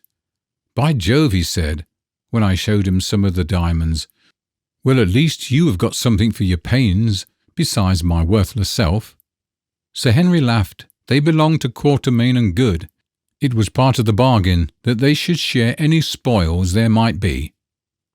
This remark set me thinking, and having spoken to Good, I told Sir Henry that it was our unanimous wish that he should take a third share of the diamonds, or if he would not, that his share should be handed to his brother, who had suffered even more than ourselves on the chance of getting them. Finally, we prevailed upon him to consent to this arrangement, but George Curtis did not know of it till some time afterwards. And here at this point, I think I shall end this history. Our journey across the desert back to Sitanda's kraal was most arduous, especially as we had to support George Curtis, whose right leg was very weak indeed, and continually throwing out splinters of bone. But we did accomplish it somehow, and to give its details would only be to reproduce much of what happened to us on the former occasion. 6 months from the date of our re-arrival at Sitanda's, where we found our guns and other goods quite safe, though the old scoundrel in charge was much disgusted at our surviving to claim them, saw us all once more safe and sound at my little place on the barrier near Durban, where I am now writing, and whence I bid farewell to all who have accompanied me throughout the strangest trip I ever made in the course of a long and varied experience. Just as I had written the last word, a Kaffir came up to my avenue of orange trees with a letter in a cleft stick, which he had brought from the post. It turned out to be from Sir Henry, and, as it speaks for itself, I give it in full. Brayley Hall, Yorkshire. My dear Quatermain, I sent you a line a few mails back to say that the 3 of us, George, Good and myself, fetched up all right in England. We got off the boat at Southampton and went up to the town. You should have seen what a swell Good turned out the very next day, beautifully shaven, frock, coat, fitted like a glove, brand new eyeglass, etc., etc. I went and walked in the park with him, where I met some people I knew, and at once told them the story of his beautiful white legs. He is furious, especially as some ill-natured person has printed it in a society paper. To come to business, Good and I took the diamonds to Streeter's to be valued, as we arranged, and I am really afraid to tell you what they put them at. It seems so enormous. They say that, of course, it is more or less guesswork, as such stones have never, to their knowledge, been put on the market in anything like such quantities. It appears that they are, with the exception of 1 or 2 of the largest, of the finest water, and equally in every way to the best Brazilian stones. I asked them if they would buy them, but they said it was beyond their power to do so, and recommended us to sell by degree for fear that we should flood the market.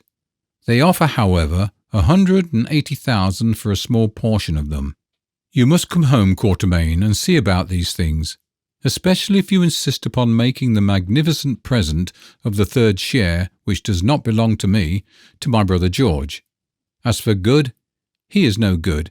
His time is too much occupied in shaving and other matters connected with the vain adorning of his body. But I think he is still down on the lookout for latter. He told me that since he has been home he hasn't seen a woman to touch her, either as regards her figure or the sweetness of her expression. I want you to come home, my dear old comrade, and buy a place near here. You have done your day's work and have lots of money now, and there is a place for sale quite close which would suit you admirably. Do come, the sooner the better. You can finish writing the story of our adventures on board ship. We have refused to tell the story till it is written by you, for fear that we shall not be believed. If you start on receipt of this, you will reach here by Christmas, and I book you to stay with me for that. Good is coming, and George, and so, by the way, is your boy Harry. There's a bribe for you. I have had him down for a week's shooting and like him. He is a cool young hand. He shot me in the leg, cut out the pellets, and then remarked upon the advantage of having a medical student in every shooting party. Goodbye, old boy. I can't say any more, but I know that you will come, if it is only to oblige your sincere friend, Henry Curtis. P.S. The tusks of the great bull that killed poor Kiva have now been put up in the hall here, over the pair of buffalo horns you gave me, and look magnificent. And the axe with which I chopped off Twala's head is stuck up over my writing table. I wish we could have managed to bring away the coats of chain armour. H.C. Today is Tuesday. There is a steamer going on Friday, and I really think I must take Curtis at his word, and sail by for England, if it is only to see my boy Harry, and see about the printing of this history, which is a task I do not like to trust to anybody else.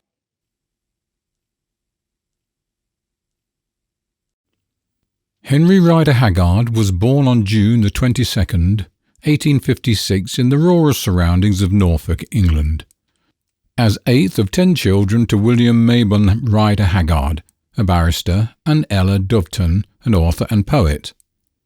Haggard's professional life did not begin promising. He failed his army entrance exam, and when his father sent him to London to prepare for the entrance exam for the British Foreign Office, he never took it. Instead, in 1875, his father arranged for him to go to what is now South Africa, as assistant to Sir Henry Bulwer, Lieutenant Governor of the colony of Natal. In 1878, he became Registrar of the High Court in the Transvaal. Haggard went to England in 1880, got married and moved back to South Africa with his wife. After the defeat of the British in the First Boer War, which ended the British government of Transvaal, the couple returned to England by the end of 1881. The 3 years that Haggard had spent in Africa would provide the background for most of his literary work. Back in England, Haggard studied law and was called to the bar in 1884 in London, but he never practised, for by then his main interest was in writing. In 1885, King Solomon's Mines was published and became an immediate success, followed by the equally successful She in 1887. Haggard went on to write a total of 58 novels, among them the Allan Quatermain series as sequels to the King Solomon's Mines, where this character had been introduced, and the sequel to She, Aisha, but he also wrote non-fiction books about Africa, farming and the agricultural and social reform. With these matters he also actively concerned himself, becoming a member of many commissions on land use and related affairs, which took him on several trips to the colonies and the dominions. In 1912 he was made Knight Bachelor, and in 1919 King Commander of the Order of the British Empire as a reward for his humanitarian endeavours and dedicated public service. On May 14, 1925, Sir Henry Rider Haggard died in a London nursing home. Haggard was politically conservative and a staunch supporter of colonialism, but this did not keep him from his portraying native African populations with sympathy, and often given Africans heroic roles in his novels. The influence of Haggard's adventure tales and the Lost Worlds genre that he shaped is widespread and unbroken. It can be seen in the works of Edgar Rice Burroughs, Robert E. Howard, and many others, and also, of course, in many movies. The Indiana Jones series, for instance. And his books will surely directly and indirectly continue to inspire future writers and filmmakers. Both Alan Quatermain and She, however, deserve to be enjoyed by the reader in their original form, in Henry Rider Haggard's own distinctive words.